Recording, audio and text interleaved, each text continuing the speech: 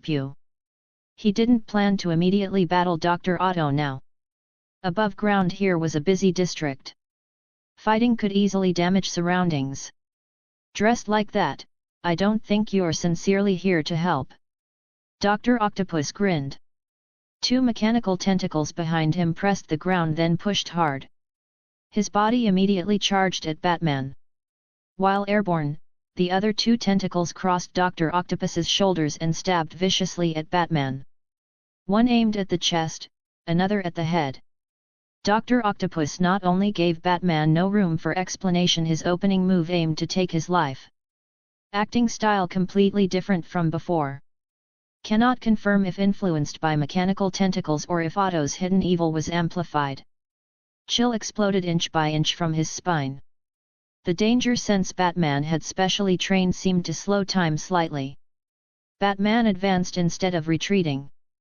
Tentacle tips scraped past his shoulder armor, raising a spray of sparks.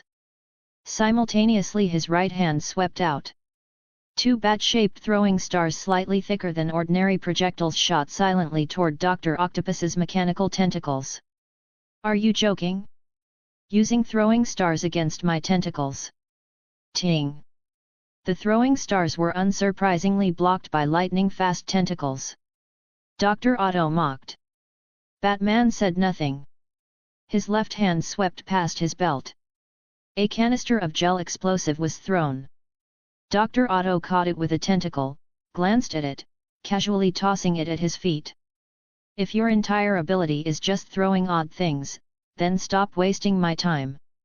Dr. Otto looked coldly at Batman. His four tentacle tips extended spikes. Chip damaged, tentacles directly controlled by nervous system. Batman calmly thought, taking from his belt one of the newly made tools, noise device. The next moment, a high-frequency noise virtually inaudible to humans but extremely destructive to precision mechanical sensors and direct neural feedback systems directly poured into the mechanical tentacles control system, transmitting through the neural network straight to Dr. Octopus's brain. Ah! Dr. Octopus let out a shrill scream, as if countless needles pierced his brain. His tentacles convulsed and spasmed violently, like out-of-control pythons wildly striking the sewer walls and floor. The noise tool or sonic tool Batman had prepared after his battle with Daredevil. But used on Dr. Octopus now, the effect was equally stunning. Whoosh whoosh! Two bat-shaped throwing stars were flung out. That canister Dr. Octopus had casually discarded immediately ruptured. Special chemical liquid rapidly expanded and hardened, covering and fixing Dr. Octopus's feet. Huff! Huff! Dr. Octopus gasped heavily. Batman's series of attacks accelerated his heartbeat, chest heaving. One tentacle barely lifted toward Batman. But now the tentacle's speed and strength were far worse than before. Batman easily dodged. Just as Dr. Octopus gritted his teeth, preparing to forcibly overcome the sonic tool and gel explosives interference, he suddenly noticed faint white smoke rising from those two slightly thicker bat-shaped stars blocked earlier. Throughout the battle, Batman had never approached Dr. Octopus. Therefore Dr. Octopus's heavy breathing had inhaled a large portion of that gas. Sedative gas? Dr. Octopus asked. As he spoke, his heart already held the answer. Batman said nothing. Another specialized throwing star flew toward the now unresisting, completely zen Dr. Octopus. This time, an anesthetic dart. Like dealing with the Spider Slayer, Batman had similarly prepared multiple combat plans for tracking Dr. Octopus, including plans to create special bombs based on tentacle characteristics after failure, and plans attempting to tear off tentacles. But none were needed. Dr. Octopus was completely defeated by the thoroughly prepared, comprehensively planned Batman. Asterisk. Chapter 34, Chapter 34. Chapter 34, The Batcave Plan. Dense layers upon layers of black webbing had nearly bound Dr. Octopus into a sphere. Batman didn't dump the anesthetized Dr. Octopus at the police station entrance. Instead, he brought him back to the abandoned shipyard. He needed to repair Dr. Octopus's damaged chip overnight to prevent Dr. Otto from going on another killing spree after entering the police station. The device wasn't difficult. Batman removed the broken chip and had it thoroughly understood within half an hour, then spent another hour completely repairing it. Mainly the abandoned shipyard lacked proper tools. Batman was completely making do with whatever was available. Plus he needed to add a fail-safe layer to this chip to prevent Dr. Otto from losing control again if it was damaged. "Let me go, you." The anesthetic effect gradually faded. Dr. Octopus looked furiously at Batman's pointed ears. "You vampire!" Batman glanced at Dr. Octopus, then continued working, taking time to reply. "You should be grateful I don't have an operating table here." "Operating table? What are you planning?" Dr. Octopus asked amid his anger. "Remove your tentacles." Hearing about removing the tentacles, Dr. Octopus's emotions immediately intensified. "These tentacles are part of me. When I break free of this black silk, you'd better pray I don't tear you to pieces." Black and sticky, the webbing with Batman's improved formula was wrapped 10 centimeters thick, leaving Dr. Otto with desire but no ability, only able to twist his body futilely. Repair complete. Moments later, Batman held the chip, walked toward Dr. Otto, pressed his head down, completely exposing the back of his neck. "Don't touch me. When I get free, I swear." Before Dr. Otto could finish, the repaired chip had already connected to where the tentacles joined the spine. His head drooped. Electronic signals once again replaced neural signals, taking over control of the tentacles from Dr. Otto. "Ha!" Dr. Otto took a deep breath. His face changed from the twisted expression when controlled by tentacles to that spirited scientist he once was. He instinctively reached back to touch the chip, his face showing both fear and relief. "I was controlled by the tentacles. My mind was constantly filled with mechanical noise, but now they've quieted down." Dr. Otto looked at this man who'd defeated his out-of-control self and rescued him from being a puppet controlled by tentacles. "Who are you? How should I thank you?" "I am Batman." Batman spoke, then as a smile appeared on Dr. Otto's face, he stepped forward and slapped the back of his head. He very much wanted the restored Dr. Otto to continue his fusion energy research, but Batman knew he couldn't make decisions for those 30-plus dead officers. Batman still dumped Dr. Otto at the police station entrance, leaving a note describing Dr. Otto's tentacle condition. This time Batman didn't rush to leave. Instead, he remained in the shadows watching. After dawn, a large crowd gathered at the police station entrance. They kept photographing the tightly wrapped Dr. Otto, but were soon dispersed by George Stacy, who'd arrived after receiving news. Only after personally witnessing George Stacy discover the note and carefully escort Dr. Otto to the detention room did Batman leave. Squidman sentenced to death. Dr. Otto. Returning to the abandoned shipyard, Batman removed his suit and began daily mandatory training. Not just strength and agility, but also muscle memory, conditioned reflexes, danger sensing comprehensive training. Dr. Otto killed over 30 officers, but that occurred while he was controlled by mechanical tentacles. Batman didn't plan to interfere with the law's judgment of Dr. Otto. He'd never represented the law. But viewing objective facts, Dr. Otto would very likely only receive a fixed term or life sentence, and very likely even if imprisoned, the government would provide him experimental equipment and funding. After all, regardless, Dr. Otto remained one of today's world's top nuclear physicists. Only this way, Batman's plan to invest in Dr. Otto's fusion energy fell through, unless he could find another equally top nuclear physicist. Such as Bruce Banner. Batman's heart stirred. Silver Sable's security company set out to find the Hulk to make General Ross's military stop protecting Oscorp. But currently Oscorp's matters are completely exposed. Finding the Hulk isn't very meaningful. Plus I don't plan to steal Dr. Otto's labor achievements. I need to choose other methods to obtain capital. Training finished. Batman as usual showed his face at Peter's apartment and bought a Daily Bugle. According to information Batman previously obtained hacking the NYPD system, this apartment had less than half a month remaining. Batman didn't plan to continue renting. Now with Dr. Otto facing imprisonment, he temporarily had no better investment opportunities. Batman prepared to allocate funds to build his own Batcave. However, currently the urgent matter wasn't the Batcave, but visiting the Osborns. Batman hadn't forgotten the information he and Black Cat investigated on Oscorp's underground level 3 last night. Currently the prime suspects were the Osborn father and son. Queens, Osborn Estate. Hailing a taxi, Batman leaned back against the seat, taking advantage of this rare opportunity for brief rest. Seems the Batmobile can also be scheduled. Just as this thought flashed through his mind, Batman immediately entered sleep. He was too tired.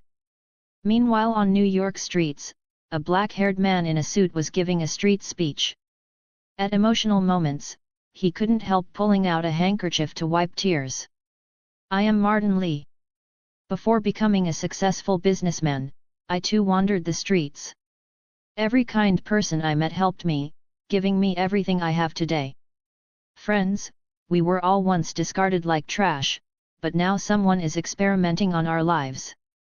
Those white-coated devils think nobody notices when homeless people die. Today I say, enough. After Oscorp's underground level 2's 50 homeless corpses were exposed, I made a resolution. I will provide food, temporary shelter, emergency aid, and job training for the homeless and unemployed, so you'll no longer be society's outcasts. Here there are no experiments, only hot soup and clean beds. No deception, only family helping each other. We'll build shelters with our own hands, letting every homeless person remember, your life is more precious than all experiments in the world. I declare feast the food, emergency aid, shelter, and training center established today.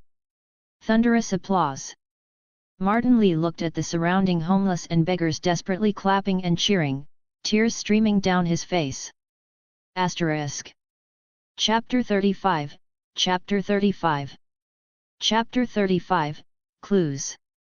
In a massive dressing room within Osborn Manor, Harry Osborn carefully selected a suit that was neither overly ostentatious nor failed to show sufficient importance. He hadn't forgotten yesterday's instructions from his father Norman after leaving the police station. He needed to visit Spencer's family. Hope Spencer's son and wife won't be too grief-stricken. I'm not very good at consoling people. Fully dressed, Harry crossed the manor's first-floor hall straight to the garage, deciding to drive a more low-key vehicle. Harry, where are you going? Norman Osborn was curled on the first-floor sofa wrapped in a blanket. Hearing Harry's footsteps, he looked up. Father, why aren't you resting in the bedroom again? Only then did Harry notice Norman huddled on the sofa. He quickly approached his father. I don't know. I've been having nightmares these past days, dreaming of demons laughing madly in my ears. I tried sleeping pills, but they don't seem to help much. Norman gripped the blanket tightly. Father, the company's situation is putting too much pressure on you. Harry poured a glass of hot water and placed it on the coffee table. I'm going to Spencer's house. I'll be back soon. Osborn Manor's garage was on the manor's west side. Harry's gaze swept across various sports cars, finally settling on the relatively understated Cadillac his father often drove. Casually turning on the car radio, Harry carefully recalled Spencer Smythe's apartment address. Following Oscorp's tragedy and the disaster of Dr. Otto becoming Dr. Octopus, New York has experienced another violent incident. News played on the radio. Harry shook his head. He didn't want to hear more of this. Just as he was about to change stations, the radio voice made his movements completely freeze. Last night at dawn, a mother and son in a Queens apartment had their hearts brutally removed. The killer attempted arson afterward to cover the crime. According to investigation, the deceased were the son and wife of Oscorp robotics expert Spencer Smythe. Harry's mind went blank. His finger already on the car radio button had lost even the strength to press down. 1 second ago he'd planned to visit Spencer's home. The next second he heard news of their brutal deaths. Harry could almost imagine Spencer's despair learning this news in the detention room. The car radio voice paused several seconds before the host spoke again, this time with barely suppressed panic. Apologies, breaking news. Also last midnight, renowned robotics expert Spencer Smythe committed suicide in his detention cell. These successive tragedies all connected to Oscorp raises questions whether this multinational corporation will completely collapse. What cruel killer created this series of murders? Snap! Harry stumbled from the car, slamming the door heavily, staggering all the way to the garden before the manor entrance, as if only sunlight could provide some sense of security. Today was bright and sunny, yet Harry inexplicably felt cold, as if everything around might transform into evil spirits that would tear his heart from his chest alive. Since his memories began, those researchers including Spencer had worked at Oscorp. But now these people were dying one after another. Harry almost couldn't help imagining someday he'd be brutally murdered like them. Simultaneously Harry understood why his father Norman had been having frequent nightmares. Harry. Just as Harry shivered under the sun, Batman arrived as Peter. Peter. Harry hurried before Batman, as if having this close friend nearby could provide some security. Batman held no memories of Peter, no emotional connection to this best friend Harry Osborn. But he needed this identity to complete his return to Gotham, so he could only maximize his acting to maintain the persona. Saying sorry in his heart, Batman's face showed concern, patting Harry's shoulder. The murders are intricately connected to Osborn. I know as Oscorp's heir you bear tremendous pressure. You have two choices now, let pressure crush you, let doubt consume you, or use it as fuel. Cooperate with police to uncover the truth not for stock prices, but for those who can no longer speak. After speaking, Batman held his breath. The hand patting Harry's shoulder produced a batarang, releasing a small amount of sedative gas before flicking his wrist to throw it far away. Words couldn't match sedative gas effectiveness. Soon Harry's emotions stabilized. Peter, you should have called ahead. I'd have had the butler arrange a car to pick you up. With this series of events happening, how could I continue troubling you? Batman shook his head. Harry led Batman from the garden toward the manor. Approaching the door, his steps paused. He looked puzzled at Batman. But... Peter, I haven't told you anything. How do you know what made me emotional? Batman also stopped, looking at Harry in silence for 2 seconds. Right now newspapers, the entire city is full of Oscorp-related information. Yet Peter still came to visit. Harry, many years from now when you're old, you must never forget you once had this friend who shared hardships with you. Norman pushed open the manor door. He looked much better than when huddled on the sofa earlier. Father! Harry called out. In his eyes, Peter's arrival and Norman's improved mental state were both causes for happiness, except the sedative gas temporarily prevented joy. Peter, by rights you should be at school today. What brings you to Harry? Norman looked at Batman. Recent news made me worry about Harry. Plus he didn't come to school. I had to check on him. Batman found himself a nearly perfect reason. Norman nodded, grinning at Batman. You haven't visited Osborn Manor in quite some time. Have Harry show you around. I need to go out for media interviews and cooperate with police. Batman didn't speak. Instead, he stared at Norman for several seconds. Just as Harry sensed the atmosphere seemed off, Batman finally spoke. Mr. Norman, your hair needs fixing. Really? Norman touched his hair, discovering his usually meticulously combed black and white hair was indeed flattened down, like someone who'd just removed a hat. Thanks for the reminder. I should pay attention to appearance. With that, he hurriedly left through the door, leaving Harry standing confused. Thanks for the reminder. According to abnormal electricity usage time points provided by New York's Power Bureau, the time of the Osborne Underground Level 3 tragedy doesn't match Dr. Otto's timeline. He was in the sewers connecting experimental equipment to power then. Equipment operation time was uninterrupted. Manual operation records every few minutes. Dr. Otto remained in the sewers without leaving. At Manhattan Police Station, George Stacy looked at data his assistant Ogie submitted from the Power Bureau. We arrested Dr. Otto suspecting he caused the Level 3 tragedy.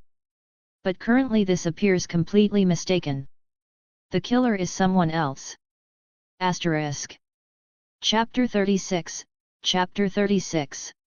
Chapter 36, The Tesseract.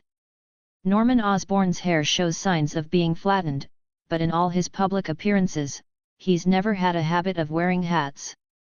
Batman followed Harry into Osborne Manor, taking in the first floor's grand reception hall at a glance. Before opening the manor door, he wore a work white shirt rather than home pajamas. Based on the shirt's wrinkles, he'd been curled in a fetal position on the sofa, wrapped in a blanket. This posture couldn't flatten Norman's hair in the pattern created by wearing a hat or helmet. Batman often operated in his suit. For proper fit, the helmet portion had to conform tightly to his head shape. Therefore, after removing the suit, he needed to fix his hairstyle. He absolutely couldn't let anyone discover Bruce's Batman, so he was exceptionally cautious about details. Norman clearly hadn't noticed this. His hair was even pressed tightly against his scalp. To ordinary people, this might just seem like Norman under tremendous pressure, neglecting details. But to Batman's eyes, this was tantamount to Norman dancing naked while shouting, "I have problems." However, this at most added weight to Batman's suspicions. It couldn't prove Norman was the killer who murdered those Level 3 researchers. Walking with Harry through the manor's corridors, Batman used covered methods to place adhesive listening devices in various corners. The sedative gas's effective duration wasn't long, but even after wearing off, Harry's emotions remained relatively stable. This had something to do with Peter Parker being nearby. Batman didn't brush Harry off either. He listened carefully as Harry told him things Harry himself probably didn't know what he was saying, occasionally offering comfort. "Thanks, Peter." Before leaving, Harry walked Batman to the manor entrance. "I'm much better now. You should go to school, or Aunt May will definitely worry." "I will." Batman spoke, declining Harry's offer to personally escort him before turning to leave. Listening devices have formed a surveillance network in Osborne Manor. Harry is currently in his study. Walking some distance away, Batman pulled out a miniature earpiece from his pocket, making judgments based on intercepted sounds. He didn't continue leaving Osborne Manor. Instead, he circled back, found the batarang that had released the sedative gas, then truly departed. "School isn't necessary, but for exams or assessments I must go to avoid." Batman paused internally. Avoid Aunt May's worry. She's a key figure maintaining Peter's identity. I can't let her develop any suspicions. Hailing a taxi, Batman leaned back and closed his eyes. Brooklyn, Stark Tower. Tony had purchased Batman's half-finished AI model for $100 million. Over half was paying for the model itself. It's ahead of its time thinking and knowledge. Besides the $100 million payment, Tony Stark still hired Batman and his newly established shell company as technical consultant, as per their verbal wager. Until Batman's commercial empire was truly established, Peter Parker's identity needed a convincing income source. Stark Industries' technical consultant position was temporarily reliable. Peter. Just stepping from the elevator, Batman heard Tony Stark's greeting. "Thanks to your AI model, Jarvis's learning capability is stunning. I'm now willing to admit you're slightly more genius than me. Just a tiny bit." "Tony." Batman looked at Tony Stark, who seemed perpetually holding a drink. "Want one?" Tony raised his glass. Batman declined. "I don't drink." Tony drained his glass, then poured another. Then you're missing much fun. Though perhaps precisely because you stay constantly sober, you developed this era-spanning AI before me. War is often the cradle of technological progress. But clearly there's no war now.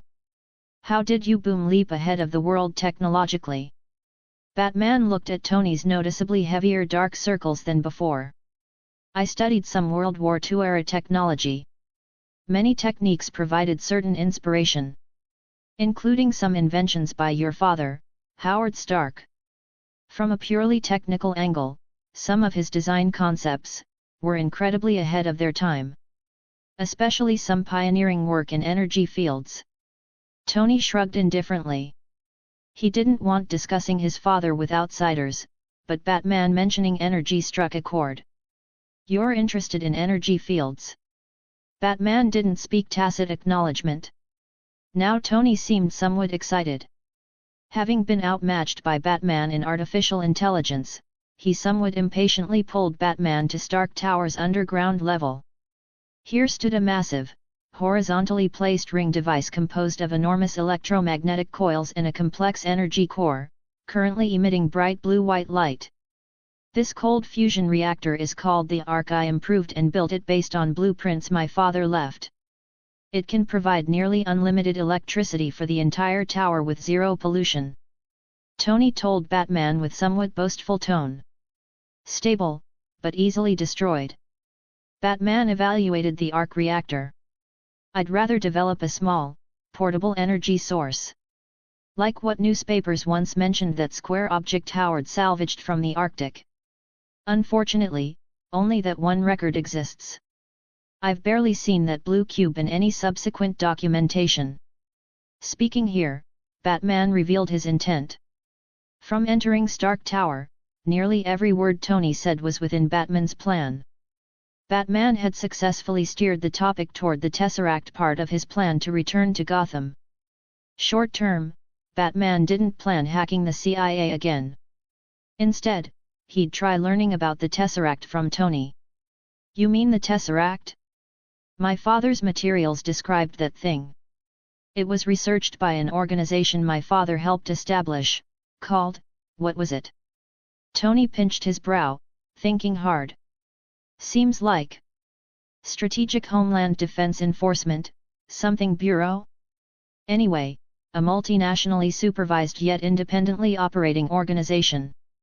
I'm an agent from the Strategic Homeland Intervention, Enforcement and Logistics Division. I'm Phil Coulson.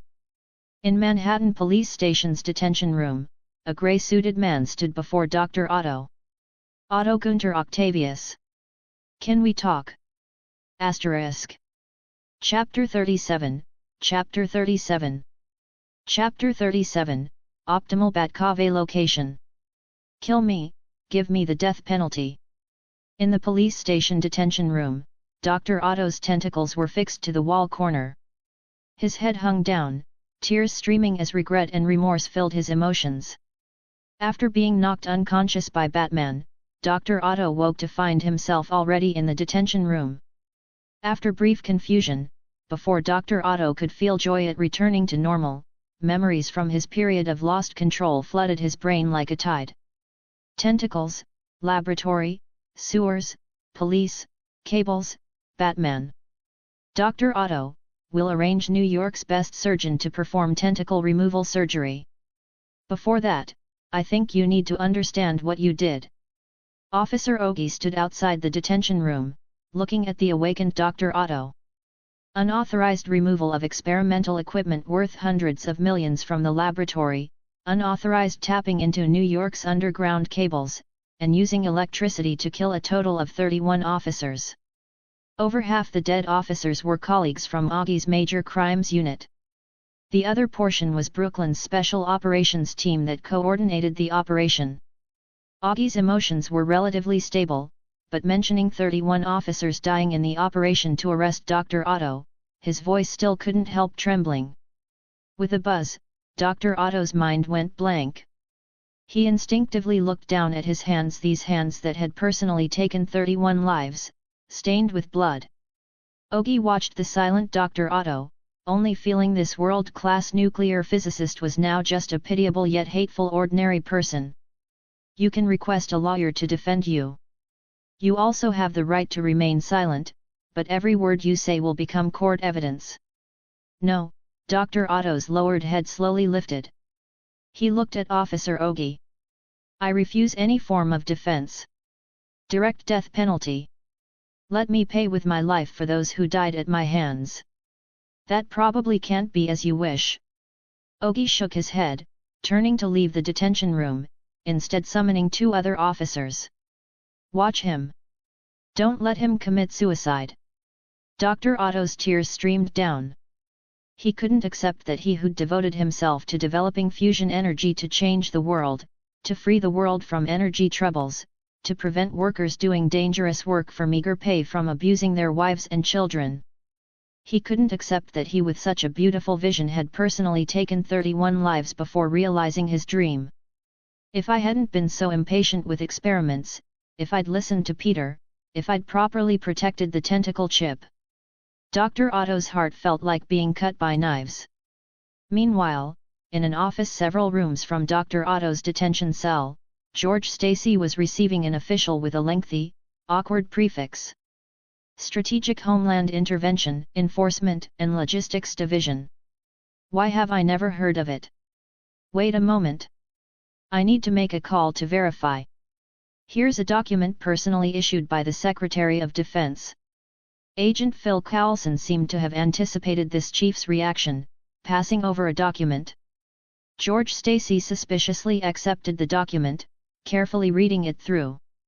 After confirming it wasn't forged, he looked at Phil Coulson. So, Agent Phil, what can I do for you? Phil Coulson stared into Chief Stacy's eyes. According to materials I hold, Dr. Otto didn't subjectively intend to kill, but lost control because the chip controlling his tentacles was destroyed. And the reason his chip was destroyed was precisely the electric shock anesthetic bullets the police station used on him. George Stacy stared back at Agent Phil unflinchingly. You mean the organization you represent wants to release Otto without charges? No, I mean compared to life imprisonment or death penalty, we'll provide him a better opportunity to use his abilities, to save far more lives than he killed. Agent Phil said. Chief Stacy said nothing. SHIELD will properly settle victims' families. Dr. Otto won't appear in public view again. We'll try to accommodate everyone's feelings. Agent Phil added. You really should change your name. George Stacy didn't continue discussing Dr. Otto, instead changing topics. We'll consider it. Agent Phil's face showed a trace of smile. He walked from the office toward Dr. Otto's detention room. The Tesseract is in the hands of the Strategic Homeland Intervention, Enforcement and Logistics Division, this secretly established multinational organization. On Manhattan streets, Batman no longer took taxis. Instead, he walked unhurriedly, stopping occasionally. Tony Stark didn't know much about the Tesseract. He only knew it was discovered by the eliminated terrorist organization Hydra and salvaged from the Arctic by Howard Stark after World War II ended. I must quickly establish a commercial empire, then establish a science team to participate in this organization's research on the Tesseract. Batman didn't plan stealing or robbing. That would do him more harm than good. For the long-term goal of returning to Gotham, Batman had to think long-term.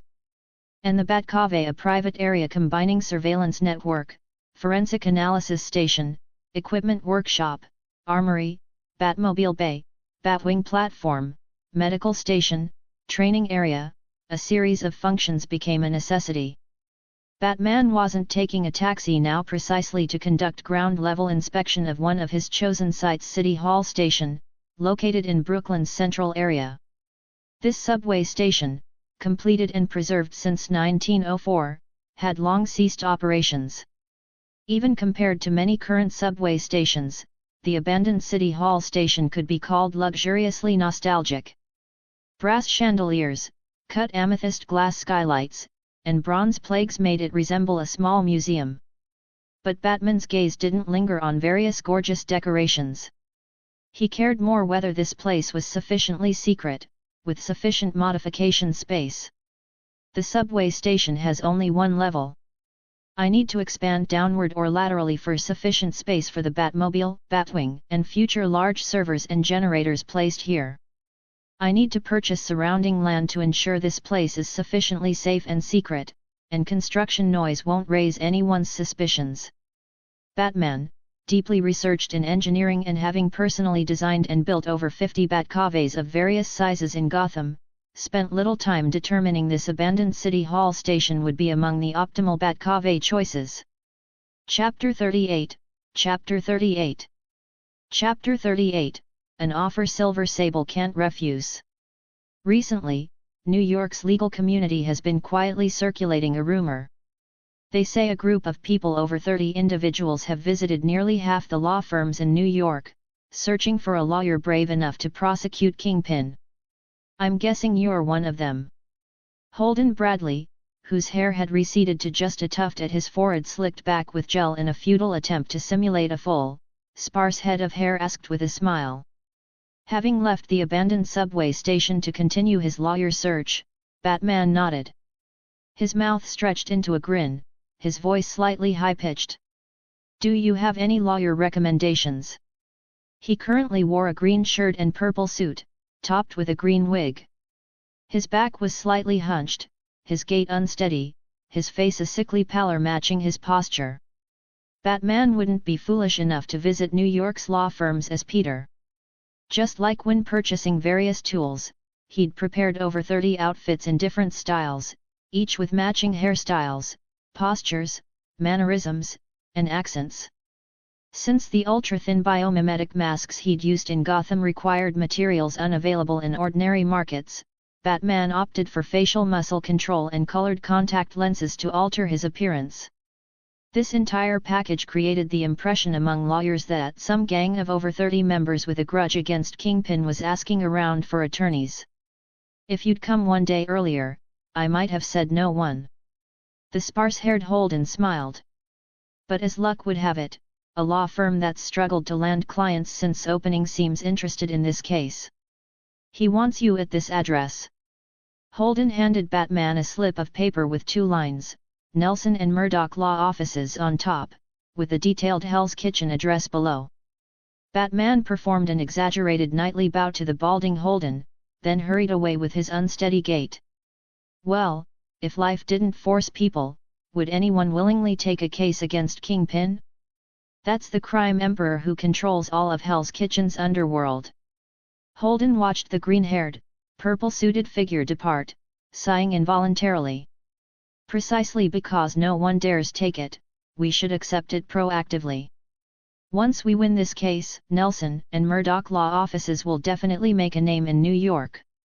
Matt Murdoch, wearing dark red glasses, leisurely sipped tea while addressing his colleague and partner Foggy Nelson, who'd been complaining all morning. Listen to yourself making it sound so simple. Foggy gesticulated frantically, almost ready to kneel and kowtow to his partner. We're in Hell's Kitchen. Don't you understand what the name Kingpin represents? Bloodshed, brutality, gangs, gunfire. Which of those labels sounds easy to deal with? Compared to the agitated Foggy, Matt remained completely calm, even making another pot of tea. His blindness didn't prevent him from accurately placing the tea bag in the cup. As long as this person obsessed with prosecuting Kingpin has enough criminal evidence against him, I believe the law will ultimately stand on our side. Foggy grimaced, unable to change his colleague and partner's mind after a morning of dissuasion. Thinking of their safety, he decided to try another approach, maybe drag Matt to a bar tonight and get him blackout drunk. Better the law office stay closed than have gangs show up late one night, turning them into meat scraps for stray dogs to carry around by morning. Leaving Holden's office, Batman removed his disguise in a deserted alley. The green wig, purple suit, and green shirt were all burned cleanly. He wiped the pale makeup from his face with prepared tissues. Batman resumed Peter's identity and headed straight for the abandoned shipyard, then donned the dark grey batsuit and traversed between high-rises, arriving moments later at the 20th floor where Silver Sable Security was located. He hadn't forgotten that in both Black Cat's and Silver Sable's eyes, he was Batman in the black suit, not Peter Parker. Similarly, gathering criminal evidence against Kingpin and filing charges to force his divestment from Oscorp couldn't involve Batman directly. He needed an appropriate person to do this for him. Among people connected to both Kingpin and Osborn, Batman knew few. Besides Black Cat, only Silver Sable was suitable as a plaintiff. Batman didn't plan to have Black Cat openly accuse Kingpin. He needed her to continue infiltrating Kingpin's organization as a backup plan if the prosecution failed. After various considerations, Batman once again entered Silver Sable's office through the window. "Look, could you knock next time?" Silver Sable had halted her search for the Hulk due to Oscorp's human experimentation exposure. She currently sat with her legs propped on her desk, upper body reclined in her chair, humming. Batman's sudden appearance startled her. She reflexively sprang up into combat stance, then relaxed upon recognizing him, complaining despite herself. Batman glanced down at his angular, sharp-edged suit without speaking. Silver Sable shrugged and spread her hands, watching Batman in silence. After several seconds of awkward silence, Silver Sable broke first. "Last time you came looking for a lawyer. What brings you this time?" When Batman last visited, he'd provided information about General Ross being the military force behind Oscorp. Silver Sable's subsequent investigation confirmed Batman hadn't deceived her. This significantly reduced her wariness toward Batman. Her tone was less guarded than last time. "I want you to be my partner to prosecute Kingpin in court." Batman's voice was low. "Why should I?"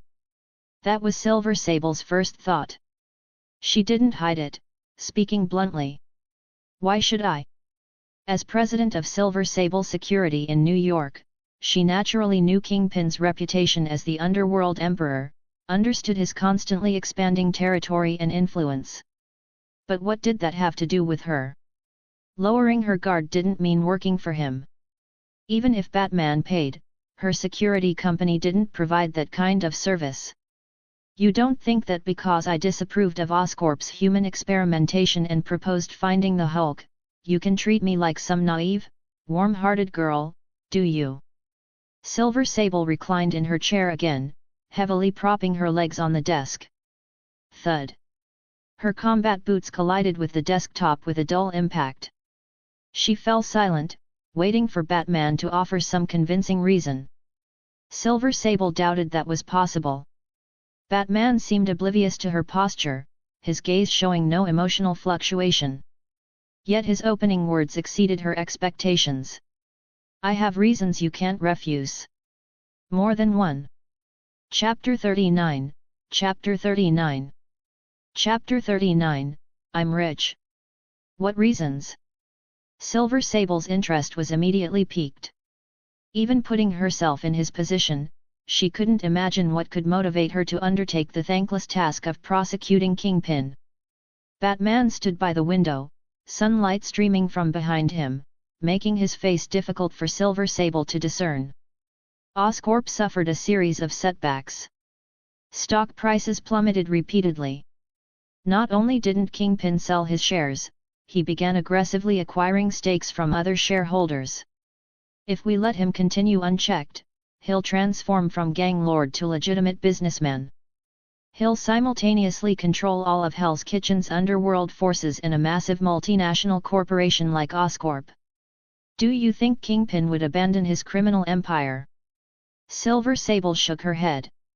Though she was president of Silver Sable Security, she knew nothing about business competition or money laundering. Her expertise lay in leading her private mercenaries, now her security company, to solve problems with fists. Exactly. Even if Kingpin becomes a legitimate businessman, he won't abandon his criminal network. So he'll need to establish a security company. A company that will grow as Kingpin's control of Oscorp increases, until it leaves Silver Sable Security with nowhere to stand. Silver Sable's heart sank. She could almost visualize the scenario Batman described. Once Kingpin's gang successfully went legitimate along with him, they could rapidly expand using Oscorp's subsidiaries scattered across America and worldwide. Under such massive market pressure, her security company would be like a canoe in a tsunami capsizing at any moment. Even if she deliberately avoided Kingpin then, he would come for her. She'd face not just Hell's Kitchen gang members, but criminal organizations worldwide. No other reason was needed. This alone sufficed to convince Silver Sable to willingly help Batman prosecute Kingpin. She was about to nod in agreement when Batman spoke again. That's the downside. Now for the upside. Silver Sable was completely stunned. In her mind, preventing Kingpin's rapid expansion was already a huge benefit for her company. What upside? She lowered her feet from the desk, placing them properly on the floor. Her voice lost its edge, tinged instead with anticipation. Transforming Silver Sable Security into Silver Sable International. Batman's emotionless voice struck like a thunderbolt. Silver Sable couldn't help standing up. That requires substantial funding and advanced technology. You're certain? Silver Sable stared at Batman intently, not daring to look away for a moment. If the previous reason merely made Silver Sable passively willing to prosecute Kingpin, the upside Batman just mentioned made her heart race, eager to act immediately. Batman said nothing more. Actions spoke louder than words now. He opened his armor, extracting a portable microcomputer and working it briefly. Ding! Ding! Ding! Alert! Unknown virus intrusion security firewall compromised. The computer screen on Silver Sable's desk suddenly lit up, a massive red exclamation point flashing frantically. As a security company, employee files and weapons data were highly classified. Silver Sable had complete confidence in her network firewall. Yet Batman had successfully hacked the system in mere seconds, right before her eyes. How did you do that? Silver Sable was completely convinced. Batman maintained his emotionless demeanor. I'm rich. Thump. Silver Sable collapsed back into her chair. Now she didn't need Batman to convince her further, she was the one pressuring him. When do we file charges? Whoosh. A communication device about the size of a cigarette pack but flatter and heavier flew from Batman's hand toward Silver Sable. She caught it smoothly. Wait for my signal. Silver Sable examined the bat symbol on the device. She was about to say something more, but Batman had already vanished from the window. Does this guy's dictionary not include the word goodbye? Silver Sable vaulted onto the windowsill with one hand on the desk, looking outside. Bright sunlight greeted her, no sign of Batman anywhere, as if his appearance had been merely an illusion. Dr. Octavius, your crimes are grave, but your talent is invaluable. We all know your fusion energy research is one step from success.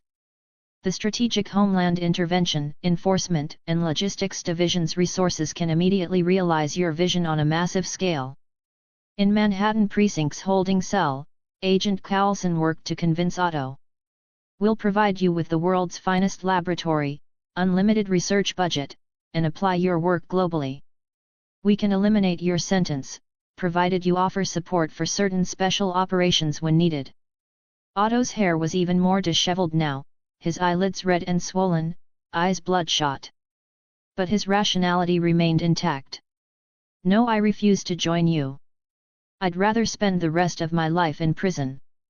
The mechanical tentacle's loss of control had filled Otto with dread for this thing now fused to his body.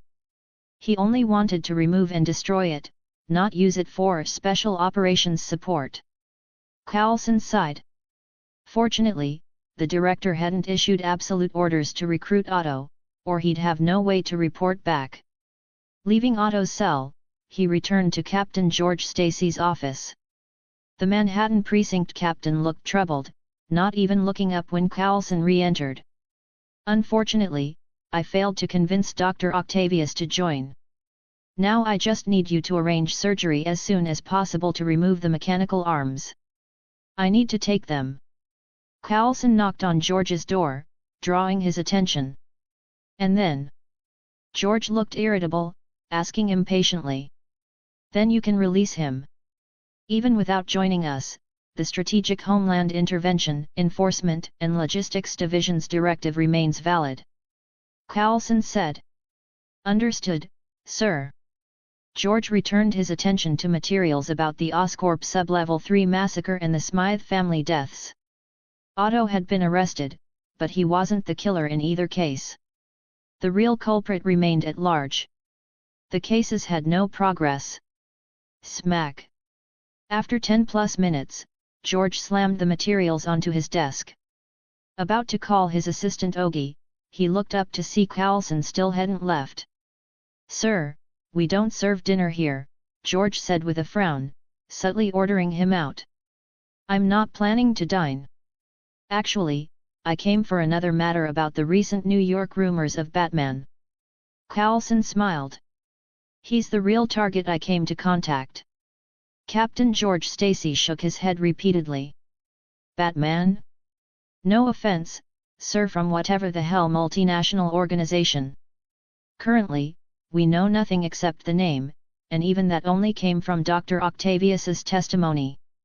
Rumors say he can fly, turn invisible, transform into a bat, teleport like a vampire. Coulson didn't mind George's profanity, continuing to smile. Prepare a searchlight, some garlic, crosses, and silver items for me. I'll figure something out. Chapter 40, Chapter 40. Chapter 40, The Bat Signal in the Night Sky. The cape is an essential part of the batsuit. It makes my combat and movement options far more versatile. The sun set, night fell, and thick clouds completely obscured the moon. Batman didn't go to Hell's Kitchen tonight.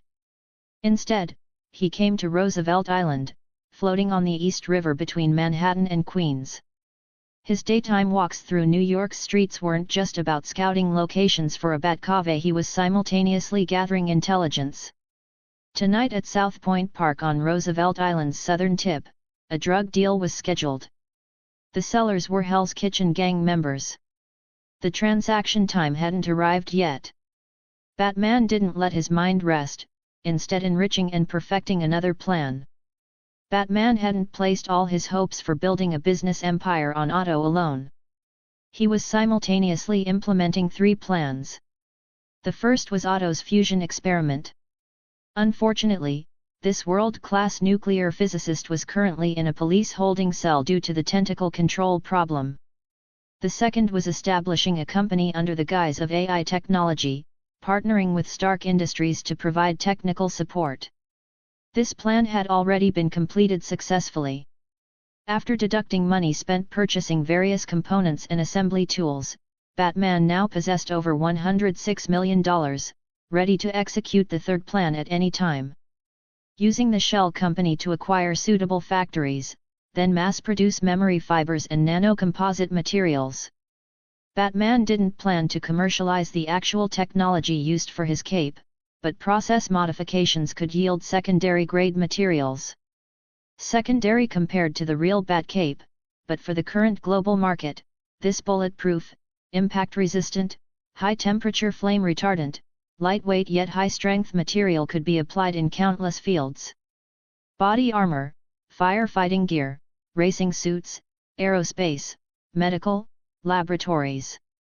Batman didn't focus much energy on business, but as former head of Wayne Enterprises, he didn't lack market insight. Taking the real first step toward a business empire while manufacturing the Batcape, 2 birds with 1 stone. Only this way could Batman obtain sufficient funding support. Compared to the third plan, the $100 million from providing AI technology was merely pocket change, not even enough to design and build a Batwing, lift platform, and electromagnetic launcher. Tonight I need to visit Manhattan Precinct. Otto is being held there. I need to understand Otto's case progress and files. While the Cape plan gradually took shape in his mind, Batman hadn't abandoned Otto. But there was no time for detailed planning now. As a tiny spark flickered in the pitch-black South Point Park, the buyers in the drug deal had arrived. Batman remained motionless, standing like a statue. This should be safe enough. No need to worry about the sellers having ideas. Dean took a deep drag from his cigarette, enjoying the sensation of burning tobacco entering his lungs. The glowing ember flickered in the darkness like stars. As long as we're not in Hell's Kitchen. I heard that place has been weird lately, not only some spandex pervert breaking into the Bowery Hotel causing chaos, but also a vampire appearing and disappearing. Beside Dean, a gaunt woman with long hair and a nose ring hugged herself, as if this could provide some security. Ellie, don't worry. Dean exhaled thick white smoke, dropping his cigarette butt on the ground. This place isn't exactly remote, but it's safe enough. Even if there really is a vampire, unless his neck connects straight to his stomach, he couldn't drain 5 or 6 of us. One person dies at most. A man behind Dean said. The others murmured agreement, as if being able to buy drugs was worth 1 death out of 5. But Ellie looked around, about to say more when approaching footsteps interrupted her. The sellers arrived 4 people, led by Black Cat. Looks like you're eager. Been waiting here long. Black Cat approached the buyers, sizing up Dean's group. Skip the small talk. Did you bring the goods? Dean lit another cigarette and began puffing, urging impatiently. Don't rush. Black Cat soothed. You all know Kingpin is expanding territory. He's got huge quantities of drugs and plans to completely clear inventory within a month, so. Black Cat, we're just following orders for this transaction. Seems unnecessary to tell them all this. A large man behind Black Cat interrupted. Black Cat sighed quietly, stepping back to let the large man pull out a bag of drugs from his coat. Meanwhile, a camera with flash disabled quietly appeared in her hand. Guys! The gaunt, nose-ringed Ellie spoke up again. What? Dean turned to look at her. Ellie raised her arm trembling, pointing at a corner of South Point Park, her voice tinged with tears. Do any of you know when the park got a new statue? What statue? Dean turned skeptically to look. He saw an entirely black figure with 2 pointed ears standing silently not far from them. Vam. The large man who'd interrupted Black Cat stammered, unable to form complete words. He watched the statue move, like a demon melting into the night. The thought of escape barely formed when a smoke grenade dropped between buyers and sellers. Boom! A low sound, the smoke grenade exploded instantly. Darkness and white smoke completely disoriented the group, spinning like headless flies. Batman carefully controlled his striking force to avoid turning them into pulp. Even so, wearing the batsuit in darkness, Batman was like a tiger among sheep. Thud, thud. The dull impact of fists on flesh continued. The large man who'd interrupted Black Cat swallowed involuntarily, then reached into his coat for a handgun. Before disengaging the safety, the gun flew from his grip. Simultaneously, Batman's uppercut launched the large man's body airborne. Compared to the gang at the docks, this group had fewer people and weapons. Black Cat's vision blurred. Batman had already knocked everyone to the ground. Scrape, scrape. The sound of a body dragging across ground emerged. Black Cat looked toward the source. Batman had already dragged the launched man to the East River's edge, gripping one foot with one hand, plunging the man's entire body underwater. Glug glug glug. The large man's other 3 limbs thrashed desperately in the water, his nose and mouth flooding with icy river water, his mind filled with despair. Splash! Batman pulled him up, voice low. Tell me everything you know about Kingpin's organization. The large man coughed twice, about to speak defiantly, but the next moment he splashed back into the water. Only when his limbs gradually weakened was he lifted again. Now you can speak. Black Cat started to say something. Her camera and the recorder hidden in her sleeve had captured the entire drug transaction, but before opening her mouth, she saw a searchlight illuminate Manhattan's city center. The light beam converged, shooting skyward, projecting onto a cloud to form a circle of light. In the circle's center was unmistakably a massive bat symbol. Chapter 41, Chapter 41. Chapter 41, Infiltrating Shield. On the top floor of a 16-story building in Hell's Kitchen, outwardly dilapidated but internally luxuriously decorated, Kingpin stood motionless by the window, leaning on his cane. "Boss."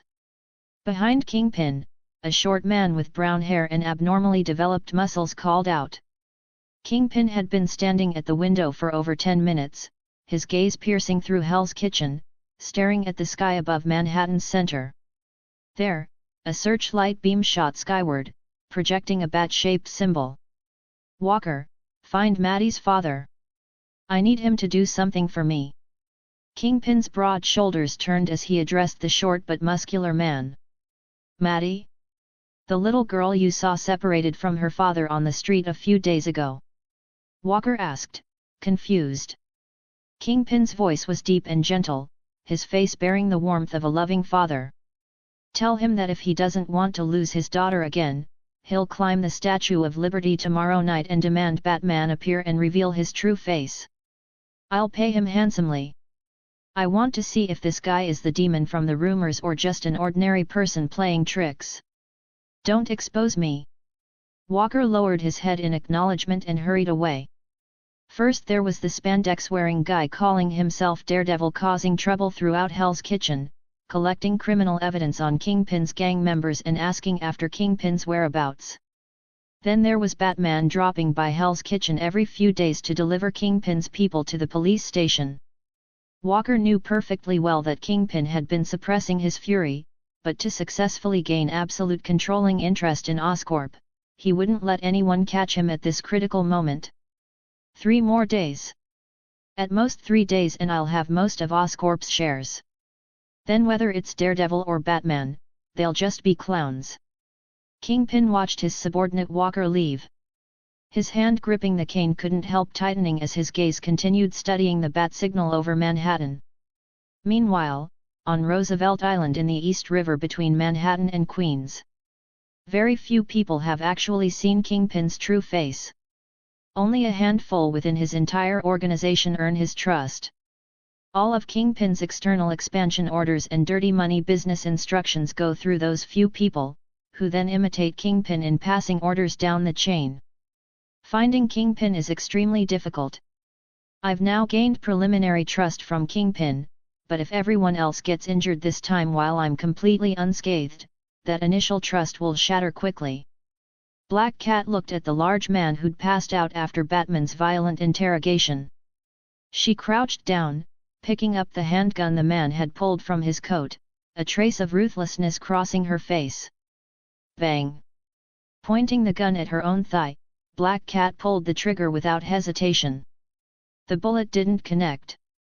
Batman's timely grappling hook adhered to the gun, making the bullet graze past her the instant she pulled the trigger. "You don't need to do that."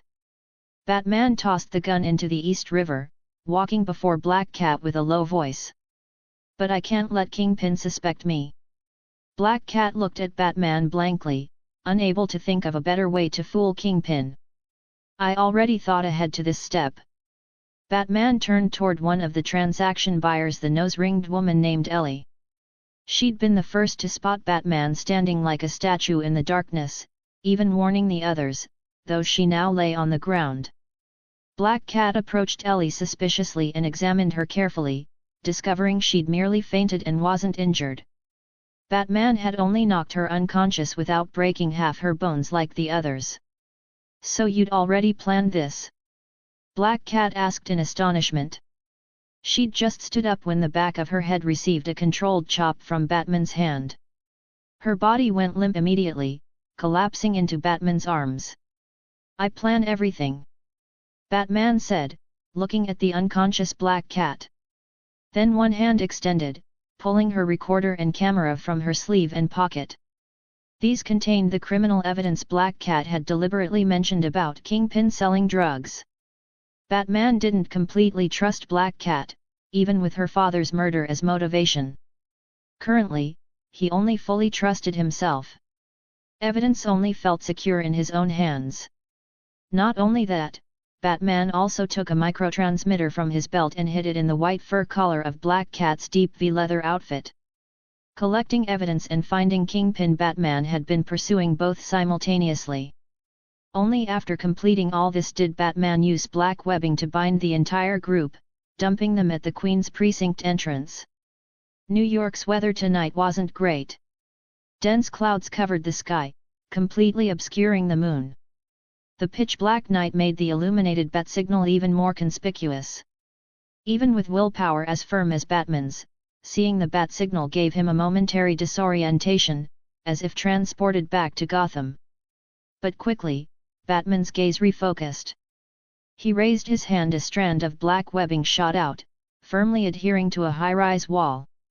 Without his cape, temporarily using Spider Slayer's salvaged glider as replacement, Batman rapidly headed toward Manhattan Precinct. The bat signal's source was Manhattan Precinct, also where Batman planned to visit tonight.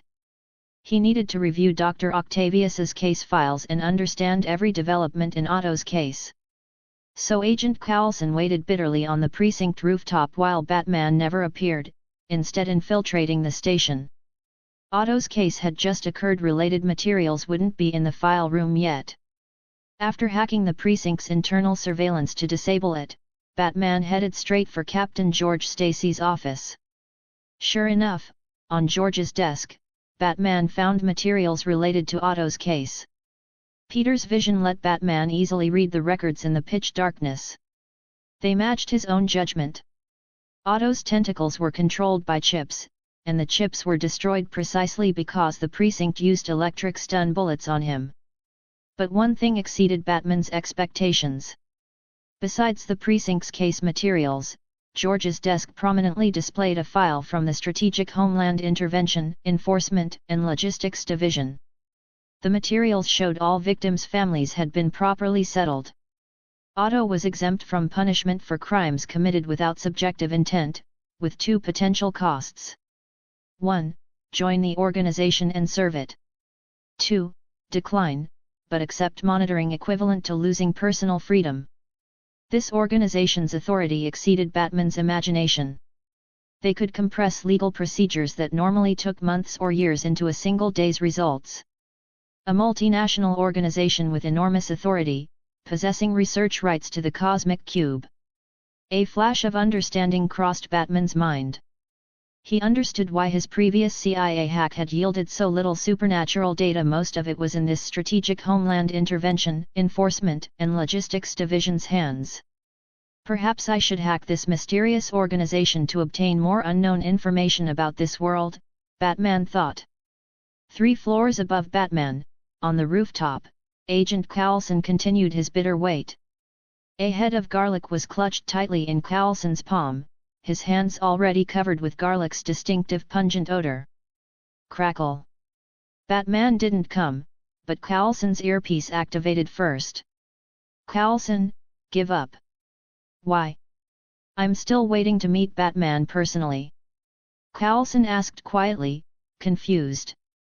While you've been on the rooftop, that guy already hacked into our Strategic Homeland Intervention, Enforcement, and Logistics Division's systems. We couldn't even stop him, the voice in his earpiece said. What? Coulson's eyes widened. Director, are you certain it was him?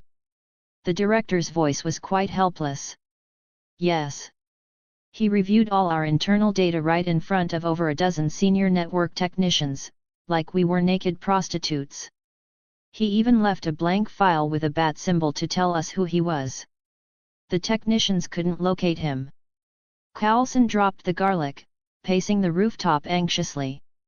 He didn't hide his location at all. He's beneath your feet in the precinct, Agent Coulson, the director said. Asterisk. Advanced chapters at patreon.com/eatinpieces. Chapter 42, Chapter 42. Chapter 42, Target Locked.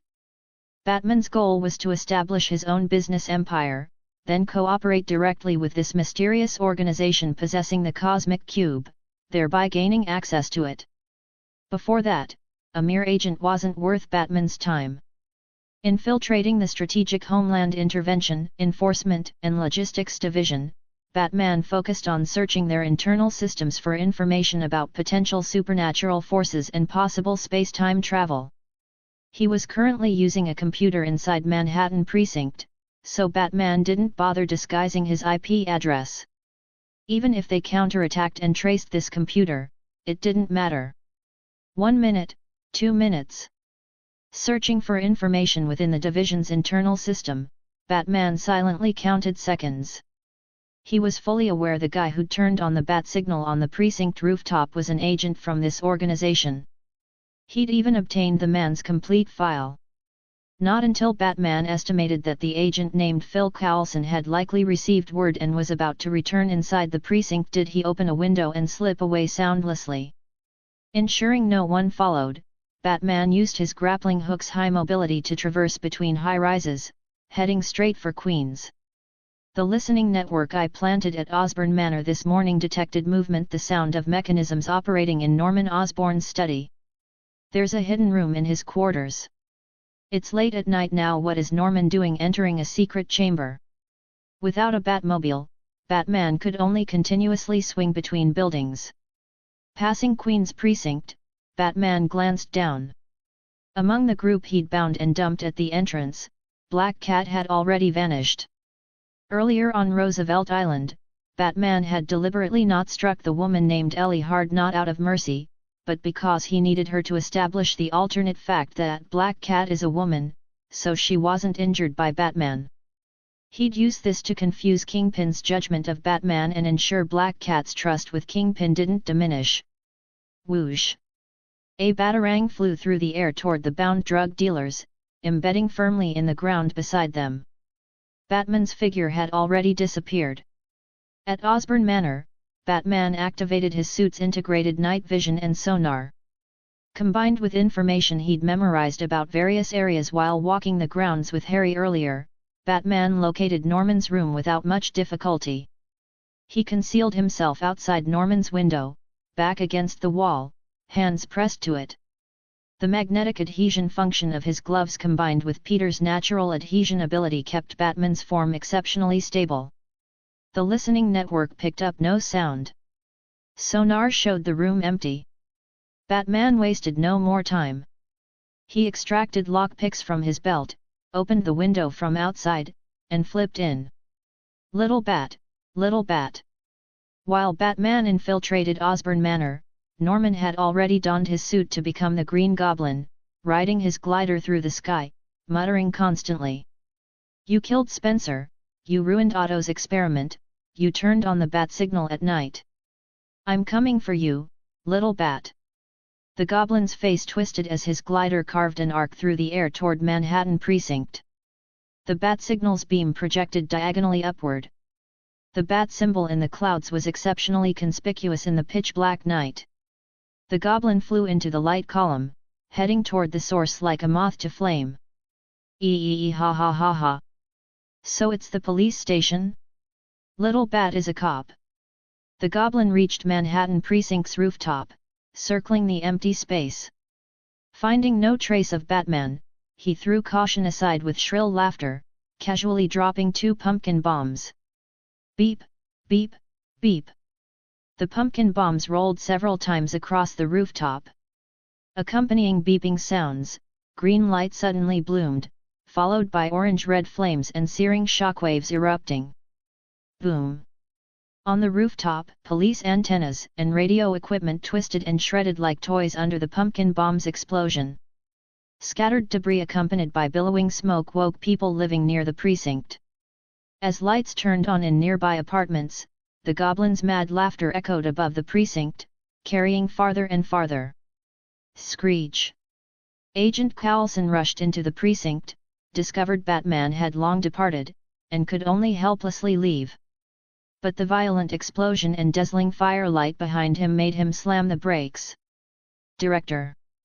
Coulson stared intently at the exploding Manhattan precinct, anger flashing in his eyes. Someone's attacking the station. Can't confirm if it's Batman yet. Rescuing detained prisoners inside takes priority, the director's voice came through his earpiece. Yes, Director. Coulson jerked the steering wheel while pressing the gas, making the car U-turn and charge back toward Manhattan Precinct. Beep. Identity verification passed. Inside Osborn Manor, Batman used the microcomputer on his forearm to crack an encrypted system in Norman's study. With a beep, the bookshelf filled with business management and financial books slowly shifted aside, revealing a pitch-black void behind it. Having infiltrated from Norman's bedroom and confirmed the man wasn't home, Batman stepped into the void without hesitation, passing through a dim corridor into a secret chamber. Eerie green lighting made the place look sinister, but Batman had seen far more terrifying scenes.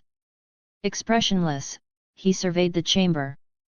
Orange pumpkin bombs, green blades, the glider he'd seen at Oscorp, plus various throwing knives, bullets, and micromissiles. This was unmistakably a small armory. Batman's gaze didn't linger on the weapons but searched for evidence directly linking Norman to the Sub-Level 3 massacre. Inch by inch, Batman missed no corner. Finally, in a dim recess, he found a suit with a torn hem. Thanks to Gotham billionaire Bruce Wayne's discerning eye and knowledge, Batman recognized the suit's material almost instantly upon picking it up: high-grade silk. When investigating Oscorp's Sub-Level 3 with Black Cat, we found a silk thread at the damaged workstation. The assessment then was that the killer wore an expensive suit and was quite familiar with Oscorp. The killer can now essentially be identified as Norman Osborn. Batman gripped the suit, suddenly realizing something was wrong. The Smythe family deaths occurred late at night. If the killer is Norman, is he out tonight to kill again? Batman was about to leave when the listening network throughout Osborn Manor suddenly picked up approaching footsteps, heading closer and closer to the study. Chapter 43, Chapter 43. Chapter 43, Late Night, Secret Chamber. Woo-wah. Police sirens pierced Manhattan's night sky as two fire trucks raced through the streets toward Manhattan Precinct. George Stacy and firefighters repeatedly charged into the flame and smoke-shrouded station, rescuing detained prisoners along with important documents one by one. But one area remained unreachable despite all efforts. That section at the precinct's steepest point. Several holding cells had walls and floors collapse from the explosion, burying everything firmly beneath rubble. Without construction vehicles like excavators or cranes, human strength alone couldn't budge it, let alone approach through the roaring flames and billowing smoke. But in the dead of night, where could they find such equipment? Even if available, it couldn't reach the scene in time. The arriving firefighters were at a loss. They could only use water cannons to suppress the blaze, seeking a sliver of hope for those trapped inside. Ogie, how many people are still unaccounted for? Captain Stacy's face bore traces of smoke and fire, but he disregarded his appearance to ask his assistant. 3 people haven't been rescued. They were all held in those deepest cells. One of them is Dr. Octavius. Assistant Ogie checked the list of rescued prisoners. No matter what, saving lives takes priority. Captain Stacy's brows twisted together. Contact the nearest construction site.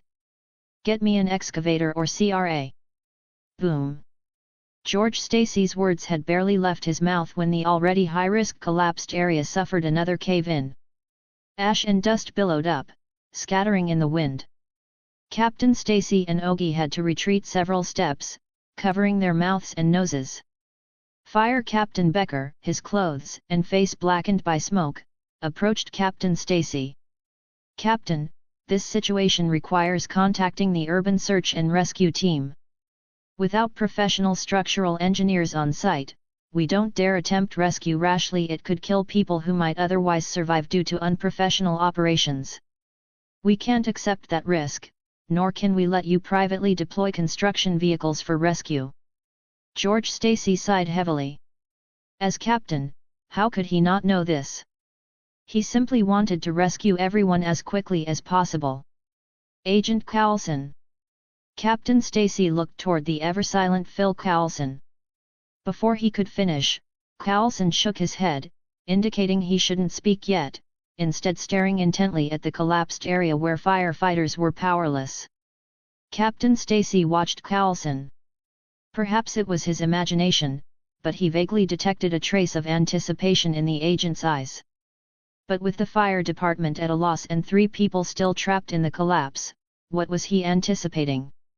Just as Captain Stacy puzzled over this. Screech! The teeth-grinding sound of bending steel suddenly erupted, followed by a series of mechanical and metal collisions. Everyone from the fire department and precinct focused their attention.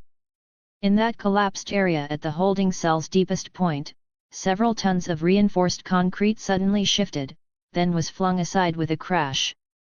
Then a mechanical tentacle extended out, like a cobra rearing up, its 3-pronged claw opening before heavily striking the rubble nearby.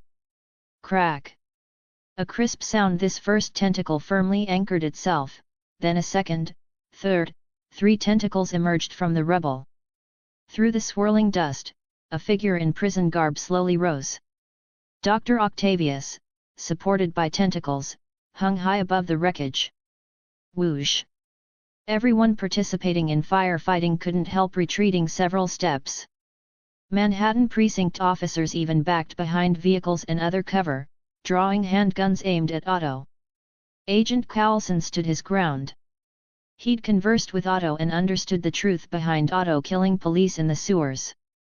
Otto simply lacked funding, couldn't afford the expensive electricity his experiment required, so entered the sewers. His strategic Homeland Intervention, Enforcement, and Logistics Division could resolve this. George Stacy likewise didn't retreat, his eyes flashing the same anticipation as Coulson's, gaze locked on Otto's 4th tentacle, still not yet raised. Clang! Clang! Clang! As Otto's mechanical tentacles alternately lifted and fell, his figure gradually emerged from the rubble. That last extending tentacle also became visible to everyone. The 4th tentacle was curled, firmly binding the 2 people trapped with Otto. Whoosh! Captain Stacy exhaled in relief, exchanging glances with Coulson. Both men simultaneously approached Otto. Clap! Clap! Someone hesitantly applauded several times, celebrating the successful rescue, but was quickly stopped by nearby companions. Otto's solo defeat of 31 police officers in the sewers still dominated the Daily Bugle headlines. Even though he'd now rescued 2 other trapped individuals, most people's fear of Otto still outweighed other emotions. While firefighters and officers outside Manhattan Precinct breathed easier with everyone rescued, inside Osborne Manor, Batman held his breath. Norman had returned to the manor, approaching the study at an unhurried pace. Batman felt no panic. His mind remained absolutely calm. He first secured the damaged suit to his utility belt, then his gaze rapidly swept the secret chamber before pulling down the light switch. Thunk! The chamber plunged into pitch darkness, not a sliver of light remaining. Dum-dum-dum! Apparently in good spirits, Norman hummed a disconnected tune entering the study. The next second his pupils contracted to pinpoints, his humming mouth trembling slightly. Harry! Seeing the shifted bookshelf and the exposed pitch-black void, Norman called out softly. No response. The chamber was pitch black, you couldn't see your hand before your face. Norman swiftly drew a short blade from his suit, gripping it reverse style, hunching over and advancing cautiously. Tap, tap. Faint footsteps were the chamber's only sound. Norman further lightened his steps until silence reigned, a pin could be heard dropping. He knew this place intimately. Even in total darkness, he touched nothing, perfectly avoiding all obstacles. His reverse-gripped blade shifted slightly, ready to strike at any moment. The chamber wasn't large. Norman quickly searched every corner, his blade probing outward several times without touching anything. Click! A soft sound. Norman reached the light switch and turned it on. Eerie green illumination immediately filled the space. Almost simultaneously, his blade crossed before him, his gaze rapidly swaying the chamber. Yet even with lights on, the place remained empty. Hat! Norman's mouth opened in laughter when he suddenly sensed something and looked up. An entirely black figure with 2 sharp-pointed ears clung to the ceiling, silently watching him. Two eyes gleamed sinister in the eerie green light. The next second crash. Countless bats shattered the study windows, passing through the dim corridor into the chamber. Simultaneously, Batman dropped from the ceiling. Chapter 44, Chapter 44. Chapter 44, Batman vs Green Goblin. Norman Osborn had become the Green Goblin. He who should have instilled fear in others was now startled by Batman. Almost by instinct, the Goblin injected with super soldier serum maintained his startled appearance while subconsciously raising his arm defensively before his face. In the hand raising that arm, he quietly concealed the short blade he'd been gripping tightly.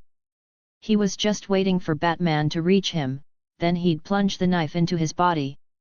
Everything's as I predicted. Behind his mask, the Goblin's mouth stretched wide. He couldn't wait to see his blade injure his opponent, watch him lose combat capability, then be disemboweled. From excitement, the Goblin's breathing grew rapid, his grip on the blade tightening further. Whoosh! Just as Batman was airborne, about to make contact with the Goblin, the blade sliced through air, stabbing viciously toward Batman. Everything is within my plan. Batman remained expressionless. The moment he'd entered the chamber and seen the pumpkin bombs, blades, bullets, and micromissiles, he'd already prepared to face the Goblin. Whether the Goblin entered the chamber or not, whatever weapon he chose, Batman had planned responses within seconds. This included pressing the bat beacon button on his boot sole the instant he heard footsteps, and the serrated blade pre-deployed on his gauntlet's exterior. The instant they made contact, a crisp ting rang out. Batman precisely blocked the Goblin's supposedly perfectly concealed blade with his gauntlet's pop-out blade, then applied slight pressure to send the knife flying. The Goblin froze. After his blade was knocked away, he instinctively threw a punch. Based on Norman's destructive force on Oscorp's Sub-Level 3, his physical strength exceeds what I learned about Captain America when hacking the Strategic Homeland Intervention, Enforcement, and Logistics Division. But I still need to control my strength, test him, avoid killing him with one strike. Based on continuous testing of Peter's body strength plus the Batsuit's protective capability, Norman Osborn's strikes remain within tolerable damage range. This was likewise part of Batman's plan while clinging to the chamber ceiling. Now facing the Goblin's punch, Batman merely crossed his arms to block rather than directly grabbing and breaking the man's arm. Boom! Batman flew backward, heavily striking the chamber wall. The hard cement surface shattered in a large section, half his body embedded in the wall. Norman Osborn lacks professional training. From his attack and blade concealment technique, his close combat relies entirely on the super serum's enhanced reaction speed, strength, and instinctive behavior. Batman jumped down from the wall, having assessed Norman's capabilities. Heh. The Goblin laughed neurotically. His foot pressed hard, body suddenly charging Batman. Another blade appeared in his palm. Seeing Batman just extracting himself from the wall, the Goblin stabbed straight toward Batman's heart. But this time Batman didn't continue testing. He seized the Goblin's wrist and twisted hard. Able to shatter walls barehanded, able to send Batman flying into a wall, the Goblin's physical capabilities had been greatly enhanced by super soldier serum, allowing his body to withstand his own super strength. But the Goblin's formidable physique couldn't handle Peter Parker's 25 tons, which under Batman's professional technique could even reach 30 tons. Crack! The Goblin's arm broke with a snap. Batman didn't foolishly endure damage, leaving Peter's precisely mastered abilities unused to instead pit Bruce Wayne's strength against the Goblin. He pursued efficiency, not self-indulgent sentimentality. So the Goblin's upturned mouth now twisted downward in agony. He couldn't spare time to clutch his broken wrist, instead rapidly pressing a button on his intact hand. Whoosh! The green blade stored with the pumpkin bombs flew to the Goblin's hand in an instant. He gripped the hilt single-handed, then his green suit and blade seemed to conduct electricity, lighting up. The Goblin retreated while swinging the blade with tremendous force. Though completely lacking technique, the super soldier serum speed enhancement made the green blade light seem like an impenetrable sphere. Pfft! Batman raised his arm. With the extremely faint sound of a nitrogen spring, contained high-pressure nitrogen shot webbing fluid at extreme speed. It met air in an instant, solidifying into thread flying toward the goblin. Sizzle! The black webbing met green blade light but failed to slow the swinging speed. Instead, the webbing seemed to evaporate and disappear. Plop! Plop! In the chamber, the flying bats knew nothing of evasion. The instant green blade light touched them, they fell to the ground.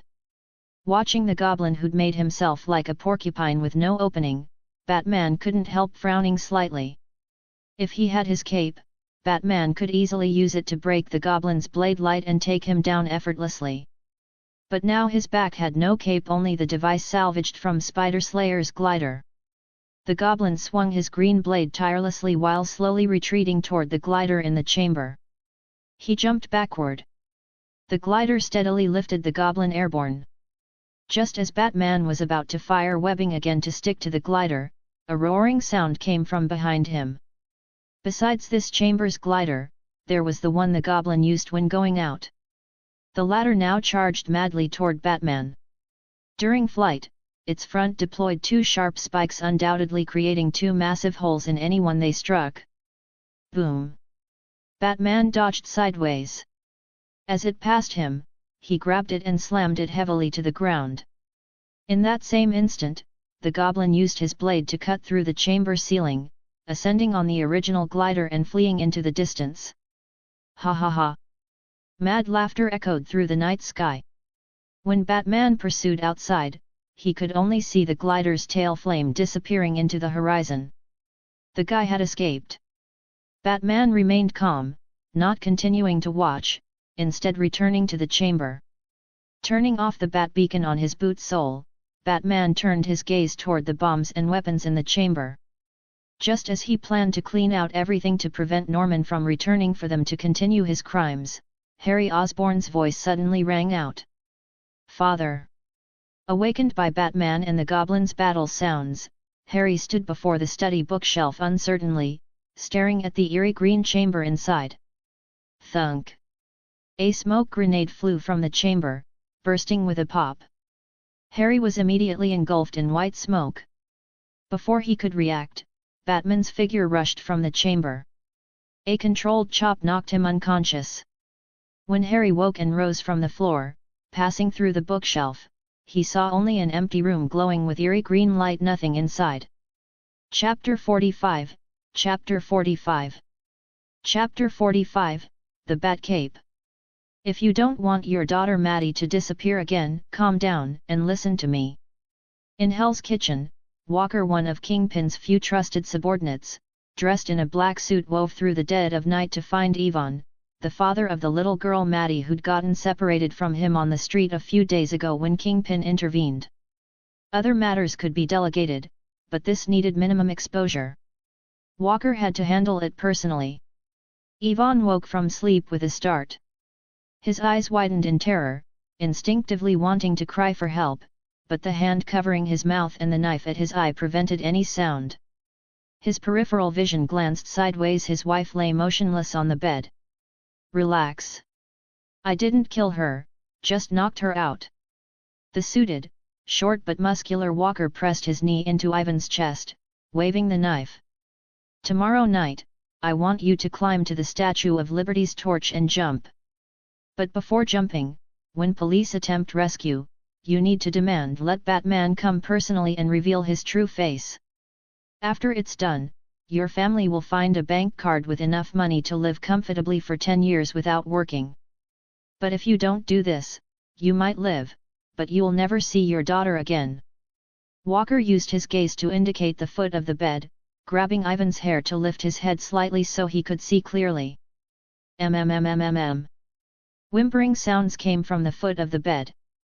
Only then did Yvonne see his daughter Maddie bound with hands behind her back, mouth sealed with tape, crying tearfully. His bound daughter, himself threatened by knife, and Walker's promised sum. Yvonne had no choice but to agree. He could only nod slightly, expression caught between crying and laughing.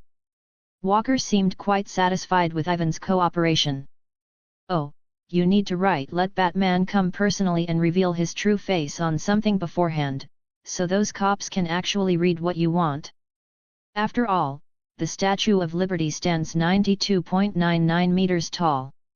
He released Ivan's mouth, returning the knife to its sheath. "Can you let my daughter go? I promise I'll do exactly what you said."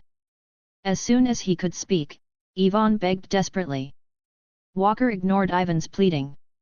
He tucked Maddie under his arm and headed toward the window. But Ivan suddenly changed tactics, no longer begging, now asking for money. "Can you leave me some money first? I can't afford the boat to the island." The Statue of Liberty stood on Liberty Island in the Hudson River. Reaching it from Manhattan required a boat. Walker turned back, bewildered, then reached into his pockets. After searching thoroughly, he discovered he had no money on him at all. "Wait a few minutes." Walker vaulted over the windowsill and dropped out, taking Maddie with him. Only then did Ivan realize the window closed from inside had somehow been opened, allowing Walker to silently knock out his wife and threaten him. Thinking of his wife, Ivan quickly turned to check her. After careful examination revealed no injuries, he breathed easier. But his daughter being taken away tightened that breath right back into his throat. Staring at the pitch-black night sky through the opened window, Ivan felt his life was as hopeless as that darkness. Robbery. Walker left Ivan's home, turned left and right into an alley, addressing a homeless man slumped there. The homeless man stared dumbfounded at this short muscular man in a suit with a struggling little girl under his arm. About to speak, Walker already brandished his gleaming knife. Startled, he dared say nothing more, trembling as he pulled several coins from his coat.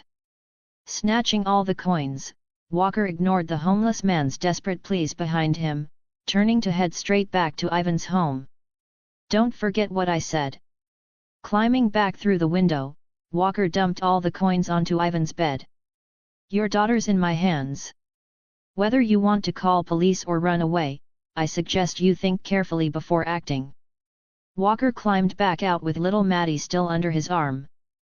Ivan clutched the coins with a heart like a knife was twisting in it, just deciding he'd jump from the Statue of Liberty tomorrow when. Thud. A muffled sound outside the window, followed by Maddie's crying and the whooshing wind of fists and feet colliding. Ivan could no longer care about coins. He scrambled to the window to see two figures grappling outside. His daughter Maddie had been thrown onto the ground nearby, crying while twisting her body toward the window. By the time Ivan clumsily climbed out the window, the two figures had determined a victor. The suited, muscular Walker lay motionless on the ground. The other figure limped over to the crying Maddie and crouched down. Who are you?" Ivan gathered courage to approach Maddie, looking at this guy with horns on his forehead wearing a dark red suit. "Daredevil." Daredevil untied Maddie's bound hands and unsealed her mouth, standing. Ivan hugged his daughter, staring fixedly at Daredevil's leg where Walker's knife was clearly still embedded. "Your leg?" Daredevil pulled out the knife, seeming unconcerned about his injury. Instead he asked Ivan, "Do you know this guy's background?" Daredevil had been nearby planning to destroy a criminal den when his keen hearing detected Walker robbing the homeless man, following him here. Ivan instinctively shook his head. "Repeat everything he told you word for word." Daredevil's voice was slightly hoarse. Ivan didn't dare refuse.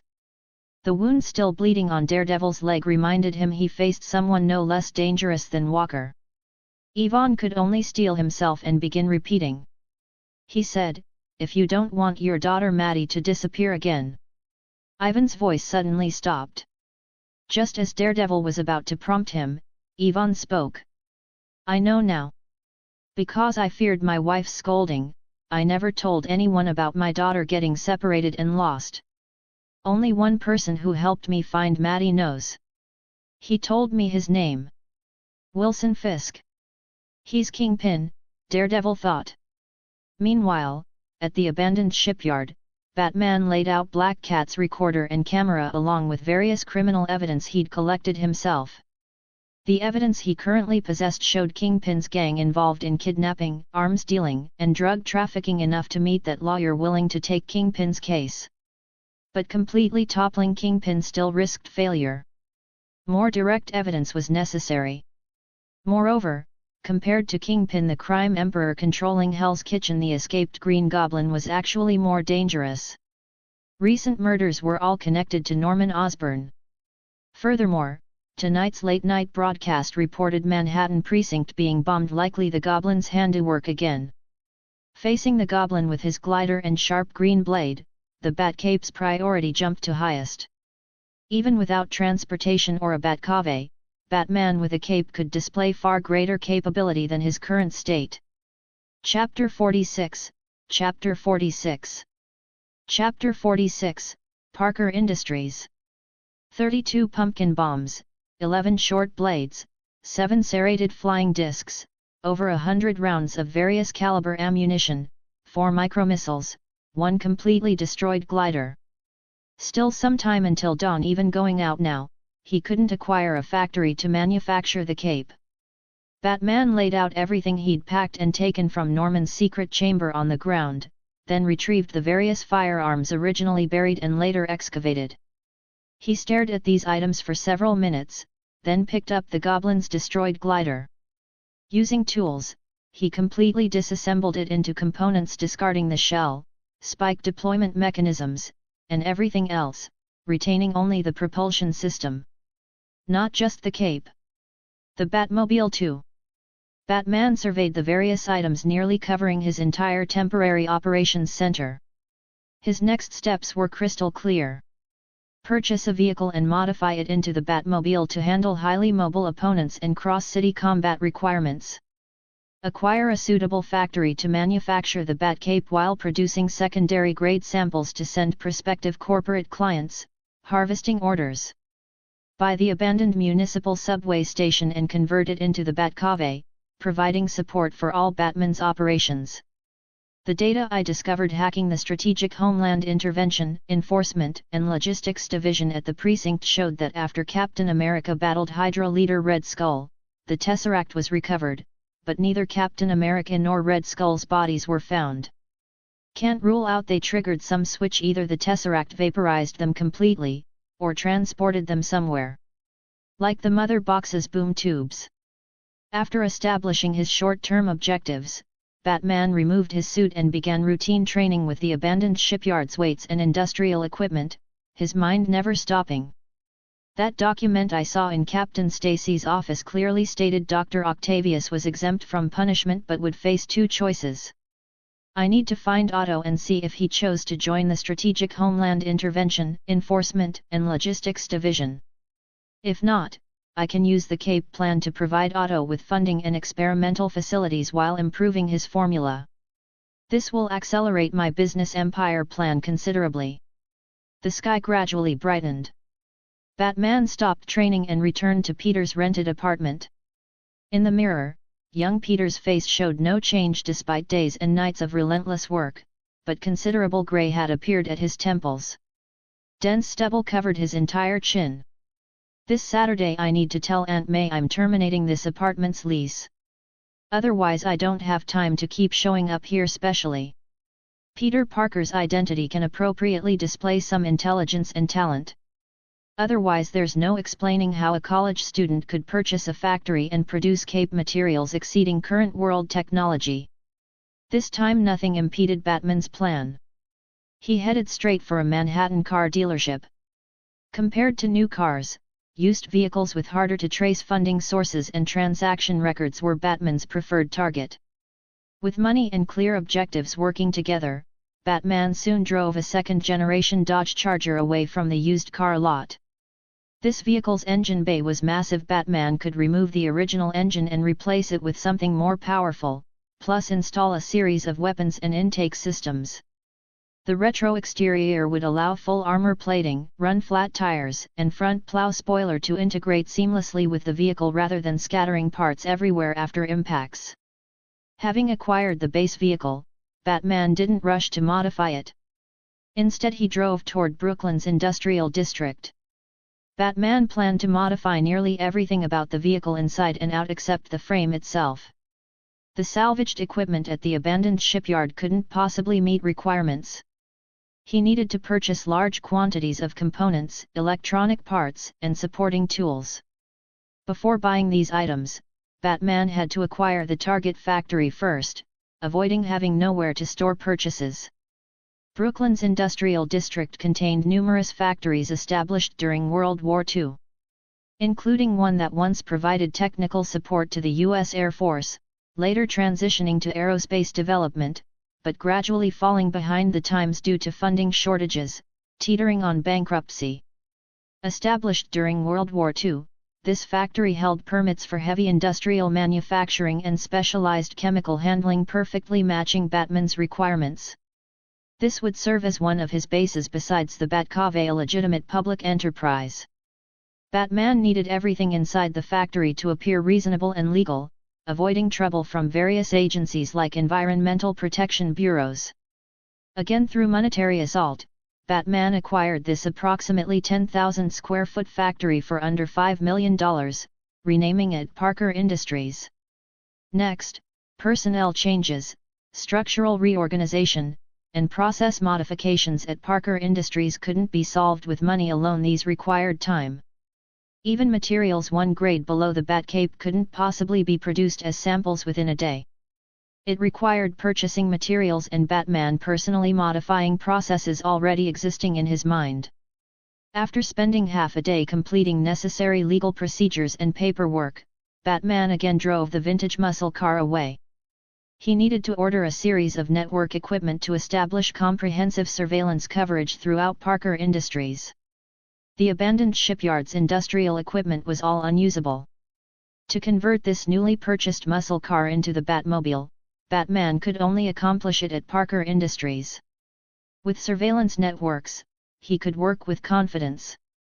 Additionally, the various automotive components needed for Batmobile conversion had to be purchased separately. Even if Batman could design them independently, the newly acquired Parker Industries couldn't produce them with its current technology. He could only buy what was already available on the market. When everything was ready and various materials prioritized for purchase in New York's market gradually arrived at Parker Industries thanks to money's influence, the factory-wide surveillance network was complete. Clearing everyone from the factory, Batman first went to the abandoned shipyard to retrieve those weapons and glider parts. He spent remaining time with fingers flying across keyboards. An artificial intelligence more complete and optimized than the half-finished AI model given to Tony Stark gradually took shape. Night fell. Deep within Parker Industries' most remote building, underground. This place had originally been a massive underground warehouse, now completely emptied. Besides necessary air vents and drains, only one exit remained. Everything else Batman had completely sealed. The space was now bright as day.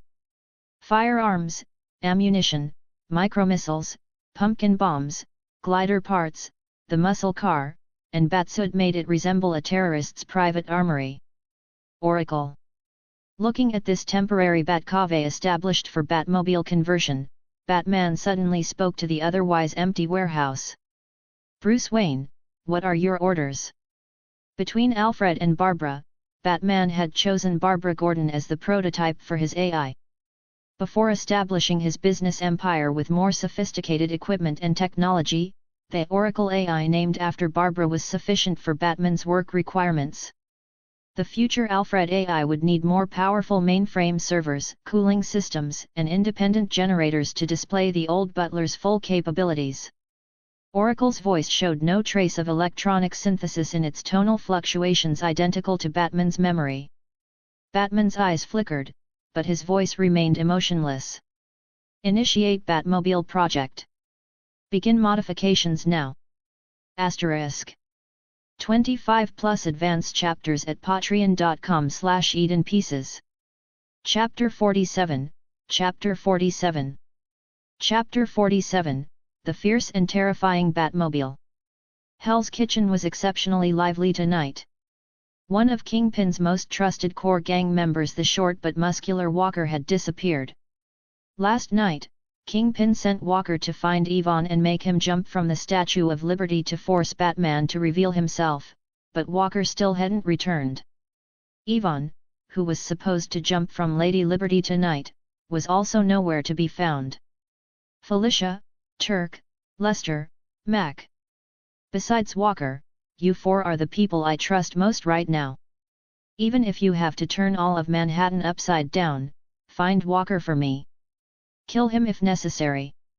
Kingpin, dressed in a white suit with a stocky build like a short wall, leaned on his cane.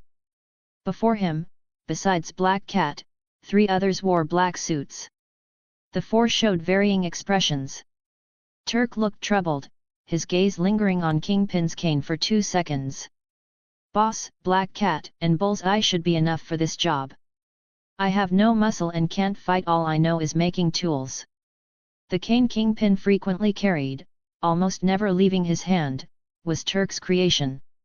Though he hadn't even finished high school, through self-taught knowledge from various books, Turk became an expert at lockpicking and cracking safe codes. His reputation in New York's underworld was second only to the master thief Black Fox. After Black Fox refused one of Kingpin's theft jobs, the fox was killed. Turk, with his theft and lockpicking skills plus inventing various tools, became one of Kingpin's most trusted people. Kingpin wasn't surprised by Turk's refusal. You don't need to act personally. After the others find Walker, you'll transfer him to a safe location. Mac, you were a private investigator. Following clues is your specialty. Finding Walker is mainly your responsibility. Mac, full name MacDonald Mac Gargan, had a scorpion tattoo on his neck, earning him the nickname Scorpion. Unlike Turk's somewhat mild face, Mac's sparse eyebrows and hooked nose made him look exceptionally vicious. Hearing Kingpin's arrangement, Mac nodded without hesitation. Felicia, Lester, you're responsible for clearing all obstacles. Whatever the cost to find Walker, I'll accept it. Kingpin assigned again. Black Cat Felicia smiled sweetly, her gaze sweeping over these colleagues serving under Kingpin. Her father Black Fox's death connected to all of them. Turk convinced Kingpin with Black Fox's existence would hinder gang development. Scorpion Mac used traces to find the fox in an alley. Bullseye Lester killed him. Don't worry, Kingpin. Black Cat's face showed no emotion beyond her smile. We'll find Walker and bring him to you. So as orders from Kingpin cascaded down, Hell's Kitchen roiled like boiling water. Sounds of doors being kicked in, glass shattering, and shrill screams from sleeping people erupted constantly. Living or dead, Kingpin's gang members frantically burst into every household searching for Walker's traces. Manhattan precinct officers had to drive out pursuing these manic gang members. Suddenly, police sirens wailed throughout Hell's Kitchen. Car engine roars, vehicle collisions, and tire screeching sounds erupted constantly. Besides members searching for Walker, dozens of vehicles patrolled every Hell's Kitchen street, ready to divert police elsewhere. Boom! A police car reached an intersection and was rammed by a suddenly accelerating truck, flying through the air and flipping several times before crashing down. Hear those sounds outside? How many families can't sleep tonight because of your vigilante justice? Go play your dress-up games with those homeless people. Hell's Kitchen won't have peace for even a moment as long as you hold me. In an underground parking garage on a street corner, the missing Walker sat on the ground with a black eye and swollen face, hands bound behind him. Hearing the police car heavily rammed outside, Walker's face showed a trace of smile. He looked at Daredevil in dark red before him, mouth stretching wide. Kingpin won't rest without finding me. I know too many of his secrets. His people will find this place sooner or later. His words fell crash. The parking garage's rolling door Daredevil had lowered was smashed through. A pickup truck charged in. Daredevil ignored Walker, pulling out his billy clubs and snapping them together into a staff. It's useless, they've found this place. You can't hide. Walker shouted at the top of his lungs. You have nowhere to run, spandex wearer. Bang! Daredevil's staff struck Walker's head heavily, knocking him unconscious. Then Daredevil hid Walker under a nearby parked vehicle and concealed himself as well.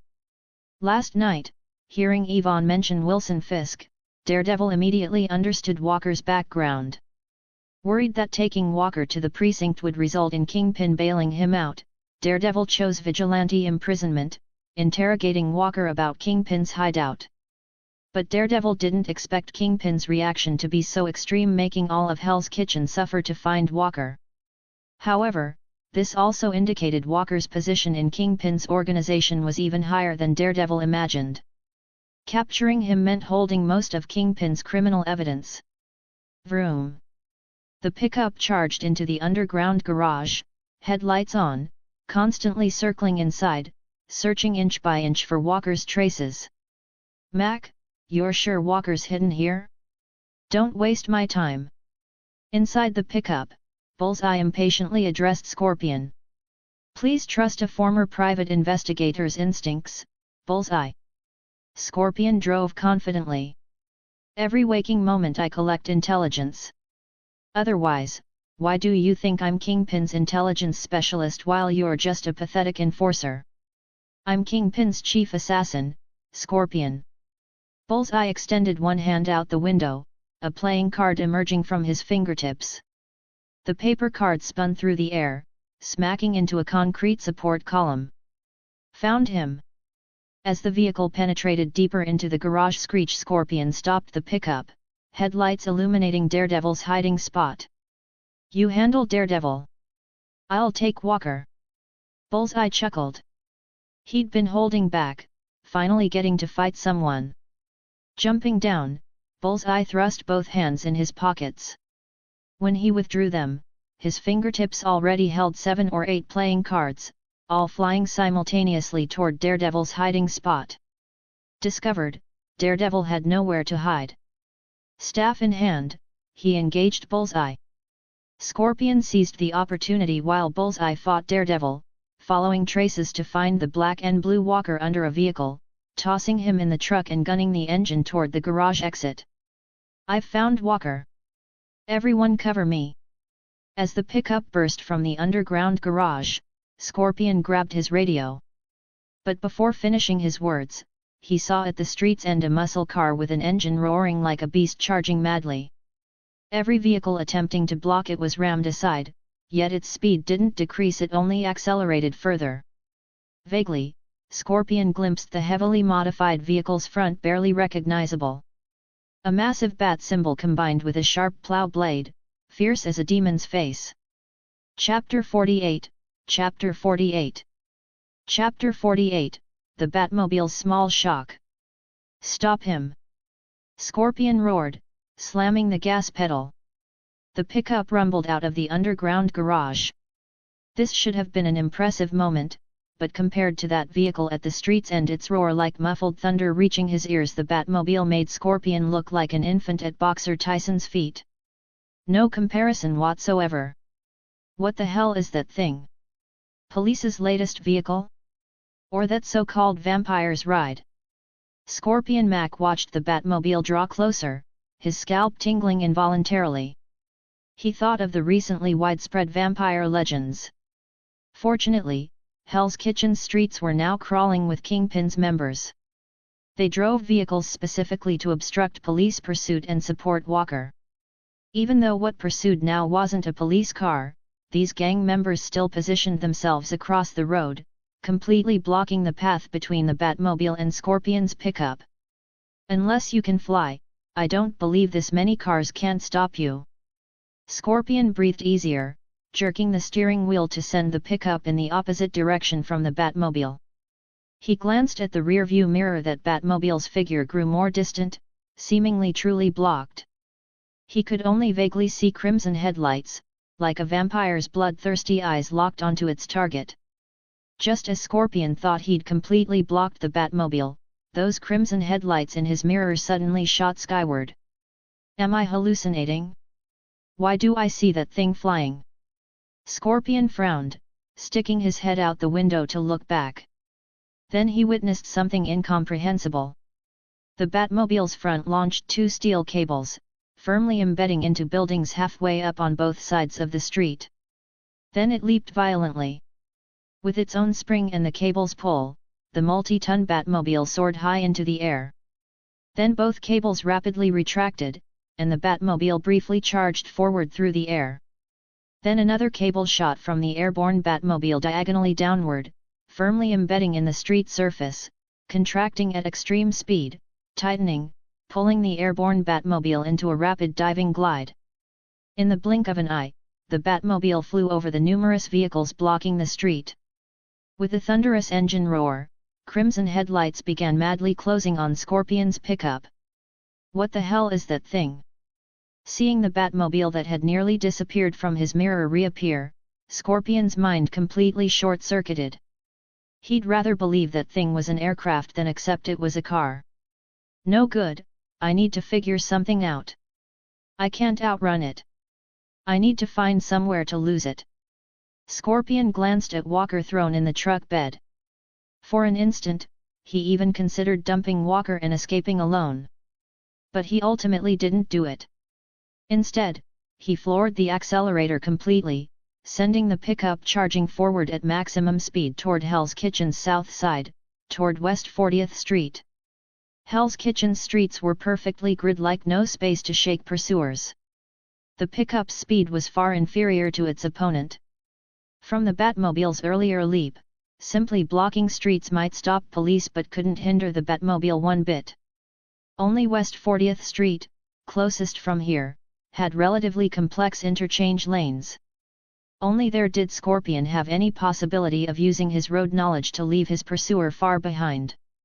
Converge on West 40th Street. A vehicle with crimson headlights and a giant bat on its hood is chasing me. Shoot out its tires.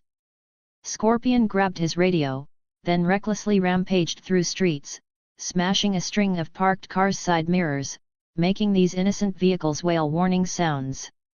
Simultaneously inside the Batmobile, Scorpion Mac's radio voice rang clearly. Having activated the monitoring system, Batman expressionlessly pressed the accelerator. Vroom! Vroom! As Scorpion issued orders to Kingpin's subordinates, trucks, sedans, and vans converged toward West 40th Street. Simultaneously clack! Ammunition chambering sounds rang inside vehicle after vehicle. Screech! Scorpion hit the brakes hard, jerking the steering wheel completely, sending the pickup from Hell's Kitchen onto West 40th Street's overpass. Behind him, a box truck first turned sideways, but seemingly due to the driver's poor technique, the entire vehicle simply toppled over at the overpass entrance. Behind this box truck, more and more vehicles scattered haphazardly blocking the road, a full 50+ meters. I fucking don't believe you can still fly. Scorpion exhaled heavily. Ignoring the black and blue bruises on Walker beside him, he slapped Walker's body hard. Hang on, I've already lost that guy. Humph. Walker slumped motionless in his seat. Daredevil had thrown countless punches to extract Kingpin's specific information from him.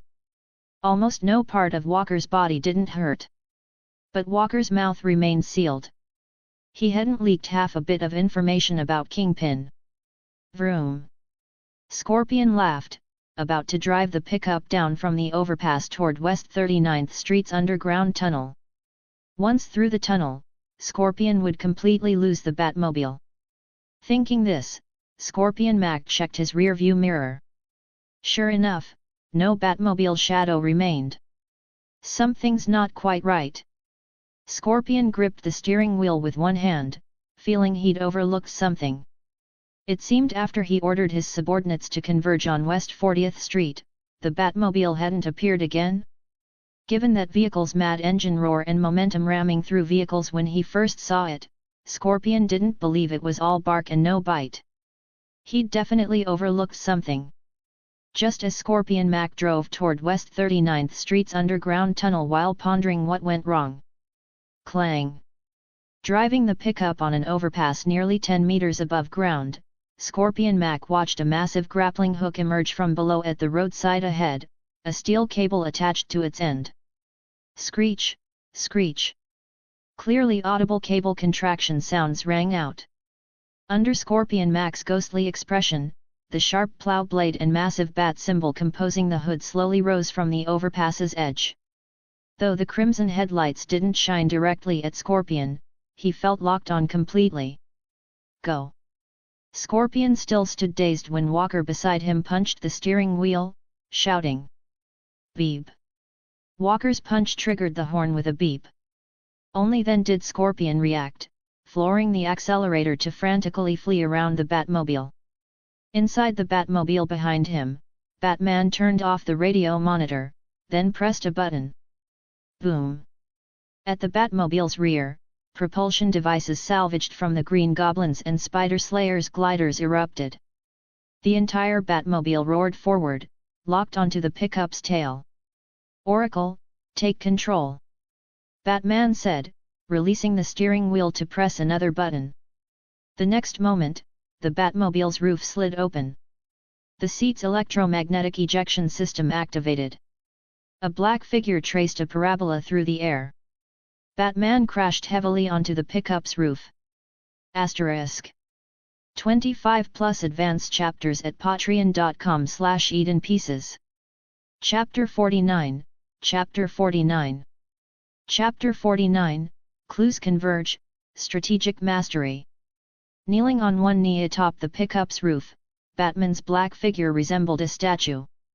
No matter how Scorpion Mac inside swerved the vehicle, he remained immovable. Where are they? West 39th Street direction. Shoot Dracula down for me.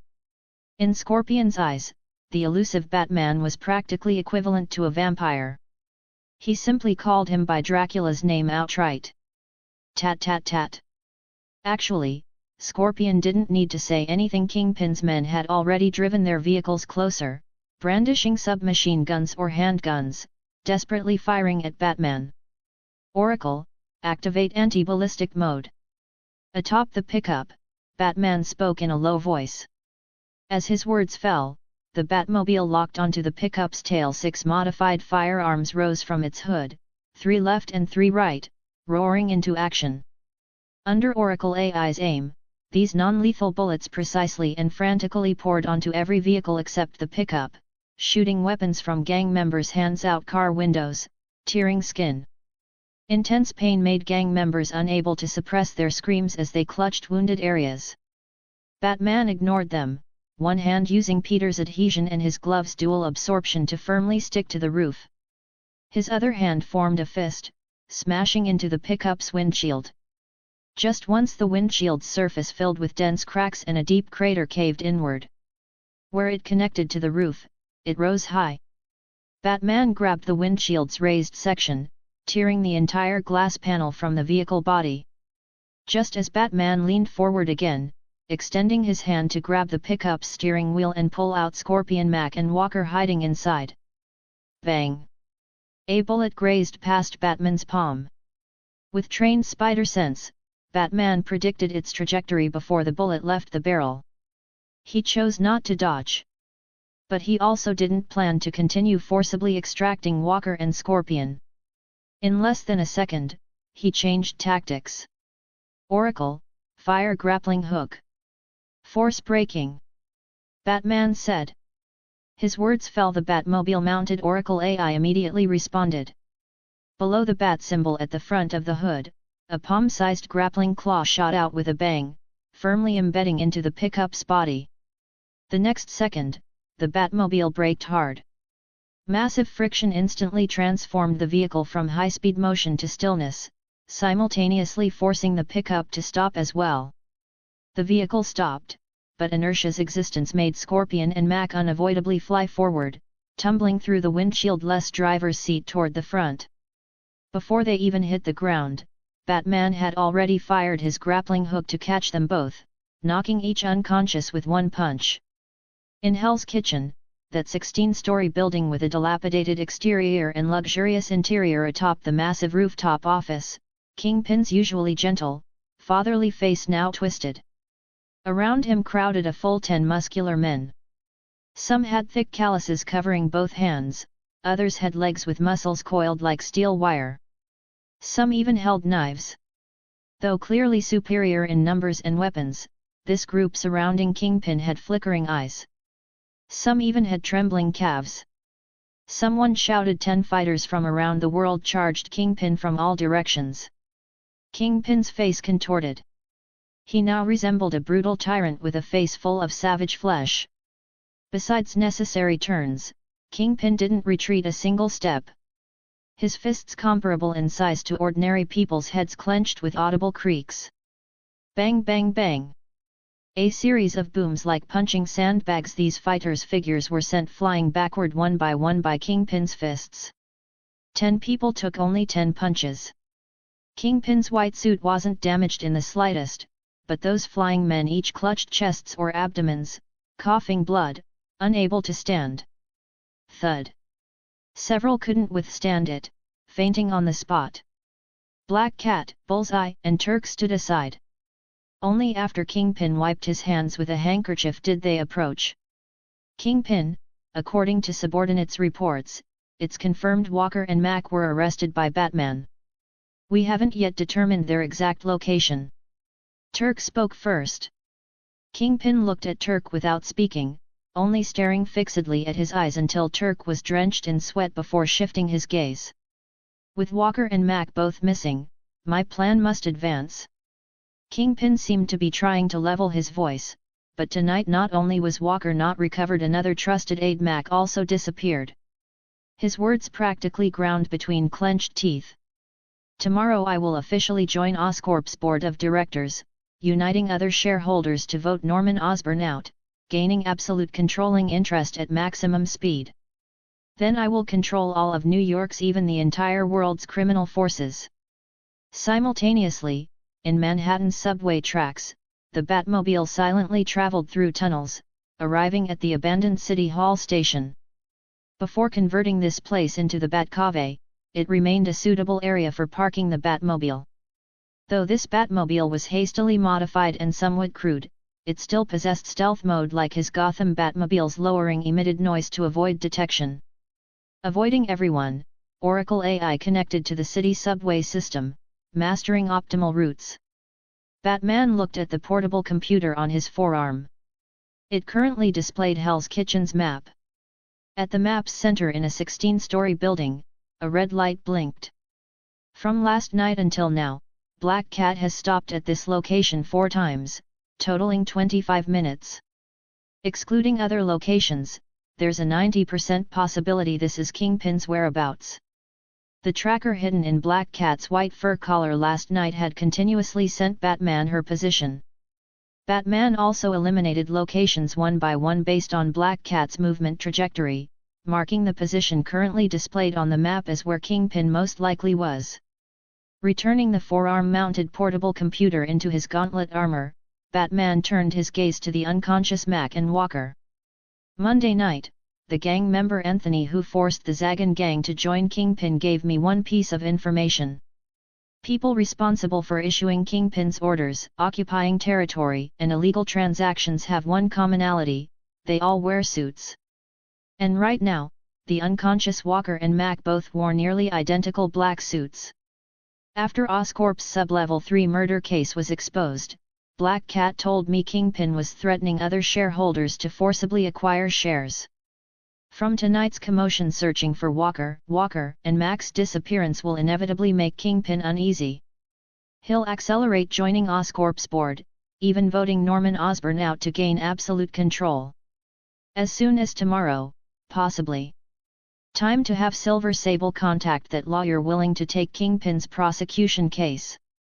Thread after thread converged together. Batman had nearly grasped all of Kingpin's movements. Chapter 50, Chapter 50. Chapter 50, All-Round Strike Against Kingpin. The icy air made Scorpion Mac shiver. He groggily opened his eyes to find himself bound tightly on the ground, the back of his head resting on something cold and hard. The nearest light source was an orange-yellow lamp dozens of meters away. Vaguely, he could see layered patterns beneath the light, like stripes on a zebra. No, those weren't zebra stripes. Those were fucking train tracks. His head was currently pillowed on subway rails. Swoosh! Scorpion Mac's hands and feet instantly turned ice cold. He frantically twisted his body trying to get up, but black threads extended from the darkness, firmly fixing him in place. "Hey! Can you let me go?" Scorpion Mac shouted. "Anyone there?" His voice echoed through the empty subway. At first, the final words were barely audible, but as the sound traveled farther, the echo gradually blurred, finally transforming into inhuman whispers. Hum. The echo finally disappeared, but a distant continuous humming began. Not coming through the air, but transmitted from the rail Mac's head rested on, directly into his brain. The low, continuous hum sounded like the earth growling softly. Then the rails began trembling slightly, conducting through Scorpion Mac's tightly bound body. An imperceptible yet omnipresent tingling sensation made every hair on his body stand on end. "Hey!" Scorpion Mac shouted again, this time with a trace of desperation in his voice. He knew what this sound was: a subway rapidly approaching his position. Whoosh! Though the subway hadn't arrived, air compressed by it began flowing rapidly. The unique atmosphere mixed with rust, motor oil, and damp earth from deep in the tunnel blew past Scorpion Mac. He struggled more desperately, forcefully twisting his body. His hands also burst with the greatest strength of his life trying to snap the black webbing, but this time he discovered despairingly that the webbing was far too tough. Not only could he not break it, but from excessive force it cut into his flesh, hurting so much his vision darkened. Just then, a point of light appeared at the rail's end. Then the light grew brighter and brighter. The subway was gradually closing in, approaching at extreme speed, as if it would crush Scorpion Mac's skull the next second. The rails trembling also became violent. Mac's teeth chattered involuntarily. Just as he prepared to cry for help again, an entirely black figure with two sharp pointed ears gradually appeared in the subway's light, nearly detonating Mac's already taut nerves. "I need to know everything about Kingpin. You can choose to speak, or not speak." The low voice rang out amid the subway's roar. Then that demon-like figure gradually disappeared, as if abandoning Mac alone on the tracks. The subway drew closer and closer. The light stabbed Scorpion Mac's eyes painfully. Tears flowed uncontrollably. Whoosh, whoosh. The massive subway car compressed air, blowing Mac's body slightly. In a few seconds it would reach him. Mac could no longer restrain himself. His legs trembled, a warm stream soaked his suit pants. "I'll talk. Whatever you ask, I'll tell you. Pull me up. Please. I'll tell you everything." Whoosh! The subway swept past with wind pressure crushing over the rails. Scorpion Mac's entire body stiffened, watching helplessly as that pointed-eared figure yanked his body up, his nose nearly scraping past the car. Even 1 second later, Mac's entire face would have been scraped off by the subway car. Scorpion Mac didn't doubt for a moment if he chose to be stubborn, not cooperate with this vampire demon, all that awaited him was being crushed alive by the subway. "Now you can speak." As the subway departed, another cold wind blew across Scorpion Mac's face. Batman's voice rang out again. Scorpion Mac didn't dare delay. From how Kingpin trained daily with fighters from around the world, always 1 against 10, ending battles within 20 seconds. To his own role in Kingpin's gang, Kingpin's plan to infiltrate Oscorp. Scorpion Mac spoke without reservation, racking his brain to reveal everything he knew about Kingpin. He didn't even dare stop. He feared this mad vampire might be dissatisfied and throw him back onto the tracks to fend for himself. Batman expressionlessly memorized everything Scorpion Mac said, judging from Mac's micro-expressions, breathing frequency, and body movements whether his content was truthful. Until over 10 minutes later, Scorpion Mac spoke until his mouth was parched. Unable to produce more information about Kingpin, he could only bitterly plead with this vampire. "Mr. Dracula, I haven't hidden anything. Let me go. I drink often, my blood is full of alcohol." He suddenly thought of Walker who'd been with him in the pickup. Now that he was captured by Batman, presumably Walker had also fallen into Batman's hands. Drink Walker's blood. As Kingpin's driver and bodyguard, his blood is better than mine. Bam! Batman's fist slammed into Scorpion Mac's abdomen, making him faint from pain on the spot. Binding Mac aside, Batman dragged the still unconscious Walker, Kingpin's driver and bodyguard, repeating the same trick to place him on the tracks. For Kingpin to make such a big move in Hell's Kitchen completely contradicts the low profile needed for going legitimate. But if Walker's identity is Kingpin's driver and bodyguard, then Kingpin's actions tonight are completely justified. The next subway hadn't arrived yet. Walker was thrown onto the scalding hot rails just passed by the subway and woke from the burn. Like Scorpion Mac, after shouting for help fruitlessly, Walker attempted self-rescue. But bound tightly by black webbing, he couldn't break free. The webbing only tightened further. Unlike Mac with no muscle training traces, Walker's skin below the hairline is thicker, rougher, and shinier than his face, even with thick calluses. His elbows and knees are extremely thick. All signs indicate Walker is a Muay Thai expert. From Walker's injuries, whoever attacked him used fists and clubs as weapons. This matches what Mac confessed Daredevil captured Walker last night. As Batman continuously analyzed Mac's information, rumble. The next subway rapidly approached from the distance. Walker on the tracks let out a shriek. This Muay Thai expert no longer maintained composure. Batman still used intimidation tactics to break through Walker's psychological defenses, only pulling him back the instant before the subway struck him. Next, Batman would make full preparations targeting Kingpin based on information provided by these two most trusted subordinates. This included all-round strikes on business, gangs, psychology, and physiology. He would strangle this crime emperor in the cradle. Asterisk. Chapter 51, Chapter 51. Chapter 51, Shield's request for help. Long Island, New York, was the most renowned region among the world's 8 Great Bay Areas, a residence for local wealthy elites and Tony Stark's birthplace. Friday morning, in a Long Island mansion, Tony Stark sat groggily on an oversized sofa. Without even washing up, he first grabbed a drink, staring blearily at his unexpected visitor. "Sorry, could you repeat what you just said?" Tony yawned, then gulped down his drink.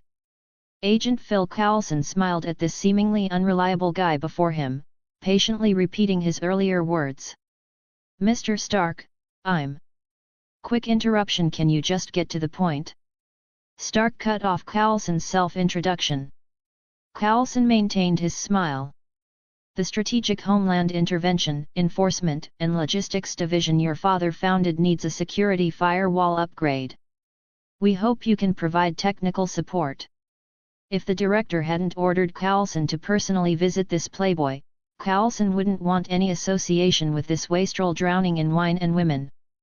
But there was no choice. The Strategic Homeland Intervention, Enforcement and Logistics Division had suffered Batman's brazen network intrusion 2 nights ago, stealing massive amounts of Tesseract data. Though the organization was established by multiple nations jointly, that didn't mean everyone inside possessed world-class standards like network technicians.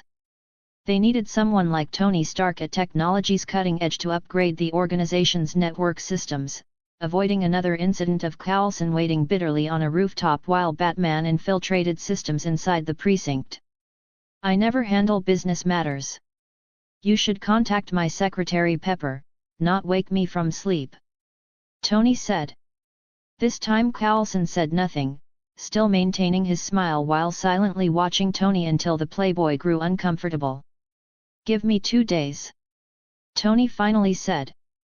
He could tell if he didn't agree, this Agent Coulson would probably keep smiling and waiting him out indefinitely.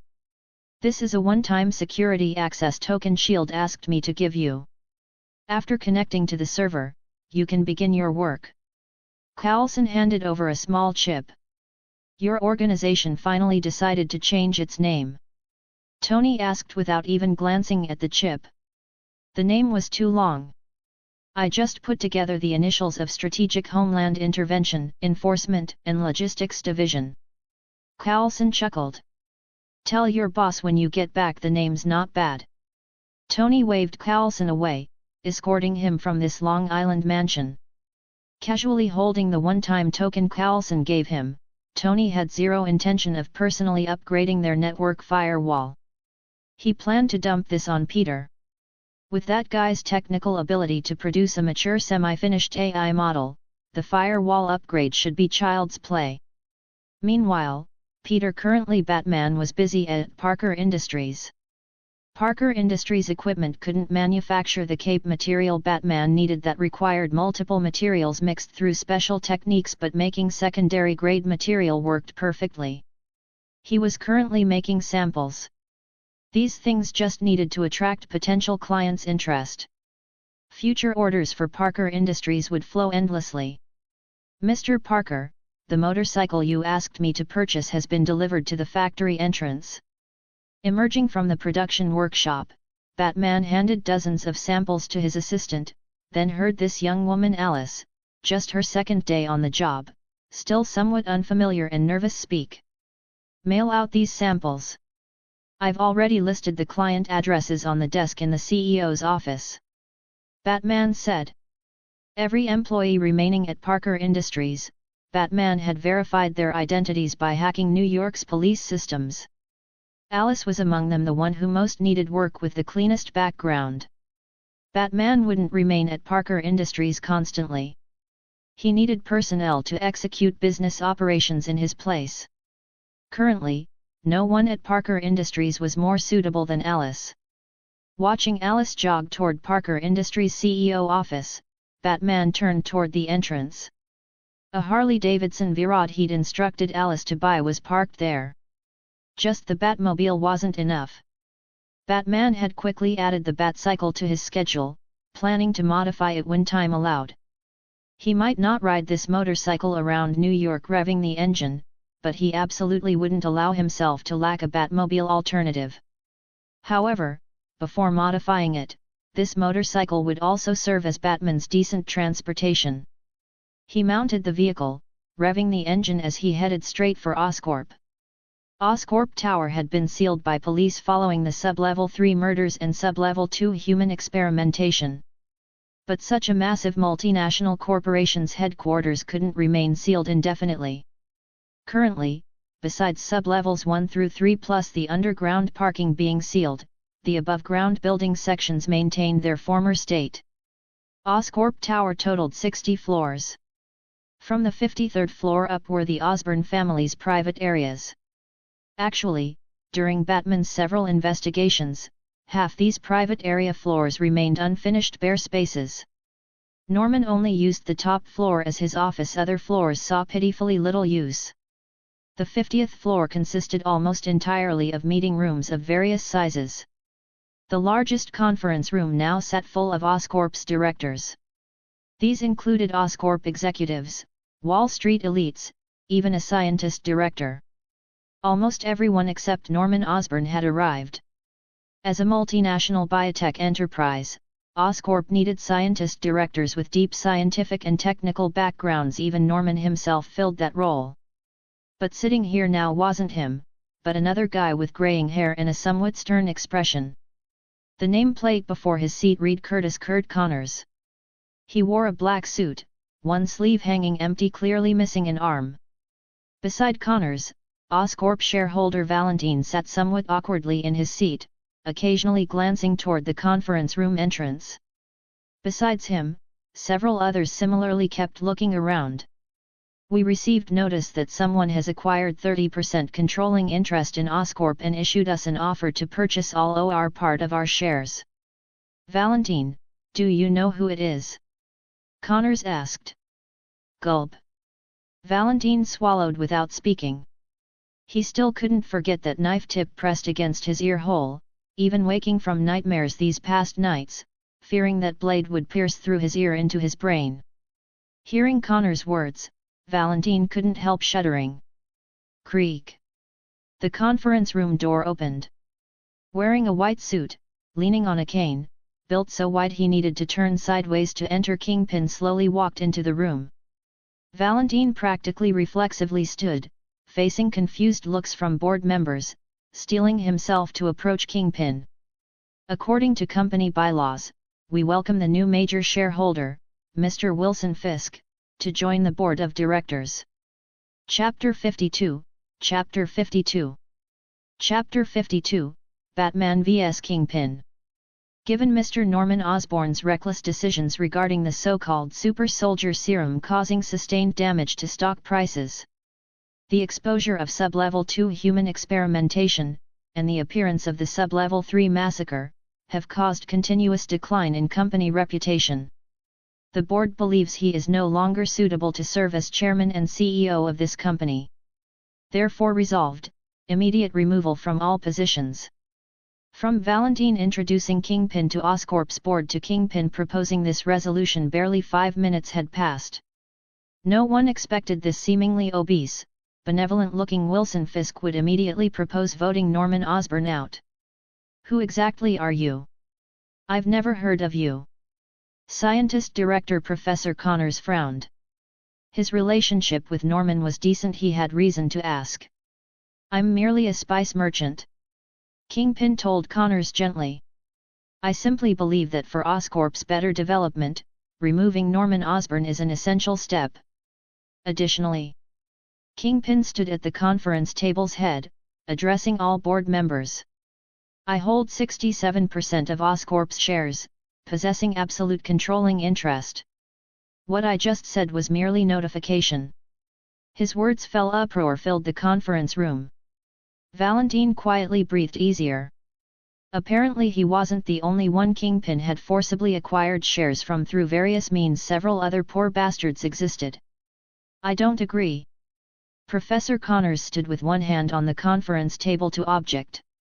Just then, bam! The conference room door was kicked open violently. Silver Sable, with silver-gray short hair, wearing a light-colored suit, walked in. Behind her followed lawyer Matt Murdock wearing dark red sunglasses. Distinguished directors. I am Matt Murdock, representing my client. We possess conclusive evidence questioning the legality of Mr. Wilson Fisk's funding sources for this Oscorp share acquisition. According to conclusive evidence my client provided, Mr. Wilson Fisk is New York's infamous crime emperor Kingpin. And his share purchase funds came respectively from drug trafficking, arms smuggling, and extortion proceeds. Blind Matt faced Kingpin speaking. With each word from his mouth, Kingpin's expression darkened another shade. Silver Sable crossed her arms before her chest, watching Matt's performance with interest. She knew nothing about law, but that didn't prevent her from watching the show. Smack! Matt pulled a paper from his pocket, slamming it heavily on the conference table. I've already applied to the court for a preliminary injunction, freezing Mr. Wilson Fisk's currently controlled disputed shares. This meant all the money Kingpin spent acquiring shares had been completely wasted. The critical issue was that Kingpin, to demonstrate his merchant's magnanimity, had used premium prices to acquire shares while Oscorp's stock price was falling. His purpose had been to legitimize most of his assets in one move, but now everything was ruined by a lawyer, a woman, and a mysterious client who appeared from nowhere. Whoosh! Kingpin's face lost all gentleness. He once again showed the twisted expression from last night fighting world-class fighters 10-on-1. His hands suddenly grabbed the massive conference table and flipped it. Papers flew everywhere. The huge, elongated wooden conference table was heaved by Kingpin's brute force like a meteor, carrying howling wind sounds toward Matt and Silver Sable. Dodge! Silver Sable flashed aside. About to grab Matt, she discovered this blind man's agility exceeded her own. Kingpin's hurled massive table didn't harm him at all. Run! Let police handle him! Silver Sable shouted. The directors fled the conference room en masse the moment Kingpin erupted, leaving only Kingpin, Silver Sable, and Matt. Matt moved to leave. He needed to quickly find somewhere to shed this suit and change into Daredevil's costume to fight Kingpin. Before Matt, Kingpin's muscles bulged in blocks, nearly tearing his suit. Only one thought filled his mind. Kill him. Matt's injunction had ruined all of Kingpin's plans. Though he didn't know who orchestrated this, Kingpin now only wanted to kill this lawyer, then flee.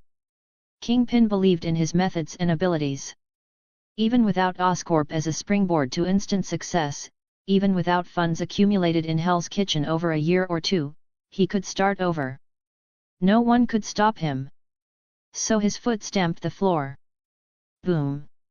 The floor seemed to shake under Kingpin's single step. Enraged, Kingpin strode directly toward Matt, swinging a fist larger than the lawyer's head downward. But just then, wind blew past. A figure entirely shrouded in black armor with two sharp pointed ears atop his head, eyes cold to the point of containing almost no human emotion, blocked Kingpin. Kingpin's pupils contracted. He couldn't help breathing rapidly, fists clenched so tightly from excessive force his entire body trembled. Kingpin had heard about this figure too many times recently. Each time, it ignited bone-deep hatred. Batman. He'd ruined Kingpin's plan to have Black Cat sell defective guns to Joseph, achieving dominance over more territory during small gang conflicts. He'd captured Scorpion Mac and Kingpin's personal driver/bodyguard Walker, making Kingpin worry about information leaks, forcing him to accelerate joining Oscorp's board. And now, this guy jumped out again, wanting to ruin his plan to become Oscorp's absolute controlling shareholder, to become New York's, even the entire world's underground emperor. Whether or not Batman participated in ruining Kingpin's plans, Kingpin now viewed Batman as his obstacle. Old grudges and new hatred settled together. Whoosh! Airflow from his fist howled. The conference room seemed to spontaneously whip up a whirlwind. Kingpin's furious punch held nothing back. This punch could take down any world-class martial arts master, shatter cement walls, bend steel construction pipes, punch through ordinary people's bodies. He could use this fist to conquer all the world's gangs, then become their emperor. His heartbeat hasn't accelerated at all. His breathing is abnormally steady. His posture is full of self-confidence. Matt hid aside, listening to the familiar heartbeat, silently thinking. His muscles are exerting force inch by inch. He seems completely unconcerned about losing to Kingpin. Silver Sable watched Kingpin's momentum-filled punch, instinctively wanting to draw a gun and shoot. But wearing a suit now, she had no gun. Crack! Silver Sable kicked up a scattered chair beside her, grabbing the chair back to charge help Batman. But Matt quickly extended a hand, pulling her back. Not necessary. His words fell a sound like an artillery shell exploded inside Oscorp Tower. The instant Kingpin's furious punch contacted Batman, his massive white-suited body was blasted backward, heavily smashing through the conference room wall. Chapter 53, Chapter 53. Chapter 53, Let the Bat guard against the Bat. For soundproofing, Oscorp's conference rooms used walls with layered concrete, drywall, and acoustic insulation. Their durability might not match pure concrete walls, but still couldn't be easily destroyed by ordinary people or even ordinary artillery shells. Yet now, under Batman's single punch, Kingpin's massive body literally smashed through the wall, passed through another conference room, then crashed through a second concrete wall, collapsing most of it before stopping. The massive impact shattered the conference room windows. Glass shards clattered everywhere across the floor. Silver Sable stood somewhat dumbstruck, dropping the chair she'd been holding. She remembered the first time seeing Batman in the Sub-Level 2 human experimentation lab. Back then he wore ordinary Black Knight clothes, not the armor-covered suit now. That Batman went 1v50, knocking down all her security personnel one by one. Yet Silver Sable still had confidence to spar with Batman then. But now, watching the scent-flying Kingpin, Silver Sable truly understood how vast the power gap between her and Batman was. She once again overturned her previous view. This guy is absolutely not human. The deliberately exposed chin is just to mislead people. What creature is hidden beneath that suit? Vampire? Werewolf? Or the legendary resurrected Egyptian pharaoh? Silver Sable watched Batman's stable body besides floor tiles cracking inch by inch beneath his feet from recoil force, completely unaffected, her mind flashing through a string of legendary stories. According to Scorpion Max and Driver Walker's descriptions of Kingpin, his seemingly obese body is actually almost entirely muscle, with physical strength far exceeding normal human limits. Using half of Peter's strength is sufficient to handle Kingpin. Knowing Kingpin's peculiarities beforehand, Batman didn't test first. Instead, he controlled his strength to send Kingpin flying with one strike. He needed to subdue his opponent quickly, avoiding their battle destroying too much of Oscorp's walls, most importantly, avoiding breaking too many load-bearing columns. Batman's foot stamped the ground, chasing Kingpin's flying direction. From Silver Sable and Matt's angle, they couldn't see the following battle clearly. But they could hear repeated cracking sounds. That's... Silver Sable listened to sounds like firecrackers going off continuously, vaguely guessing. "He's crushing Kingpin's bones," Matt said.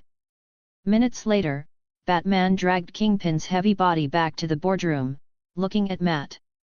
"He's yours." Batman turned, jumping from the shattered glass window where he'd exchanged punches with Kingpin. When Silver Sable ran to the window, Batman's figure had already vanished outside.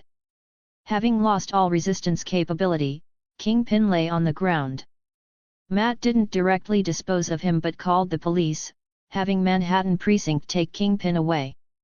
This former controller of all Hell's Kitchen gang forces, who'd hoped to become Manhattan's, even New York's underground emperor, fell just like that. Even after being held in the precinct's detention cell, Kingpin remained silent throughout, neither breaking down shouting nor begging pitifully. His face regained its former gentle appearance, as if the person with half his bones shattered wasn't him. Matt and Silver Sable followed Manhattan Precinct personnel to the station, watching Kingpin locked in the holding cell before preparing to leave. "You seem to think of yourselves as heroes." Only when Matt was about to leave did Kingpin slowly speak. "You think prison can hold me?" Matt stopped his departing steps, his blind eyes looking toward Kingpin. "The real cage is the chaos outside. Those cockroach-like small-timers tearing at each other over a bag of drugs, that's the disorder. At most 3 months and I'll be back under the sun. Only I can bring order to the chaotic underground forces." Kingpin lay slumped on the cell's cot, yet his tone sounded as if it weren't a cot but a throne. "Because when you see a broken bridge, and you're the only one with the strength and blueprints to repair it, you bear responsibility to complete it. New York needs an underground emperor." Matt nodded, then walked to the holding cell opposite Kingpin's. With the officer's permission, he pulled open the door blocking the view, leaving only iron bars. Matt pointed at the 2 people held inside. "You're not wrong. But they've already confessed all your crimes. Drugs, firearms, prostitution, robbery. As a lawyer, I cannot state what punishment you'll receive, but you should know what you're facing."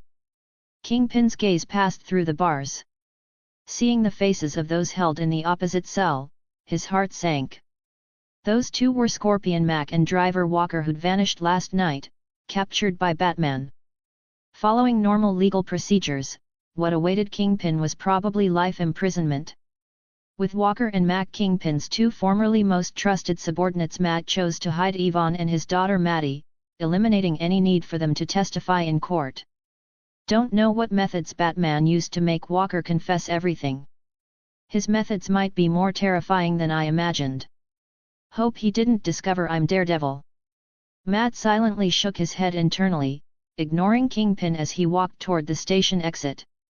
Not until Silver Sable and Matt each departed preparing for court to completely freeze Kingpin's controlled shares and prosecute his various gang activities did Batman leap down from a distant high-rise. "This lawyer Matt Murdock is the Daredevil I've encountered." He now wore a flannel shirt, having resumed Peter's identity, legitimately visiting to see Dr. Octavius.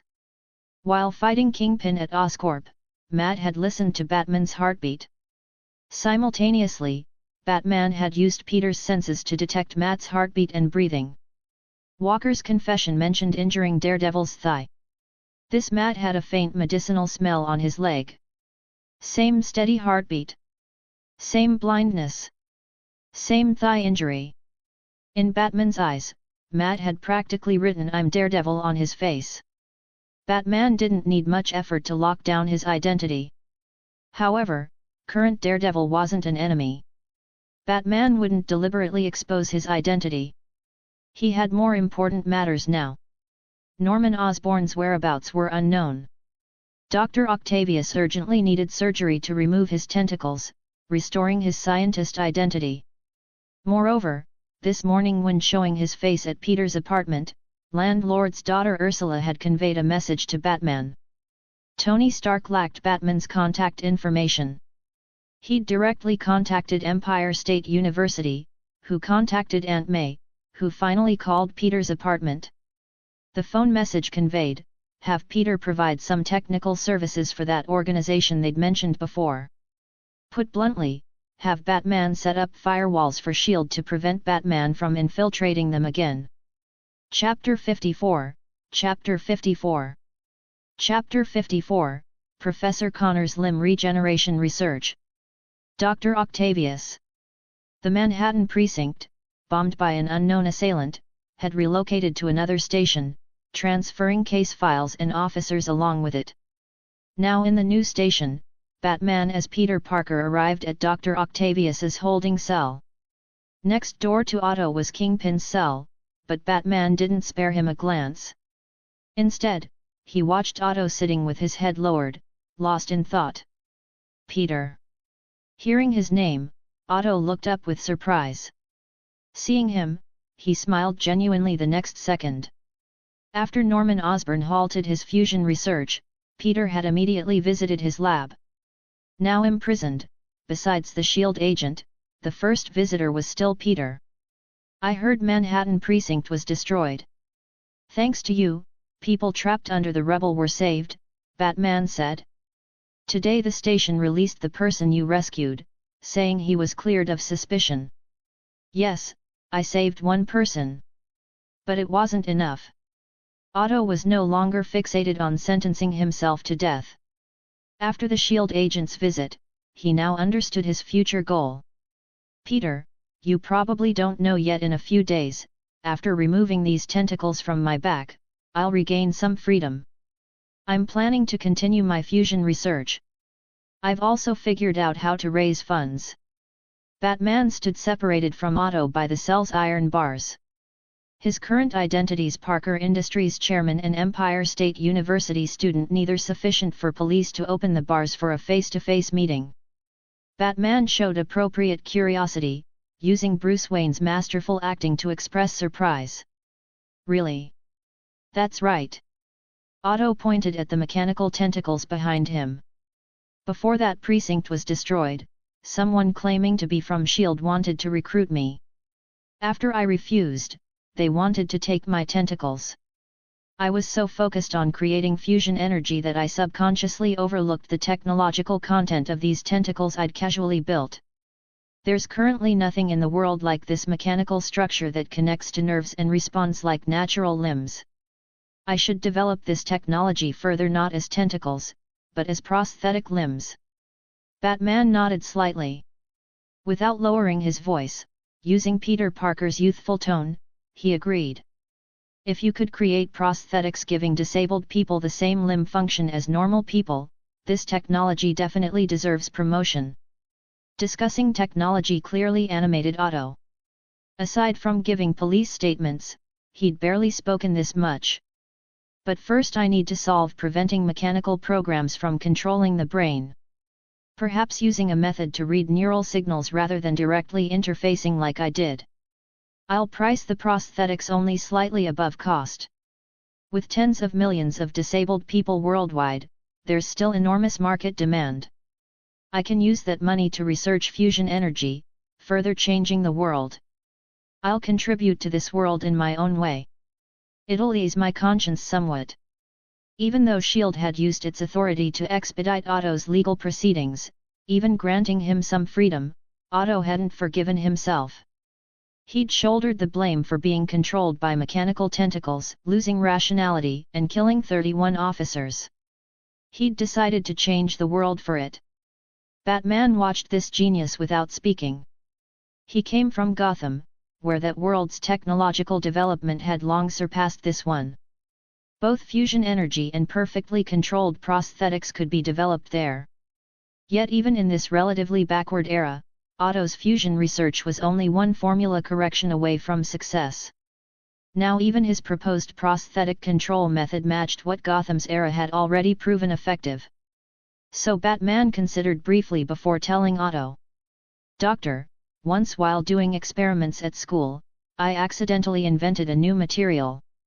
Using Peter's engineering student identity, he fabricated a story, describing the Batcape's secondary material as a chance discovery. "By providing network technical services to large companies, I raised funds recently and acquired a factory to manufacture this new material." Otto's eyes lit up. Looking at Peter flannel shirt, chin covered in several days' stubble, his eyes filled with admiration. "Peter, you're much smarter than I was at your age.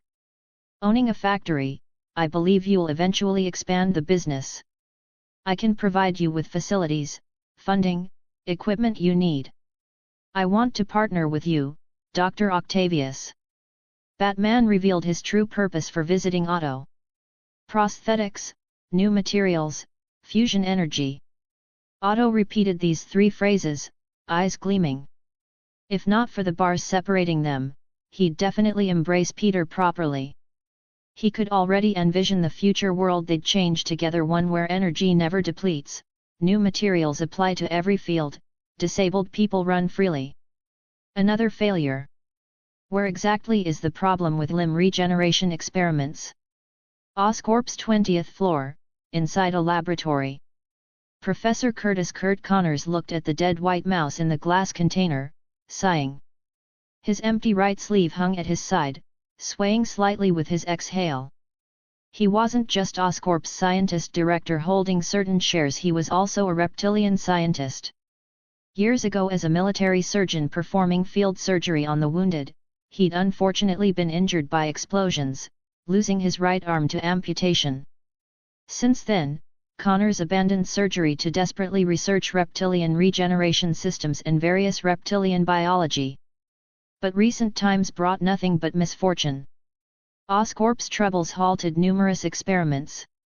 When research finally resumed, the cost was his friend Norman Osborn's disappearance. This morning's board meeting, some guy called Batman brawled with Hell's Kitchen's crime emperor Kingpin, throwing Oscorp into chaos again. Now experiments failed repeatedly. Successive ordeals nearly exhausted Connor's patience. After a long moment, he adjusted his glasses with his remaining left arm, rallying his spirits once more to study reptilian regeneration genes. Prosthetics only treat symptoms, not the root cause. Not just for myself, but for others like me. I must develop limb regeneration technology. Chapter 55, Chapter 55. Chapter 55, S.H.I.E.L.D. satellites are Batman's satellites. Jarvis, how long has it been? Tony Stark stood at the bar in his private area atop Stark Tower, mixing drinks while asking casually. Ever since Peter provided that semi-finished but technically mature, conceptually clear AI model, Tony used it as reference to transform Jarvis into true artificial intelligence. With Pepper handling daily life and Jarvis providing strategic counsel for work, Tony had never felt so comfortable. 3 hours and 14 minutes, sir, Jarvis said. Sir, your blood alcohol concentration has risen to 0.08%. Please be aware. Tony interrupted Jarvis's concern. Drinking makes me happy, Jarvis. So the AI stopped speaking, quietly adjusting the penthouse's ambient lighting to soothing blue tones that calmed emotions. Tony refilled his glass, eyes filled with anticipation as he looked toward the elevator. Peter had accepted his request to design a complete security protection system for S.H.I.E.L.D., borrowing an office here. Actually, Tony could easily complete S.H.I.E.L.D.'s tasks himself, but he'd still chosen to hand them to Peter. He wanted to see just how capable this guy really was. Based on this expert-to-expert anticipation, Tony glanced toward the elevator every few moments. Finally, after his freshly filled glass was drained again, the electronic display above the elevator suddenly flickered. Floor numbers climbed toward the penthouse level by level. Done. Batman tossed the one-time access token to Tony, who casually threw it backward into a trash can. Congratulations, Mr. Parker. Tony set down his glass and moved to his private workstation. You don't mind if I try hacking the security program you just wrote, do you? While speaking, Tony had already entered S.H.I.E.L.D's URL, looking eager to try. Batman gestured. Be my guest. As always, Batman displayed confidence before Tony. This wasn't just confidence in his technical abilities, he was also playing the role of Peter. His Parker Industries, the future Parker Corporation, would unavoidably grow larger, eventually forming his business empire. Constantly hiding abilities would invite speculation. Appropriately displaying Peter's genius would make everything seem natural instead. Moreover, based on Batman's research into Peter Parker's past, Peter himself was a genius. His web shooters and web fluid formula were proof enough. The former even allowed Batman to upgrade his habitually used grappling gun, becoming today's more convenient, faster Batclaw. Batman's confidence further ignited Tony's desire to challenge him. Without hiding anything from Batman, he openly attempted to infiltrate S.H.I.E.L.D. But as time passed, Tony's expression grew uglier. After over 10 minutes, he raised both hands. I surrender. He looked at Batman, shaking his head repeatedly in admiration. Peter, you're simply a genius. Your firewall, how do I put it, it's like a master chess player, having already predicted every opponent's thought and method. I now completely believe you personally wrote that AI model. Batman nodded slightly. He knew Tony's description wasn't wrong. Coming from Gotham, Batman, a world-class hacker, naturally mastered almost every method to infiltrate various systems. A firewall written by such a top hacker could naturally block everyone except himself. Relying on concepts ahead of this world, even a genius like Tony Stark couldn't hack in quickly. And even if he did infiltrate, the system would detect and alert faster. Batman didn't even need to specially program a backdoor for himself. S.H.I.E.L.D's entire system had become his freely accessible backyard. Writing the system hadn't even taken 3 full hours. Batman spent half that time reading various doubly or triply encrypted files in S.H.I.E.L.D's data. He'd even attempted to covertly deploy S.H.I.E.L.D. satellites, locating the missing Norman Osborn. This businessman wearing the Green Goblin suit currently hid on Queen's streets, a cloak covering his armor, looking somewhat disheveled, even pitiable. But Batman wouldn't be deceived by his current appearance. The brutal deaths of 7 or 8 scientists on Sub-Level 3 and the Smythe family's deaths were all orchestrated by Norman Osborn. Even the 50 homeless people's deaths on Sub-Level 2 partially fell on his shoulders. The other portion belonged to General Ross, that Air Force Lieutenant General. Having personally witnessed Batman design from scratch a complete system even he found challenging to hack, Tony now placed Peter Parker completely on equal footing. Peter, this morning Jarvis analyzed the market and discovered a Parker Industries developing a new material. Batman's current identity was Peter Parker. He wouldn't maintain an expressionless face constantly, instead smiling. I just acquired a factory and renamed it Parker Industries. Stark Industries happens to be very interested in this new material. We could collaborate. I could even introduce you to several raw material suppliers. Tony said.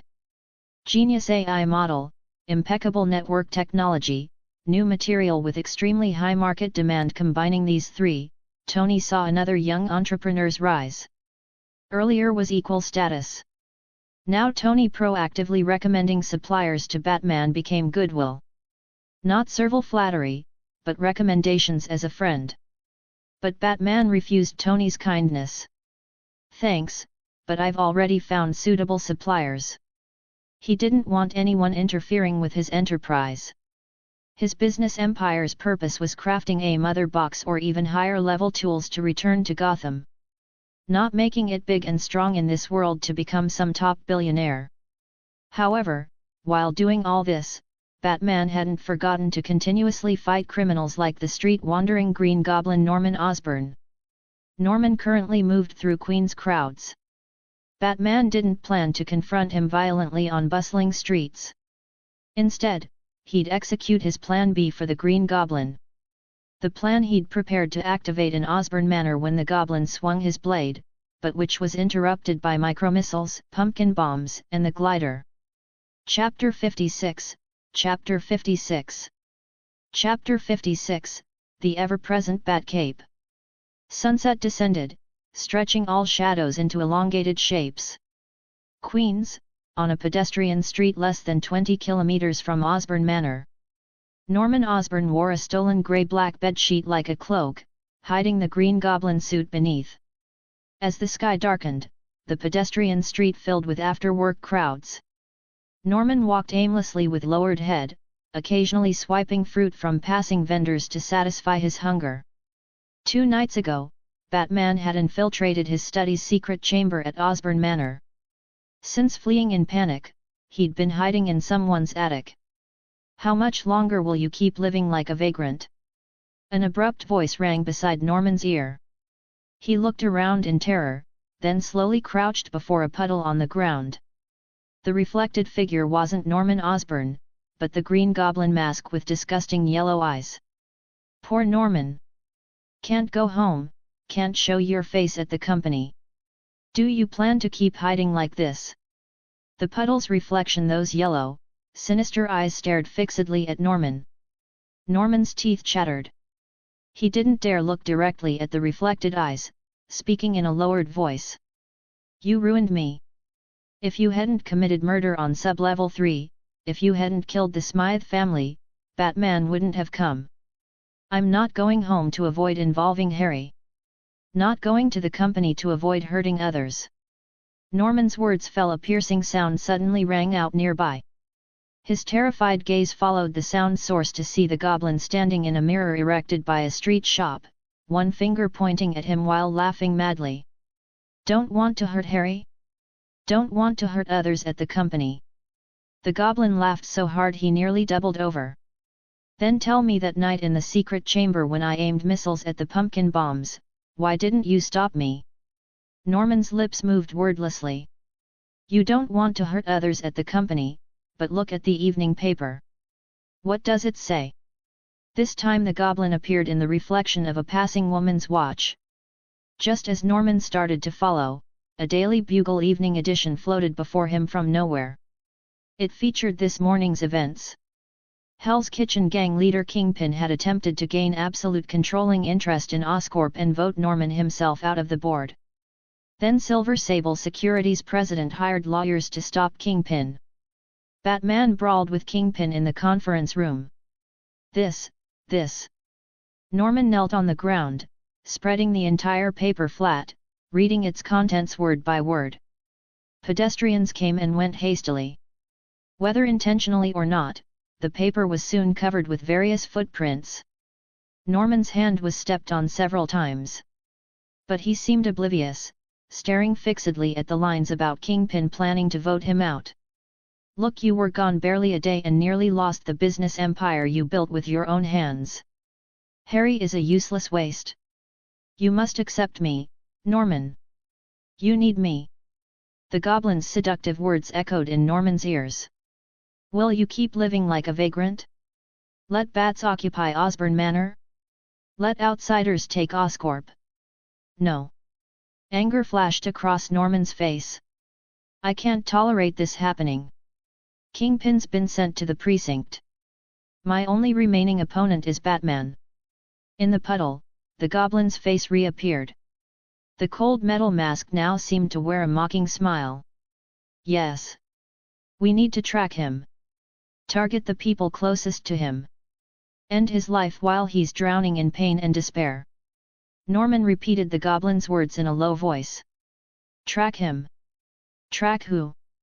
The Goblin's reflection in the puddle suddenly vanished. A voice completely different from the goblin's sinister tone rang out behind Norman. This voice had almost no emotional fluctuation, cold as a machine. Norman hastily turned around to discover the pedestrian street had somehow cleared. People stood dozens of meters away, pointing at him and discussing in low voices. Behind him, the familiar black figure stood less than 3 meters away. The sunset's afterglow bloomed its last light before nightfall behind Batman's head. Golden rays scattering from his sharp-pointed ears made Norman instinctively retreat half a step. Evening wind brushed past. Norman saw Batman now had a cape behind him, gently swaying in the breeze. "Norman Osborn. You need to come with me," Batman said. Before coming to Queens to arrest the Green Goblin, Batman had first visited Parker Industries to craft a cape from the secondary material now producible, then approached Norman's vicinity. "Ha." The Goblin's characteristic sinister tone emerged from Norman's mouth. He reached toward his lower back, pulling out his mask from beneath the grey-black bedsheet cloak, snapping it onto his head with a click.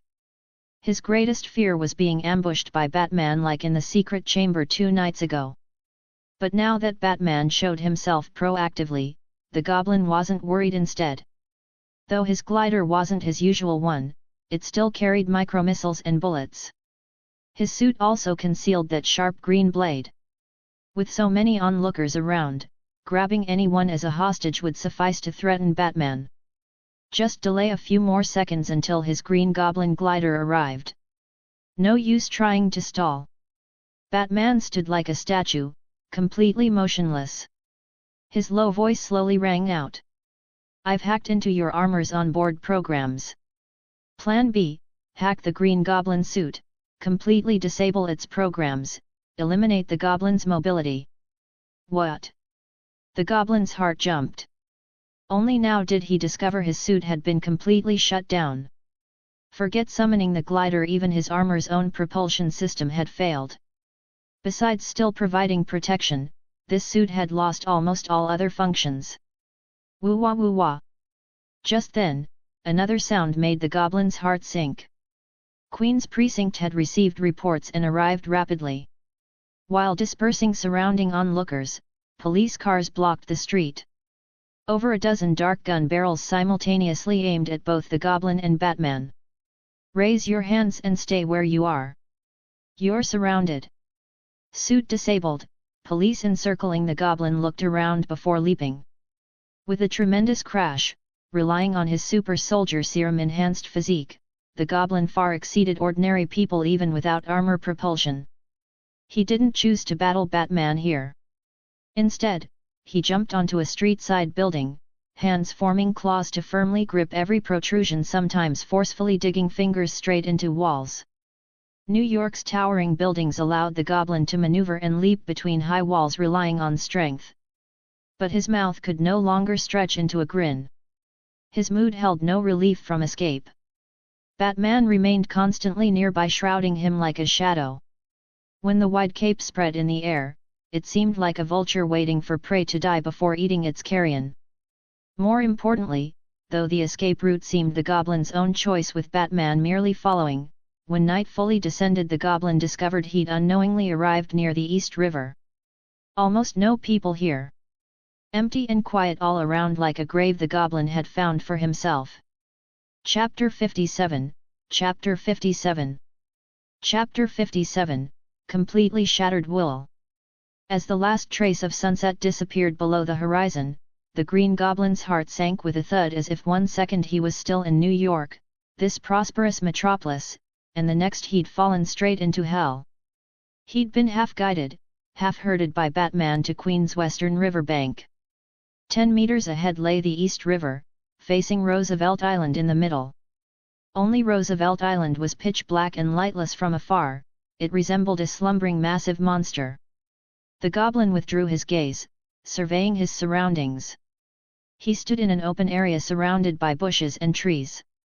Batman had long since vanished, but the Goblin's enhanced senses could clearly perceive a cold gaze locked onto him. Rustle, rustle. Evening wind blew through. Those low, tangled bushes produced continuous subtle sounds. "Come out!" the goblin shouted. He stared fixedly at the bushes. In a trance, he seemed to see a pair of sharply raised ears in the foliage. He reached back, pulling out the green blade concealed in his suit. The green goblin suit had been hacked by Batman and couldn't be reactivated. This blade could no longer conduct electricity.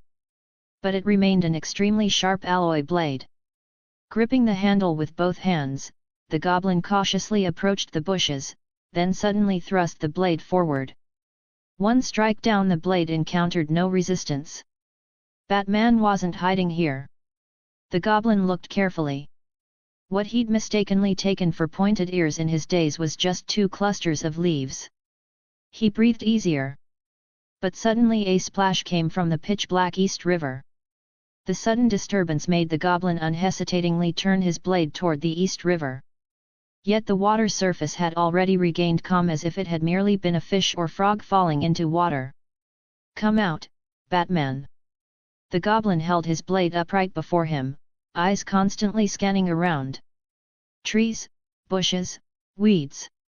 Everything utterly ordinary under sunlight now seemed transformed into unspeakable monsters in the goblin's eyes. The goblin could clearly feel cold sweat slowly sliding down his spine. He couldn't help swallowing. Batman still didn't appear. But that gaze examining prey made the goblin's back crawl. He didn't dare relax for a moment. "Stop hiding, I've found you." The goblin's voice was already trembling slightly. He'd rather Batman appear for a 300-round battle than continue enduring this tremendous pressure.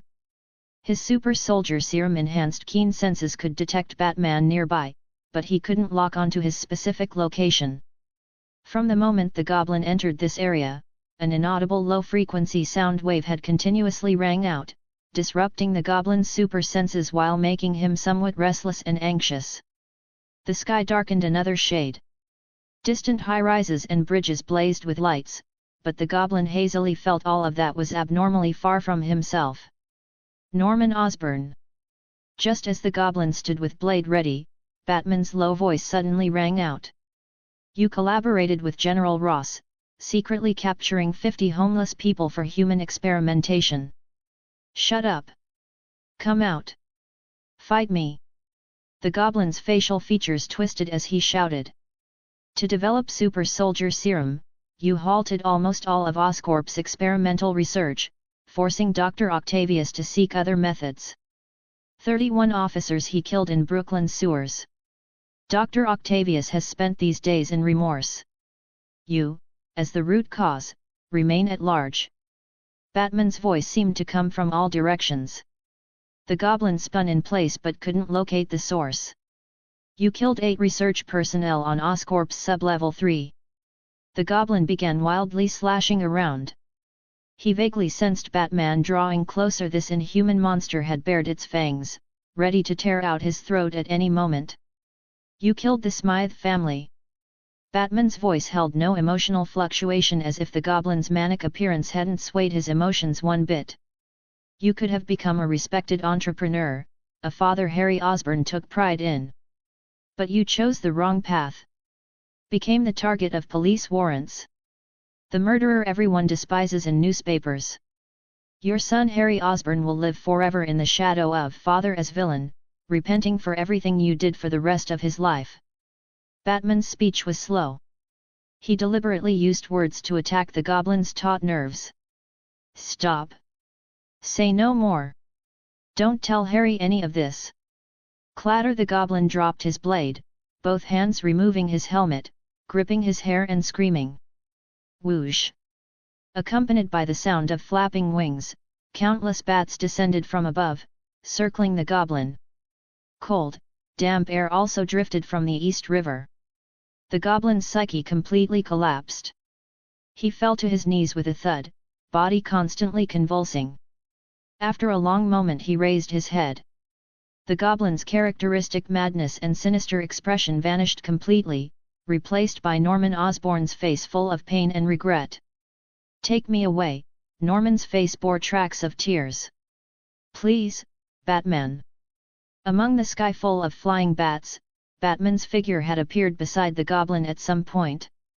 He looked down at Norman Osborn, prostrate on the ground, filled with remorse. Whoosh! The instant Batman appeared, Norman grabbed the fallen green blade and thrust forward. Pretend to beg for mercy and reform, then launch a sneak attack when Batman appears. The goblin's mouth curled up again, as if already seeing Batman's legs severed, rolling on the ground in agony. His blade struck home. Rib! The blade slashed Batman's cape. The inferior secondary Batcape couldn't block the sharp alloy blade's slash. But the next second, the wide, soft cape seemed to gain sentience on Batman's body.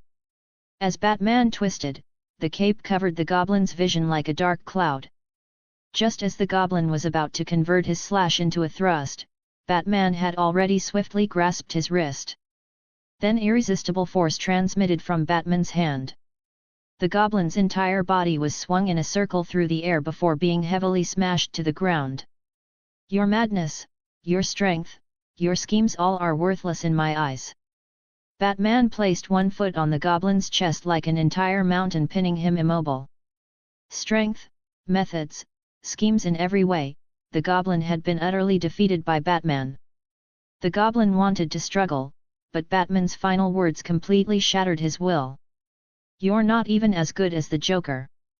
Not even as good as a circus clown. The Green Goblin completely disappeared. Norman Osborn only felt bitterness in his mouth. About to say something, his vision suddenly went black. Batman knocked him unconscious with one strike. Hours later, the unconscious Norman was imprisoned in the new precinct where George Stacy served as captain. The iron cage specially built to hold Squidman now found its use. Batman! Batman! George Stacy looked at a batarang embedded in Norman's suit, trying his best to imagine what kind of terrifying existence this was. Batman now wore a flannel shirt, holding a bouquet of flowers as he knocked on a row house door in Queens Forest Hills community. Creak! The person inside seemed to have been waiting a long time. After a few knocks, the door opened swiftly. Batman looked at the elderly woman who unconditionally doted on him, speaking in Peter's characteristic youthful tone. Aunt May. Chapter 58, Chapter 58. Chapter 58, Identity Exposed. Even though the person Aunt May truly loved was Peter Parker, that young man whose soul had vanished to who knows where, whose body he now occupied. But when Batman saw the concern, care, and worry for him in Aunt May's eyes, even his masterful decades of acting as Bruce Wayne nearly exposed him. Batman quickly raised the flowers in his hand, passing them to Aunt May while using them to hide his face. Sorry, Aunt May. These are for you. Oh, Peter. Aunt May accepted the bouquet, her face blooming with pure, unmixed joy. Then she firmly embraced Batman. Batman's body instinctively resisted this familial embrace. But he couldn't dodge. He needed to play Peter Parker's role properly. So Batman's arms raised somewhat helplessly in the air. Eventually, he gently embraced Aunt May back, patting her back with extremely light force. Well then, how long are we going to stand at the door? Aunt May was first to release her embrace of her nephew, leading Batman inside to sit at the dining table. Then Aunt May brought steaming dishes from the kitchen, passing him utensils, watching Batman expectantly. Peter, I just learned a pizza recipe from TV. Quick, taste how mine turned out. Batman held his knife and fork, looking at the steaming pizza and dishes. He didn't know how many times Aunt May had reheated this food waiting for his return, how long she'd sat alone at the table all so she could immediately open the door when his knock came. This unconditional love. I once possessed it, then lost it. In this strange universe, it appears again like a warm but fragile bubble. Batman made his face display as much smile as possible. Hours ago, the fearsome embodiment that shattered the Green Goblin's will could only play the obedient college student before Aunt May now. I can't defile it, nor can I depend on it. I need to maintain this lie, then keep my distance. Last Saturday's return to Aunt May was to spend Peter's birthday. Batman had fled in panic without even finishing his meal. But he couldn't keep avoiding Aunt May. He had to face this elderly woman eventually. The hand holding knife and fork trembled slightly. Even Batman's astonishing willpower couldn't resist Aunt May's unconditional love. He could only show her a smile, then cut a piece of pizza and eat it. Then Batman revealed a genuinely sincere smile from the heart, praising Aunt May's cooking. "This taste reminds me of the best dessert I ate as a child." "Thank you, Aunt May." A trace of surprise flashed through Aunt May's eyes, but she said nothing more. Instead, she pushed the plate further toward Batman. "Starving, aren't you, child?" Batman nodded. This moment, he no longer considered his customized meal plans. He ate dinner in large bites, sweeping the table's food clean. From start to finish, Aunt May watched Batman with a smile as if she could never look enough at her nephew. Only Batman sat on pins and needles. He was accustomed to Alfred's restrained, deep, tacitly understanding care. But Aunt May's overwhelming, warm, direct love made him feel like being under a sunbath he both craved and found strange, somewhat at a loss. After dinner ended, Batman rose to help Aunt May clear the dishes before proposing to leave. He still had things to do tonight. S.H.I.E.L.D's security firewall was built by his own hands. Tonight he'd thoroughly extract from this multinational secret organization every clue possibly containing leads to returning to his original world. He needed to visit Oscorp's sublevels 2 and 3 to find more super soldier serum data, understanding why Norman became so madly evil after accepting transformation. He needed to handle Hell's Kitchen's remaining forces after Kingpin was sent to the precinct, and fulfill his promise to Silver Sable. He needed to process that New York gang leader list compiled the second day after crossing over, solving them one by one. Batman never stopped. He always had his next plan. "Aunt May, see you next Saturday." Batman opened the door. After embracing Aunt May again, he spoke. But Aunt May didn't release him. She looked up at Batman, considerably taller than herself, wearing a smile yet speaking words that plunged Batman into an ice pit. "You're not my Peter, are you, child?" Boom. The gentle evening breeze blowing on Batman felt like a rainstorm suddenly fell, followed by lightning striking him. His memory contained no Peter content whatsoever. He knew Peter's habitual movements were completely absent from himself. He'd expose himself eventually. Therefore, Batman had feigned illness upon first meeting Harry, fled in panic upon first meeting Aunt May. But Batman hadn't expected to be exposed this quickly.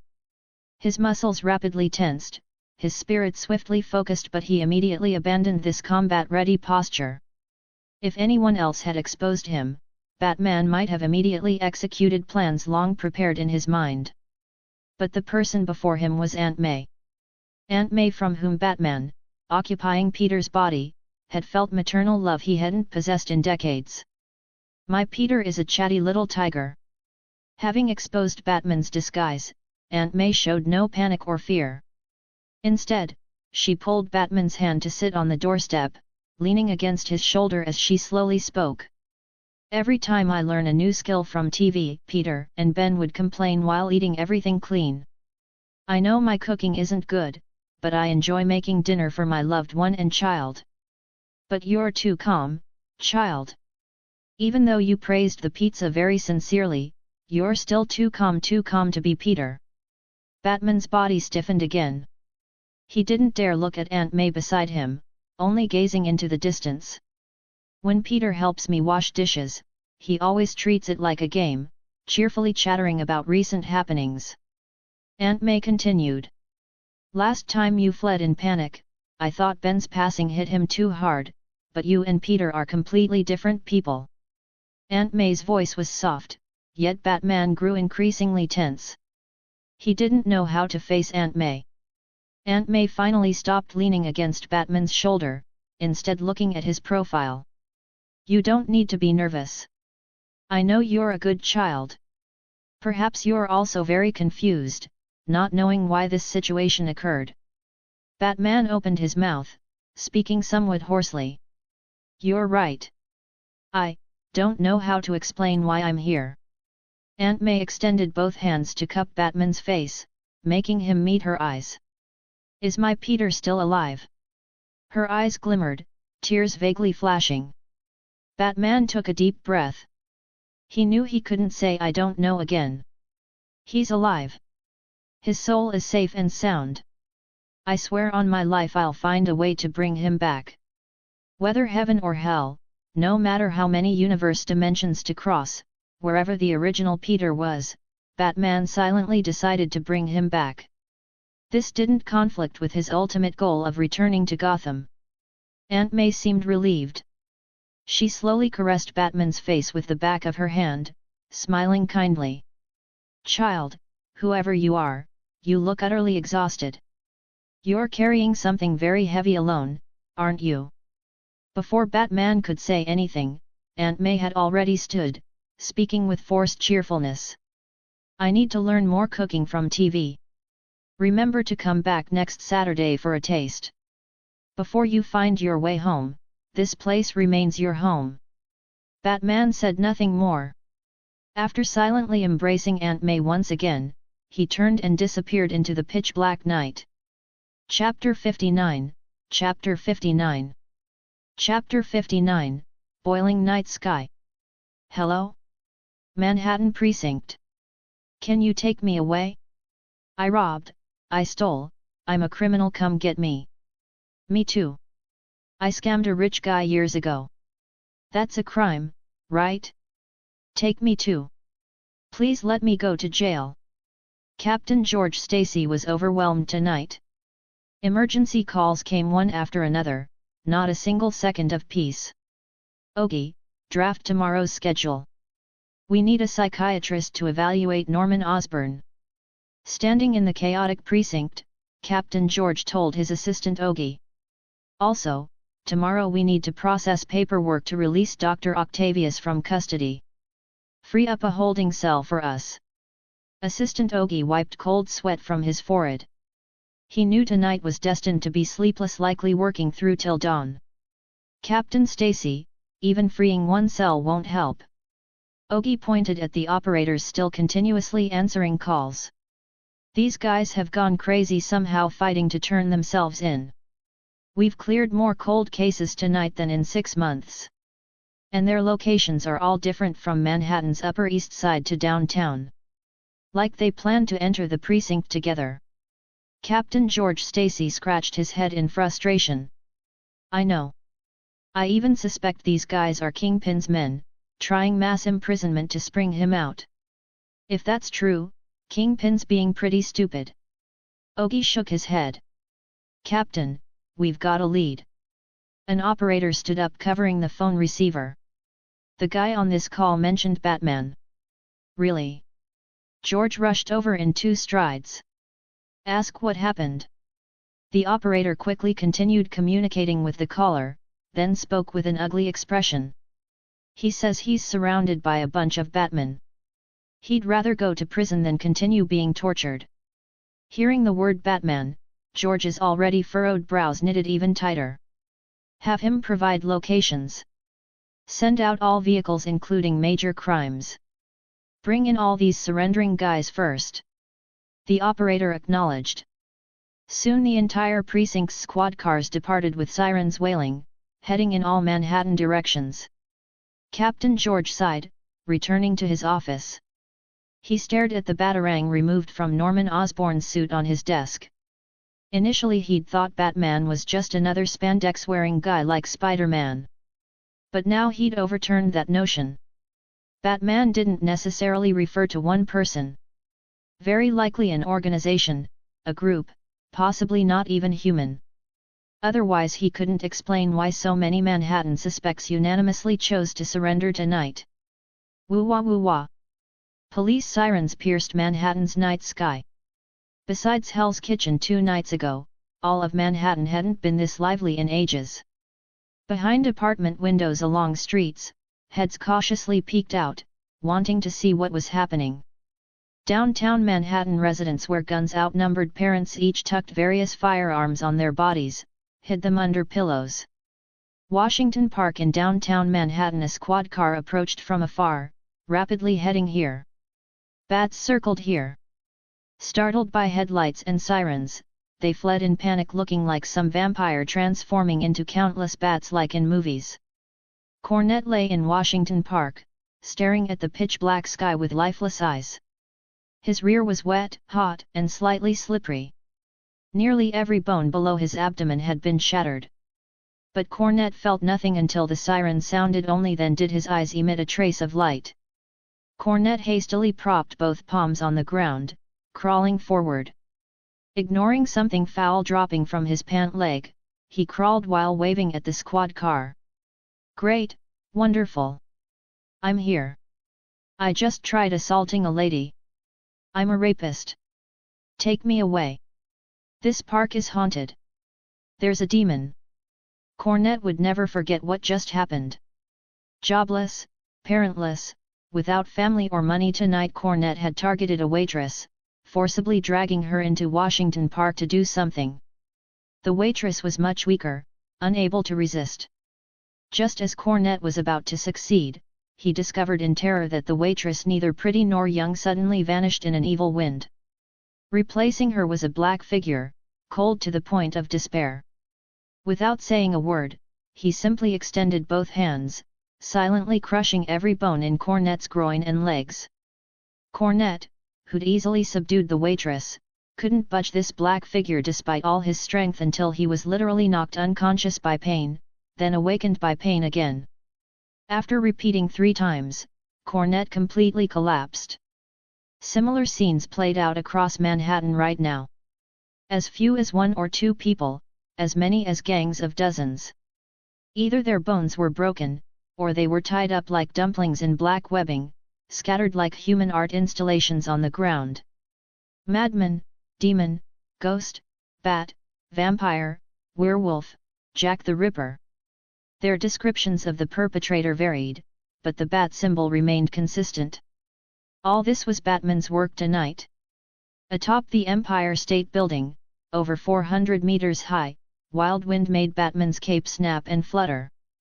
The inferior cape damaged by the Green Goblin added a touch of loneliness to his figure in the night. He looked down at flashing squad cars shuttling between crime scenes. Manhattan's night sky seemed to boil with activity.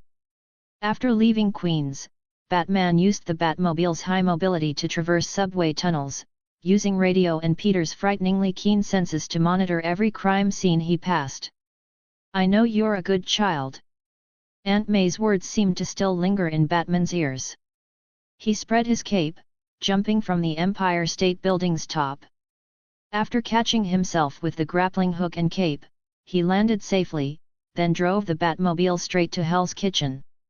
Kingpin had been imprisoned, but his remaining forces still occupied Hell's Kitchen. Turk and Mac had mentioned Kingpin's 2 other subordinates. Turk and Bullseye Lester still posed a threat. Batman wouldn't let them become the next Kingpin. Meanwhile, in Hell's Kitchen, Bullseye held a small tracking device, carefully examining it. He'd just obtained this from Black Cat's white fur collar when brushing past her. "Black Cat, I think you need to explain what this is." Chapter 60, Chapter 60. Chapter 60, The Brick Combining Intelligence and Strength. Hell's Kitchen. Batman was still 600 meters from the micro-tracker planted on Black Cat. But the Batmobile's Oracle AI issued an alert: the tracking device had been destroyed. This meant Black Cat might be in danger. No time to think. The Batmobile's roof opened at high speed. The seat's electromagnetic ejection system launched Batman's body diagonally upward with a boom. Using the grappling hook and Peter's strength, Batman rushed to a building's rooftop at extreme speed. The night he arrested Scorpion Mac and driver Walker, Batman had already memorized the map of Kingpin's highly suspected hideout. He knew which angles provided direct line of sight to that 16-story building, which paths offered the fastest approach. Kingpin's already been defeated by that bat. Most of his bones are shattered. If I were him, I'd rather commit suicide than live the rest of my life as a cripple. Bullseye Lester stood in what was once Kingpin's office, 5 meters from Black Cat. He no longer wore a black suit but a dark blue bodysuit with a black trench coat over it. The micro-tracker tossed up and down in his hand. Bullseye's face showed no trace of amusement. Turk's a great inventor. He can make canes for Kingpin, he can equally make me some handy weapons. He has no interest in continuing to lead Kingpin's remaining forces. But you're different, Black Cat. Black Cat slowly shook her head, looking at the micro-tracker in Bullseye's hand. I have no intention of fighting you for control of Hell's Kitchen's forces. Yes, you won't. Bullseye placed the micro-tracker on Kingpin's desk, then picked up a hood from the desk and pulled it over his face. Black Cat clenched her fingers nervously. The instant Bullseye's hood covered his eyes, she charged forward. Simultaneously, sharp claws extended from her fingertips beneath the black leather suit, cold light flashing. Bullseye was Kingpin's chief assassin, his killer. He possessed far more lethal techniques than Black Cat. Black Cat had only learned martial arts and combat from her father since childhood. Her combat experience fell far short of Bullseye's. But Bullseye was the murderer who directly killed her father, Black Fox. Now that Kingpin and Scorpion Mac were imprisoned, Black Cat's only remaining opponents were Turk and Bullseye. The mastermind Kingpin had already been toppled. Black Cat no longer expected that Batman to keep helping her. She'd decided to act personally. Yet even with his eyes covered, Bullseye seemed to have tracked Black Cat's every movement. Black Cat couldn't even see Bullseye's hand speed clearly. She only glimpsed a blurred arm shadow sweep past that micro-tracker from the desk was already thrown at Black Cat like a bullet, precisely. Black Cat dodged, wanting to continue forward but stopped instead, not daring to act rashly. As Bullseye's hood settled completely, it revealed a new face, everything except the chin covered. The hood was dark blue with 3 concentric circles centered on the forehead, looking exactly like a target. Simultaneously, Batman had reached a building's top 600 meters away. Peter's keen vision let him see Bullseye's figure through the glass window. Currently Bullseye held several playing cards between his fingertips. The seemingly soft paper made Black Cat afraid to move recklessly. Her father's cause of death was his throat sliced by a playing card. She knew Bullseye could turn flying cards into lethal weapons. Batarangs won't fly that far. Reaching there takes time. I need something with mass that can be thrown. Batman lacked attack methods at this range. He looked left and right, then heavily punched a nearby wall, breaking off half a brick from the shattered hole. I need to calculate movement trajectory, wind speed, gravity. Choose the optimal throwing angle and timing. Ensure perfect accuracy. My strength can't be too strong or too weak. The brick needs to shatter glass, then continue forward, hitting Bullseye's forehead. No time for excessive thinking. After calculating everything, Batman gripped the brick, arm drawing back, then hurling it with force. Bang! A muffled sound. The brick shot out like a cannonball, vanishing from sight. Are you a police informant? Or another gang's mole? Bullseye wasn't in a hurry to throw his cards. Unhurried, he spoke. You. Crash. Before Bullseye finished speaking, a palm-sized brick fragment suddenly flew from outside Kingpin's office window, shattering glass and precisely striking the bullseye on Bullseye's forehead. One moment speaking leisurely as if he'd already held Black Cat in his palm, the next moment Bullseye was struck on his forehead's bullseye by the suddenly appearing brick, immediately collapsing to the floor. Black Cat instinctively crouched to hide herself, yet her eyes couldn't help looking toward the brick fragments that shattered into countless pieces after hitting Bullseye's forehead. Where'd that brick come from? That was her only thought right now. Whoosh! Batman's figure crashed through the window. He looked at Bullseye's forehead shattered by the brick, lying unconscious on the ground. Even calm as Batman was, seeing the bullseye on Bullseye's forehead, he fell silent for a moment. You must be wondering why he painted a target on his head. Black Cat stood from her hiding spot after seeing the newcomer was Batman. Batman gave an almost imperceptible nod. Honestly, I don't know either. Black Cat kicked Bullseye, then found rope to bind him tightly before speaking. Where's Turk? Batman stopped focusing on this guy knocked out with one hit, instead asking Black Cat about Turk's whereabouts. Don't know. Black Cat answered honestly. After you defeated Kingpin at Oscorp, Turk disappeared. By the way, was it also you who worked with that security company president and lawyer to prosecute Kingpin? Batman didn't deny it. He used black webbing to bind Bullseye again, preventing Black Cat's binding from being insufficiently secure before speaking. I need your cooperation. What kind of cooperation? Batman's voice was unusually low, yet his words made Black Cat's eyes brighten. Announce you defeated Bullseye. Fully take over Kingpin's forces. Have those gang members assemble pretending to launch a territory expansion operation. Then let the precinct net them all. What about you? Black Cat quickly asked, fearing Batman would vanish again before finishing. I have other plans. Batman finished speaking. His wide cape rose, his figure also vanishing from the window. The long night stretched on. Batman was going after S.H.I.E.L.D. now. 15+ advanced chapters at patreon.com/edenpieces. Chapter 61, Chapter 61. Chapter 61, Project Goliath. Late night, in unknown waters, a massive aircraft carrier floated quietly on the sea. The circular white-headed eagle emblem on its deck displayed its identity as belonging to the Strategic Homeland Intervention, Enforcement, and Logistics Division. Clint Barton, there's something I need you to do for me. Inside the carrier's command room, graying templed Director Nick Fury addressed his veteran agent. Clint Barton, codenamed Hawkeye, wore a deep purple sleeveless tactical suit. Currently idle, he leaned against a wall with arms crossed. Hearing Director Fury's orders, Hawkeye looked up at him, speaking 3 words. Time, location, target. Tomorrow you're going to Dharavi in Mumbai, India. It's the world's 2nd largest slum. The Hulk very likely appears there. I want you to arrest and bring him back. Try not to make too much commotion. We need to find the Hulk before General Ross. Natasha will execute this mission with you. Director Fury kept both hands behind his back. Hawkeye Clinton nodded, still not moving from the wall. What about today? Today you need to help me deeply inspect the network security system Tony Stark made for me, preventing any viruses from being planted inside.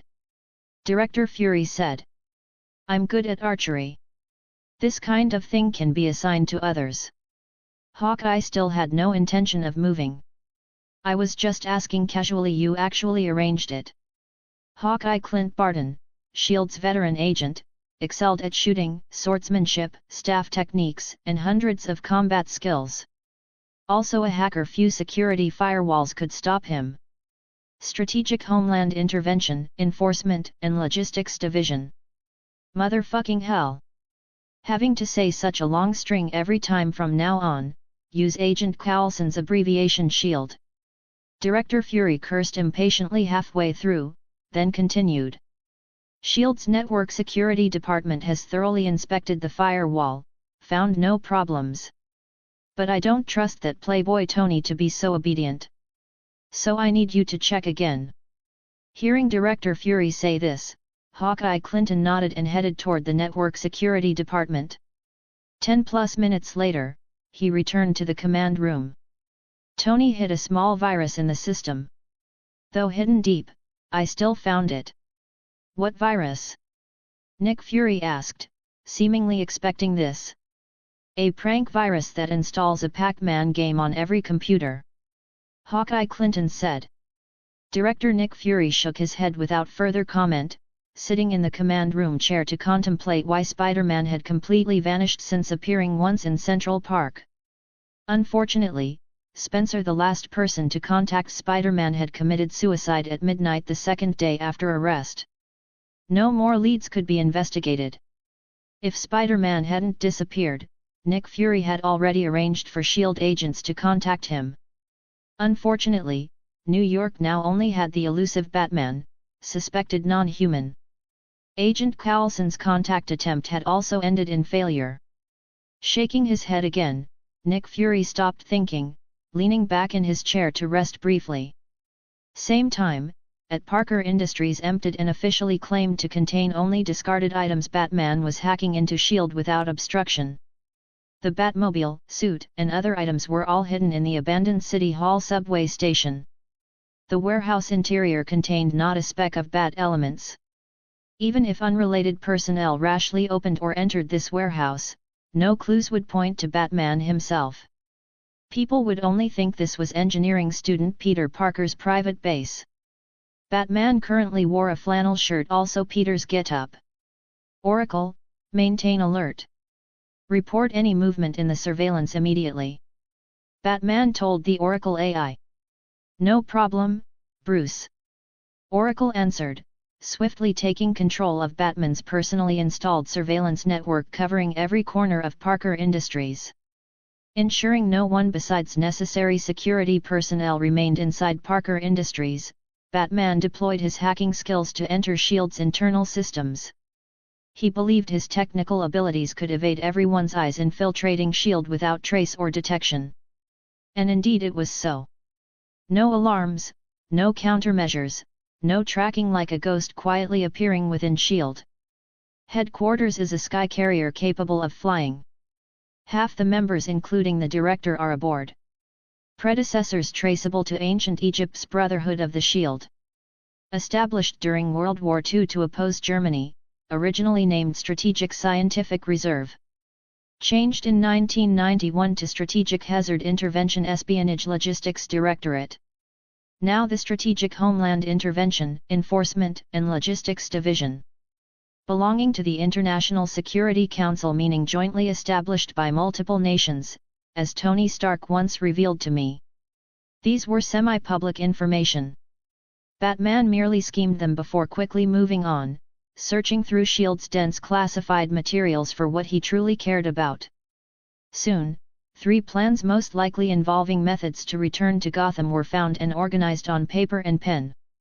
Project Goliath, Project Pegasus, Project SWORD. Project Goliath, jointly led by Hank Pym and Howard Stark.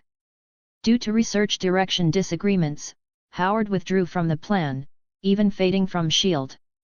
So despite his father being S.H.I.E.L.D's founder, Tony Stark knew little about this organization. Batman analyzed these 3 plans one by one.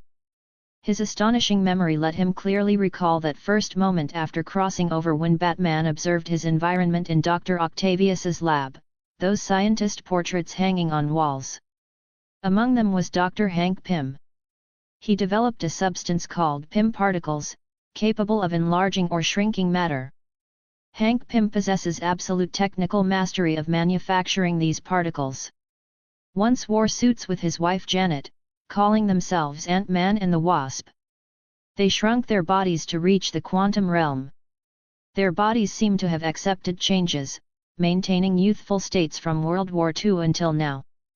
Batman had already closed the computer, sketching his plans on paper with pen. Similar abilities to Atom. Project named Goliath can't rule out Ant-Man. Dr. Pym possessing growth abilities. The quantum realm might contain methods to return to Gotham. Google shows Pym owns Pym Technologies. I can attempt collaboration after Parker Industries develops. But just in case, I need methods to restrain Ant-Man after shrinking or growing, and need to prevent Ant-Man from appearing anywhere in the world riding electrons like Atom. Oracle, establish Project David. In the Bible, giant Goliath was once defeated by a shepherd boy named David. Batman didn't directly view Dr. Pym as a threat, but he'd seen too many superheroes willingly degrade themselves after suffering certain blows. Batman needed to have response plans in advance. Chapter 62, Chapter 62. Chapter 62, Harry Osborn's mental issues. Late night, Hell's Kitchen. Unlike the quiet serenity inside Parker Industries in Brooklyn's industrial district where Batman currently resided. Also unlike other Manhattan areas belonging to Hell's Kitchen where squad cars roared and sirens wailed continuously. Here in a football field, trash everywhere, vegetation overgrown, sewage and excrement visible throughout. A buzzing mass of over 300 gang members with various criminal records had gathered. Their crimes ranged from murder, arson, robbery, theft, fraud. They came from different places: Manhattan, Brooklyn, Queens, even beyond New York, beyond America. Hell's Kitchen itself was Manhattan's slum. Immigration, ethnic conflicts, poverty made crime rates extraordinarily high here. Over 300 people with records weren't even all of Hell's Kitchen. They'd all once obeyed Kingpin. Besides original driver Walker, intelligence specialist Scorpion Mac, chief assassin Bullseye Lester, and engineer inventor Turk, they formed the relatively core components of Kingpin's gang. But now Black Cat had assembled them here. This young woman who'd only recently gained Kingpin's trust stood with one foot on Bullseye Lester, watching people below discussing in low voices. With Kingpin sent to the precinct, his gang members had planned to return to their previous small groups and gangs. But Black Cat's summons left them scratching their heads. Black Cat looked at this group chaotic without Kingpin.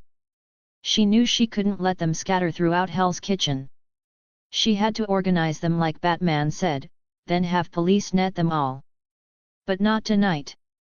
Manhattan precinct holding cells were almost completely full. Criminals were queuing to surrender in batches. The precinct couldn't spare energy tonight to arrest these Hell's Kitchen folks. Black Cat had to stabilize them first. Look at your dejected appearances. Kingpin's in the precinct, but he already anticipated this situation. He'll be out eventually. Until then, I'm managing the gang in his place. Black Cat borrowed authority, doing her utmost to deceive this group with criminal records. Bullseye wanted to quit the gang, so he ended up like this. She lifted the foot on Bullseye, then heavily stomped down. Crack! One of Bullseye's ribs broke under Black Cat's foot. MMPH. Bullseye woke from pain.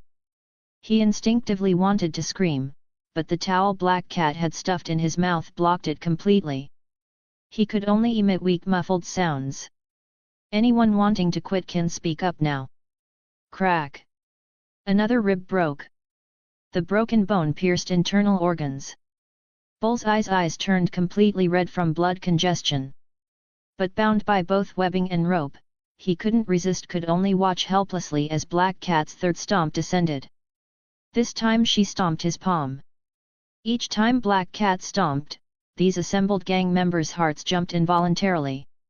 Their eyes flickered, not daring to look directly at Black Cat. Black Cat showed no mercy. Bullseye Lester was the direct murderer of her father Black Fox. If she didn't need him to intimidate these gang members, Black Cat would have already killed him. But judging from her current stomping intensity, even if Bullseye survived, he'd become a vegetable, spending the rest of his life bedridden. If no one speaks, I'll assume no one's quitting, yes. Black Cat kicked Bullseye aside with her final stomp. Don't cause me any trouble recently, or Kingpin won't spare you after prison release. Black Cat used Bullseye Lester to scare off those wanting to opportunistically leave the gang, as if that could erase their criminal pasts while continuing to bluff using Kingpin's name. Under her two-pronged approach, Kingpin's gang members indeed didn't quit. Each obedient like little lambs. What a shame. After dispersing them, Black Cat sighed somewhat regretfully.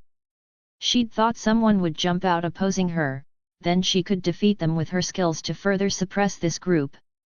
Black Cat felt somewhat powerless facing Chief Assassin Bullseye, but handling these ordinary people was more than sufficient.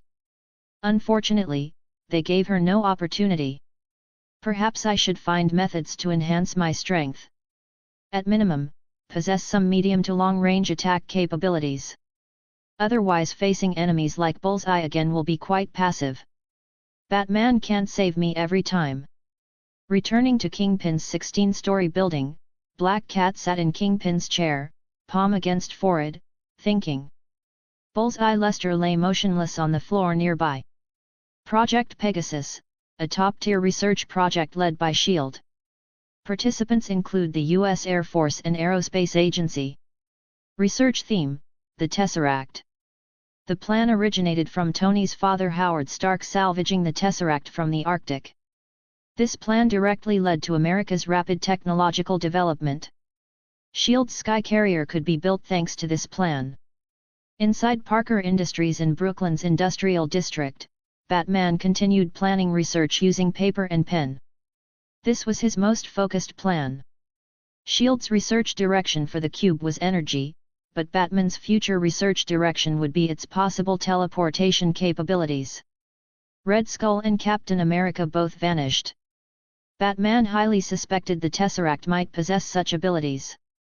Most critically, from materials investigated within SHIELD's interior, Project Pegasus's research base was in New York's Adirondack Mountains. Before Parker Industries developed into Parker Corporation, Batman could even attempt infiltrating with a false identity for close contact with the Tesseract. The final Project SWORD was established based on Project Pegasus. According to data, aliens also exist in this world. Current director Nick Fury contacted them before becoming director. Last year 2005, after Nick Fury became director, he established Project SWORD Research Direction, Interstellar Threat Monitoring and Response, monitoring extraterrestrial threats. But current research progress still remains at the spaceflight stage. Unlike Project Goliath, which couldn't be contacted temporarily, subsequent projects Pegasus and SWORD both clearly indicated aliens existed in this world. In a sense, Batman, whose soul didn't belong here, also counted as alien. I need to calculate this world's underlying physical rules and mathematical foundational structures to determine whether this world and my original world exist within the same physical framework. Thus judging whether I'm in the same universe on different planets, or parallel worlds in different universes. Again igniting flames to burn all these paper sheets covered in writing to ashes, Batman gathered the ashes together, left Parker Industries, and dumped them into sewers. Dawn had broken slightly. Batman purchased a Daily Bugle, sitting in a taxi reading while heading toward Osborn Manor. He needed to visit Harry Osborn as Peter Parker. Having experienced family corporation collapse plus Father Norman murdering and imprisoned, two events sufficient to devastate ordinary people, Batman had to visit him, preventing Harry from developing any psychological problems. Gotham had too many supervillains born from family upheavals. Batman didn't want New York gaining another one. Chapter 63, Chapter 63. Chapter 63, New York's Psychiatric Hospital. Captain Stacy, we've now confirmed the information Batman provided about Norman Osborn being the murderer of Sub-Level 3 and the Smythe family is accurate. Currently all Manhattan precinct holding cells are full. Should we transfer him directly to prison? In Manhattan Precinct's captain's office, Assistant Ogie proposed. Captain George Stacy glared at his assistant. Are you joking? Did you forget what I said last night? Contact a psychiatrist to analyze his mental state. Ogie took a deep breath. He'd worked all night with almost no sleep, still had to work this Saturday, plus there were the criminal evidence records from last night's string of arrests to organize. His temper was quite explosive right now, but he still controlled his attitude. But Captain, we really have no spare holding cells. Dr. Octavius will be sent to the hospital soon to remove his tentacles. That'll free one cell. But Norman himself still occupies one. If prison won't work, I suggest sending him to a psychiatric hospital. A perfectly fine scientist billionaire suddenly became a mass murderer. I strongly suspect he has mental problems. Confronted by Assistant Augie's slightly sharp tone, George Stacy instead slapped the desk. Good idea. I remember there's a psychiatric hospital in New York's northern suburbs managed by NYPD. Find their phone number somehow and send all those suspects with mental abnormalities there. The Northern Suburbs Psychiatric Hospital, you mean Ravencroft Institute? That's indeed quite suitable for those mentally abnormal criminals. Assistant Ogie nodded. Then we'll have the criminals squeezed together first. I'll arrange for psychiatrists to evaluate them one by one. I suspect half of those arrested last night need to go there. Until now, some still insist they encountered ghosts calling themselves Batman. Under normal circumstances, an ordinary precinct might not hold even one criminal with mental problems in a year. So much so that Captain George Stacy and Assistant Ogie hadn't thought in that direction initially. Ravencroft Institute, nominally a psychiatric hospital, but actually more like a prison. There were guards, psychiatrists, high walls, and armed sentries on patrol. It was a very suitable place to hold someone like Norman Osborn, who suddenly became a murderer, showed no discernible motive or psychology after being imprisoned, yet expressed immense regret. Even Dr. Octavius, if not for S.H.I.E.L.D.'s issued documents rapidly completing legal procedures, could have been sent there too. By the way, Captain, what about Kingpin? Theoretically he could also be held in Ravencroft Institute. Assistant Ogie was about to leave the captain's office when his steps suddenly halted and he turned to ask. Theoretically no, his mental state is very stable, Captain George said. What about practically? Practically also no. I'm not making any bullshit subtext. Captain George Stacy cursed, then slapped his forehead remembering something, calling back the departing Ogie again. Oh right, notify Norman and Kingpin's family or lawyers. The legal procedures that need progressing must progress. I don't want to be sued in turns by gang lords and business elites. Assistant Ogie seemed to have expected this. I know, Captain. This matter's already being arranged. Kingpin has his own lawyer. Norman Osborn, you might not know, but yesterday Oscorp held another board meeting, successfully voting to kick Norman off the board. Those businessmen's brains are full of profits. After information about Norman being imprisoned spread, the board directly manufactured public opinion announcing Norman mentally disturbed and stripped all his powers, of course, including refusing to provide him a legal team. So I could only contact his only immediate family member, Harry Osborn. Captain George nodded. Only after Ogie left did he mutter to himself. Squidman, Dr. Octopus, Green Goblin Norman, Kingpin, Hammerhead, just these few days, Batman sent me so many talented individuals. New York really needs to build a prison specifically for holding this type of exceptionally skilled super criminals. Peter, the precinct already contacted me. They're arranging psychiatrists to evaluate my father. They'll very likely transfer him to Ravencroft Institute. Inside Osborn Manor's reception hall, Harry Osborn spoke to Batman with a gloomy face. After Green Goblin Norman Osborn returned that night, the precinct was bombed and was repelled by Batman. Batman had never come to remove the surveillance network installed at Osborn Manor. Partly to monitor whether Green Goblin Norman would secretly return home, partly also to monitor Harry Osborn. Currently Norman had been sent to the precinct. Batman's visit wasn't just as a friend seeing Harry, he also needed to remove the surveillance network. But seeing Harry's current appearance, Batman decided to keep the surveillance network for a while longer. Harry's physique had thinned considerably from days ago. His unexercised body plus sleepless nights made his face extremely pale. His hair was messy than a bird's nest. His clothes were still the same ones from their last meeting. Peter, can you understand how upset I was when I learned Oscorp had consecutive human experimentation and murder cases exposed? Even the Smythe family brutally killed this whole string of events. One morning I woke up and saw Father lying in the hallway. I thought these matters troubled him. I tried comforting him. But now the truth's out, he was the mastermind behind everything. Harry Osborn's fingers turned white from excessive force. His entire body trembled slightly. But he's also my only family. Peter, I really don't know what to do. Why does the person bearing all this have to be me? It's not fair. The person bearing everything isn't just you, Batman silently responded in his mind. That Christmas when he was 8, Bruce Wayne had also asked himself why he specifically had to bear the pain of losing both parents. Harry, listen. Do you remember Dr. Octavius? The one you introduced me to, the famous Dr. Octopus from recent news. Batman sat beside Harry Osborn, maintaining some distance rather than directly embracing him to ease his pain. That wasn't what he was good at. Dr. Octavius underwent psychiatric evaluation and legal procedures. He was determined to be controlled by tentacles, having lost subjective behavioral capacity. Your father Mr. Norman's situation is similar. What we need to do now isn't collapse. We need to figure out what changes happened to Mr. Norman. Batman's words seemed to give Harry some hope.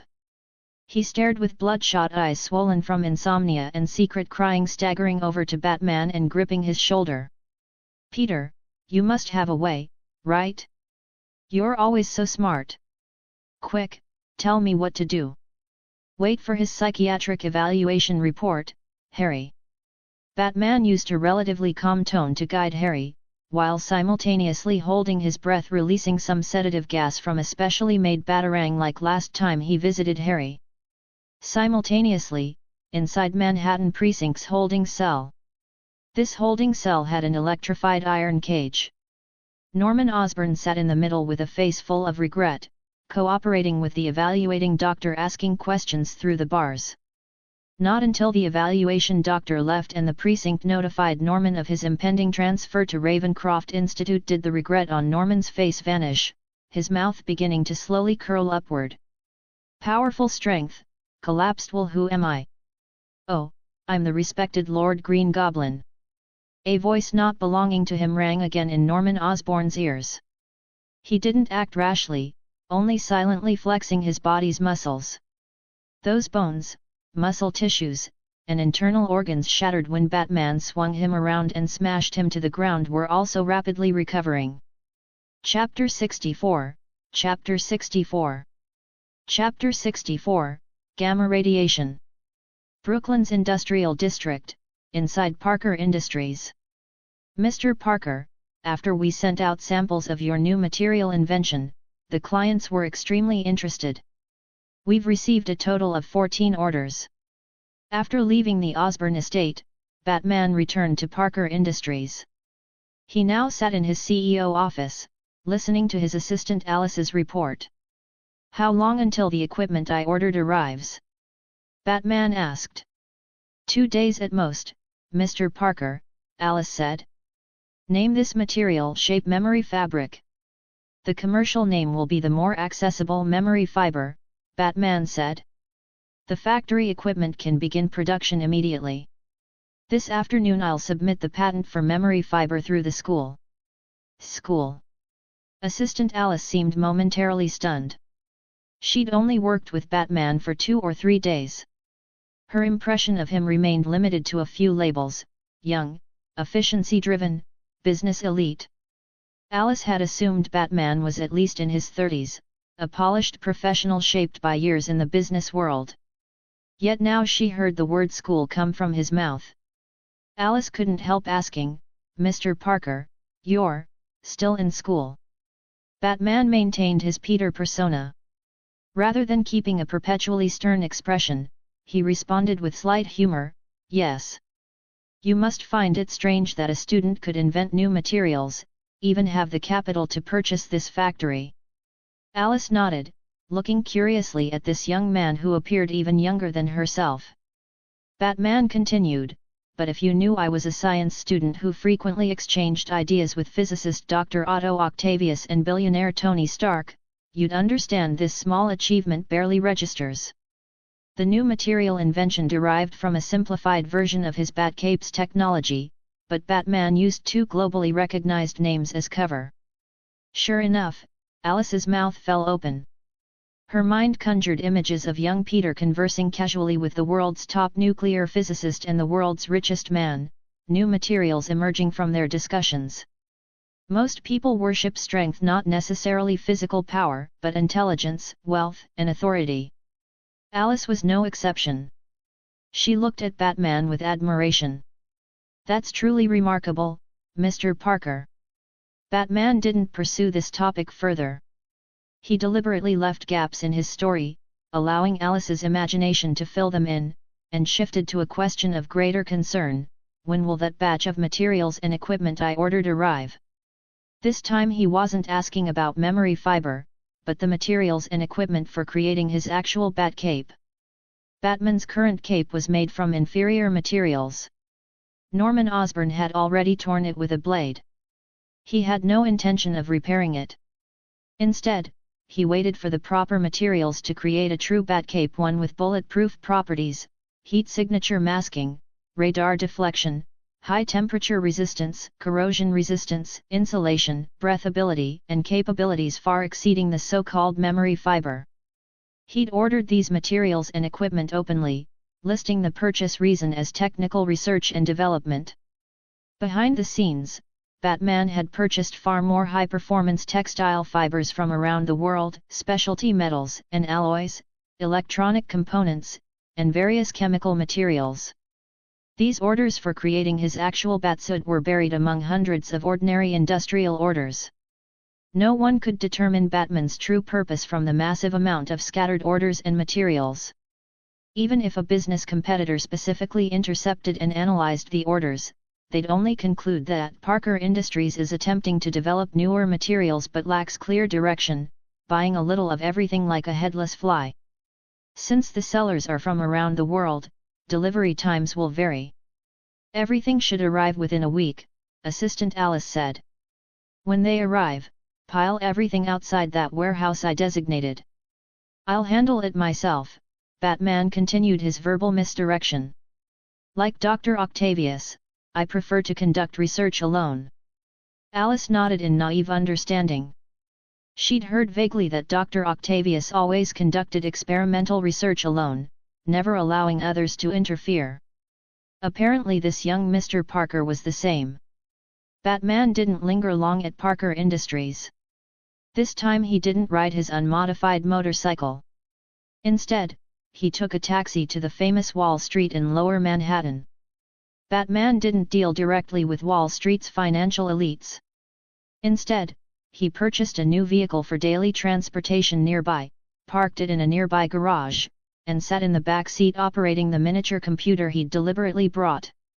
He would communicate through heavily encrypted channels with a Wall Street financial intermediary to establish several trusts and register dozens of shell companies in the British Virgin Islands, Cayman Islands, and Bermuda. Through layers of shell companies and trusts, Batman's ultimate goal was to purchase, in batches, the large and small parcels of land surrounding the abandoned City Hall subway station. With Parker Industries and Dr. Octavius's nuclear fusion energy as two pathways for rapidly building a business empire, Batman was preparing in advance to construct his Batcave. He wasn't just buying the City Hall subway station property. Batman also purchased land in Westchester County, a middle to upper class community whose residents consisted mainly of retired professors, doctors, lawyers, and other middle class professionals. Purchasing City Hall property was for building the Batcave. Purchasing the Westchester County community was to relocate Aunt May. He would thoroughly protect this elderly woman who, even after discovering that the soul inside Peter's body wasn't her nephew, still called him good boy. By the time Batman completed payment to the Wall Street financial intermediary through financial transactions that jumped through 16 different transfers, darkness had fallen again. Batman returned to the driver's seat. When passing City Hall station, he left the car on the roadside, then switched to the Batmobile parked in the abandoned subway station. Wearing his Batsuit, he headed straight for Oscorp. Unlike Dr. Octavius being controlled by his tentacles, Batman had determined before sending Norman Osborn to the police that his madness had no connection to his armor. The problem either stemmed from psychological issues after receiving the super soldier serum enhancement, possibly even a new personality, or from the serum itself. Night fell. Business genius Bruce Wayne disappeared, replaced by Detective Batman. This time Batman didn't rapidly sweep through Oscorp's 60 floors from top to bottom. Instead, he went directly to the 25th floor. Before Oscorp's underground disaster erupted, Batman had twice seen a group of researchers on the 25th floor during late nights, either discussing something intensely or conducting computer simulations. The floor was now empty. Batman temporarily didn't use his portable computer. Instead, he used the existing computers to search for serum-related information. All content related to the serum has been deleted. Minutes later, Batman frowned slightly at the laboratory computer now stripped of all useful information. This didn't stump him. Batman didn't even need to use his suit's portable computer. He directly wrote a data recovery program using the laboratory computer. Experiment log. General Ross contacted Oscorp. America needs a new generation of strategic assets. Captain America's legacy cannot remain merely a legend. We obtained partial fragmented data from Dr. Erskine's original formula, but we know nothing about the critical Vita rays. We need a type of radiation to replace it. This is the key for Oscorp to reach the pinnacle of the defense industry. We must succeed. Experiment failed. Experiment failed. Multiple entries. Information flashing on the computer screen didn't remain for more than a second. Peter's enhanced senses combined with Batman's analytical mind allowed him to rapidly review hundreds of pages of experimental data. Obtained new information: the Hulk, once captured by General Ross, mutated from gamma radiation. We can attempt to use gamma radiation to replace the Vita rays used 60 years ago. Experiment failed. Multiple entries. The page mentioning gamma radiation lingered before Batman's eyes for several seconds. He continued reviewing the content below. One successful case with laboratory mice. Experiment failed. Multiple entries. Attempting human experimentation with homeless subjects.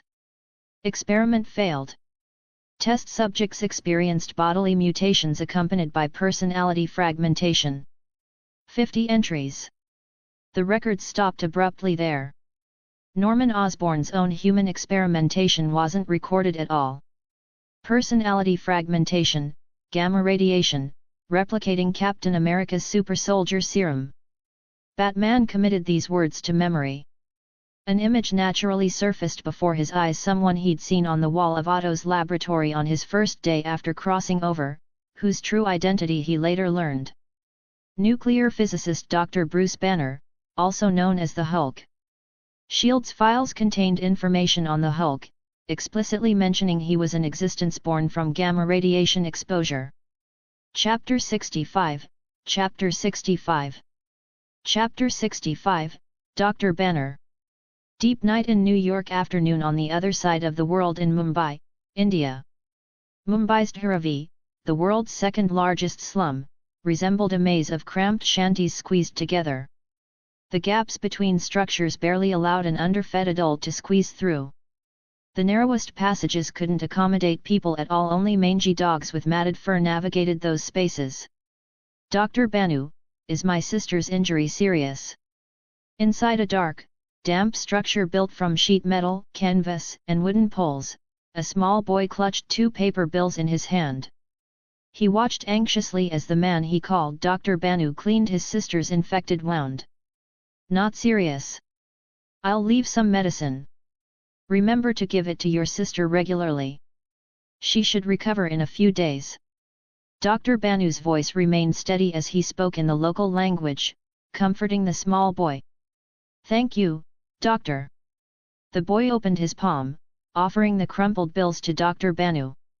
Dr. Banu gathered his medical supplies, staring at the offered money for several seconds before reaching out to ruffle the boy's hair.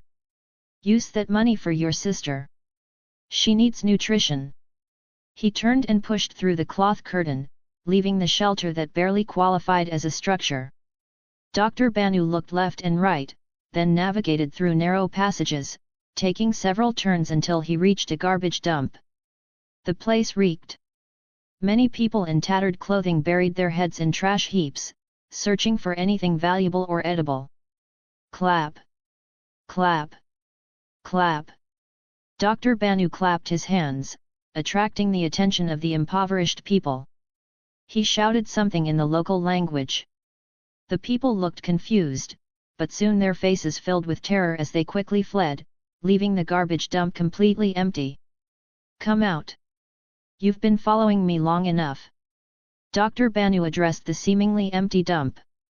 Are you Ross's people, or some other military organization?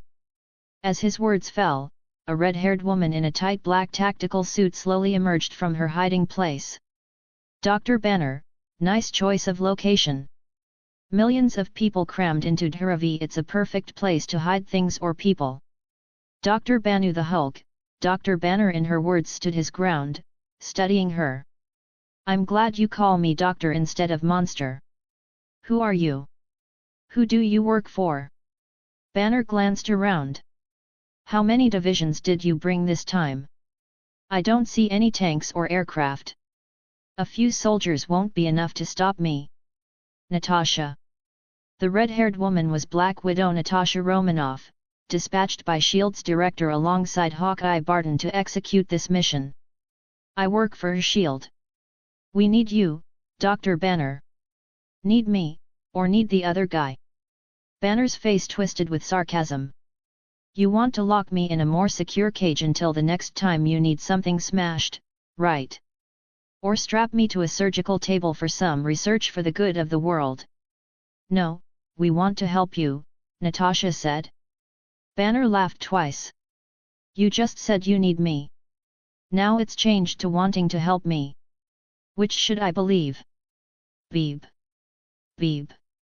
Beep. Electronic alerts sounded from Banner's wrist. He lifted his arm to check the watch he'd modified into a heart rate monitor, then stepped back slowly. The other guy doesn't like being caged. And I don't like being used. I suggest you leave before he comes out. Dr. Banner. Natasha stepped forward, trying to approach Banner, but he raised his hand to stop her. Don't come closer. Beep beep beep. The alerts from Banner's wrist accelerated. A flash of green appeared in his eyes. Breathe in. Breathe out. Breathe in. Breathe out. Bruce Banner closed his eyes. After several deep breaths, his emotions settled. He stared at Natasha and slowly shook his head. Tell me why you're really here. Natasha remained where she stood, maintaining distance from Banner. She swallowed, struggling to stay calm. It's a long story, but do you know about the Tesseract? S.H.I.E.L.D.'s latest research shows it emits gamma radiation. No one in the world understands gamma radiation better than you. I don't know anything about a Tesseract. I don't plan to learn about it, and I won't help you research it. Banner retreated again. Leave. I'm saying this for the last time. We'll help you find a cure. Natasha didn't dare move, but her tone grew urgent. We won't let you lose control again. I can't trust you. Banner said. I've maintained this status quo for 3 years. If you hadn't found me, maybe I could have lived like this indefinitely. Lose control. Thwib. Before Banner finished speaking, an arrow shot from behind, embedding itself deep into Banner's muscle. Beep beep beep beep.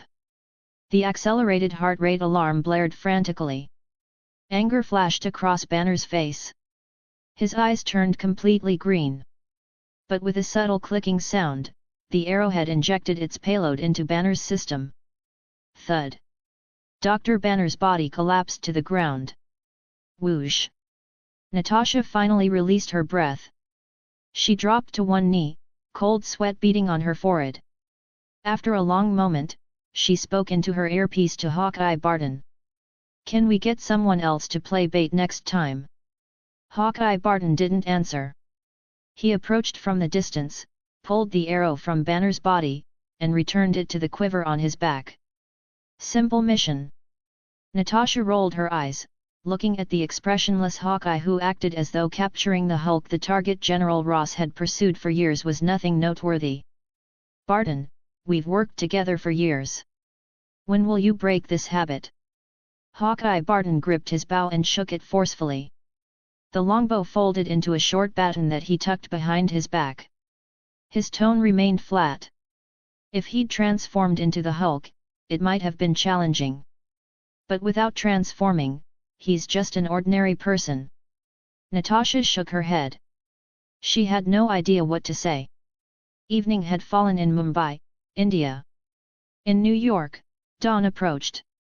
Manhattan District, beneath the police-sealed Oscorp Tower. I don't know much about gamma radiation. These electromagnetic waves with extremely short wavelengths and high energy possess tremendous penetrating power radiation released during atomic nuclear energy level transitions. Based on Oscorp's experiment logs, even if I destroy Norman Osborn's evil personality, he'll likely develop another evil personality under the gamma radiation-affected serum.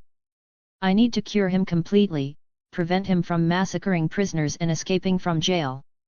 Given time, I could become an expert in gamma radiation. But time is critical. I need to find Dr. Banner, get him to help me research an antidote for Norman. Dr. Banner is also a nuclear physicist. He could partner with Dr. Octavius perfectly. His other identity as the Hulk also requires countermeasures. Close contact will give me sufficient understanding of him. From the 60th floor down to the third basement level, Batman had spent the entire night searching for any formulas, data, or samples of the super soldier serum. Dawn now approached. After Kingpin's stock purchase was frozen and Norman Osborn was kicked off the board of directors, Oscorp now faced a power vacuum. If I were General Ross, I'd seize this opportunity to move military forces into Oscorp, Batman thought.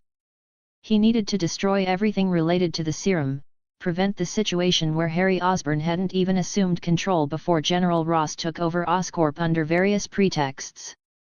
Destroying all the data would buy Batman response time, even if General Ross did take over the company.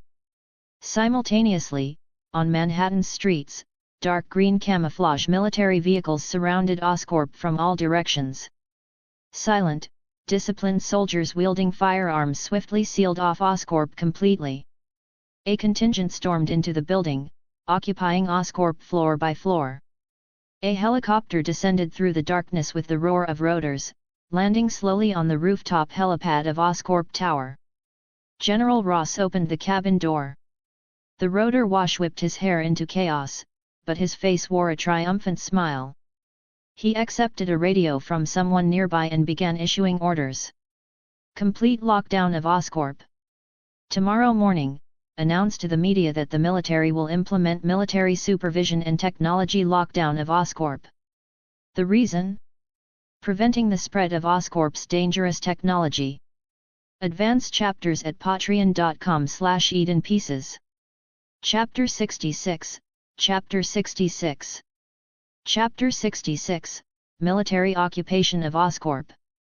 The instant soldiers burst into Oscorp's lobby, Batman heard them from the second basement level. Peter's spider sense detects the threat. These people come with hostile intent, armed with firearms. With spider sense and acute hearing, Batman analyzed the footsteps and subtle metallic sounds in his mind. He showed no panic. He knew exactly who sent these soldiers and their purpose. General Ross had chosen to occupy Oscorp by force, just as Batman predicted. Though General Ross acted quickly, not waiting until daylight but seizing the building during the empty night hours, Batman was faster. He'd already destroyed all super soldier serum data and samples throughout the building except for the third basement level. Even with soldiers now sealing the entire building, Batman methodically continued his work. After finishing the second basement level, he headed directly to the third. Click. Pressing a button on his batsuit, Batman processed the damaged equipment on the third basement level, equipment now serving as part of Norman Osborn's murder evidence. 3 minutes later, all super soldier serum data on the third basement level was erased. Thud thud thud. Soldiers' footsteps approached the third basement level. Batman pressed another button on his batsuit, then concealed himself in shadow. The instant soldiers entered the third basement level, Batman brushed past them. The tattered cape Norman had slashed fluttered wildly behind him. Batman carefully controlled his strength, knocking the soldiers unconscious. Then he unleashed Peter's speed advantage, becoming a black blur racing toward the second basement level. Soldiers were already stationed there.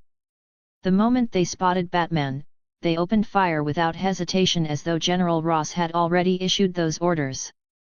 Using Peter's spider sense and Batman's years of experience dodging gunfire in Gotham, Batman anticipated bullet trajectories the instant soldiers pulled their triggers. He continued using Peter's speed to slip past the soldiers, rushing toward the first basement level. Simultaneously, the two buttons Batman pressed earlier took effect. First, a massive swarm of bats converged on Oscorp Tower from throughout the city, alarming the soldiers sealing the ground level. The brutal-looking Batmobile approached in stealth mode, then suddenly illuminated crimson lights like demonic eyes fixed on the soldiers. The bat symbol integrated into the front scoop was unmistakably prominent. Riot suppression mode activated instantly. Armor panels on the Batmobile's surface shifted aside, revealing countless gun barrels extending from the hood, doors, wheels, and various locations. The entire vehicle transformed into a mechanical porcupine. These 42 guns confiscated from the arms deal between Black Cat and Joseph had been modified by Batman and installed throughout the vehicle. Rat-tat-tat. Riot mode unleashed rubber bullets in a torrent. Though non-lethal, they could still injure at close range. Soldiers could only take cover behind their armored vehicles while radioing General Ross. General. The main entrance of Oscorp Tower is under attack. Requesting support. Attack. General Ross currently sat on the 60th floor in Norman Osborn's private office, reviewing various contracts and documents. At the soldier's report, his brow furrowed. Didn't I order you to shoot anyone who interferes? Can you see who's attacking? The radio voice came through fragmented, it's a swarm of bats driving a car. General Ross's frown deepened. Before he could respond, another voice came through the radio, General, the second basement level is under ATT bang. The reporting soldier seemed to take a hit, cutting off mid-sentence. Then the first basement level same situation, attacked before finishing the report. Stay calm. Ground forces, listen up. Block all exits. Aim your weapons at the stairs and elevator from the first basement level. General Ross shouted. But, General, that car is charging at us with the bats. The soldier's terrified voice came through, followed by a tremendous crash. The communication system went completely silent. What the hell do you mean the car is being driven by bats? General Ross slammed the radio to the floor. He snatched binoculars from a subordinate's chest and strode to the window, looking down. Just as the soldiers reported, General Ross saw through the binoculars a massive swarm of bats surrounding a black armored muscle car charging into Oscorp Tower. As it charged, the roof opened rapidly, exposing an empty cockpit inside. From the soldier's perspective, it looked exactly like an unmanned vehicle surrounded by swarming bats rushing into the building.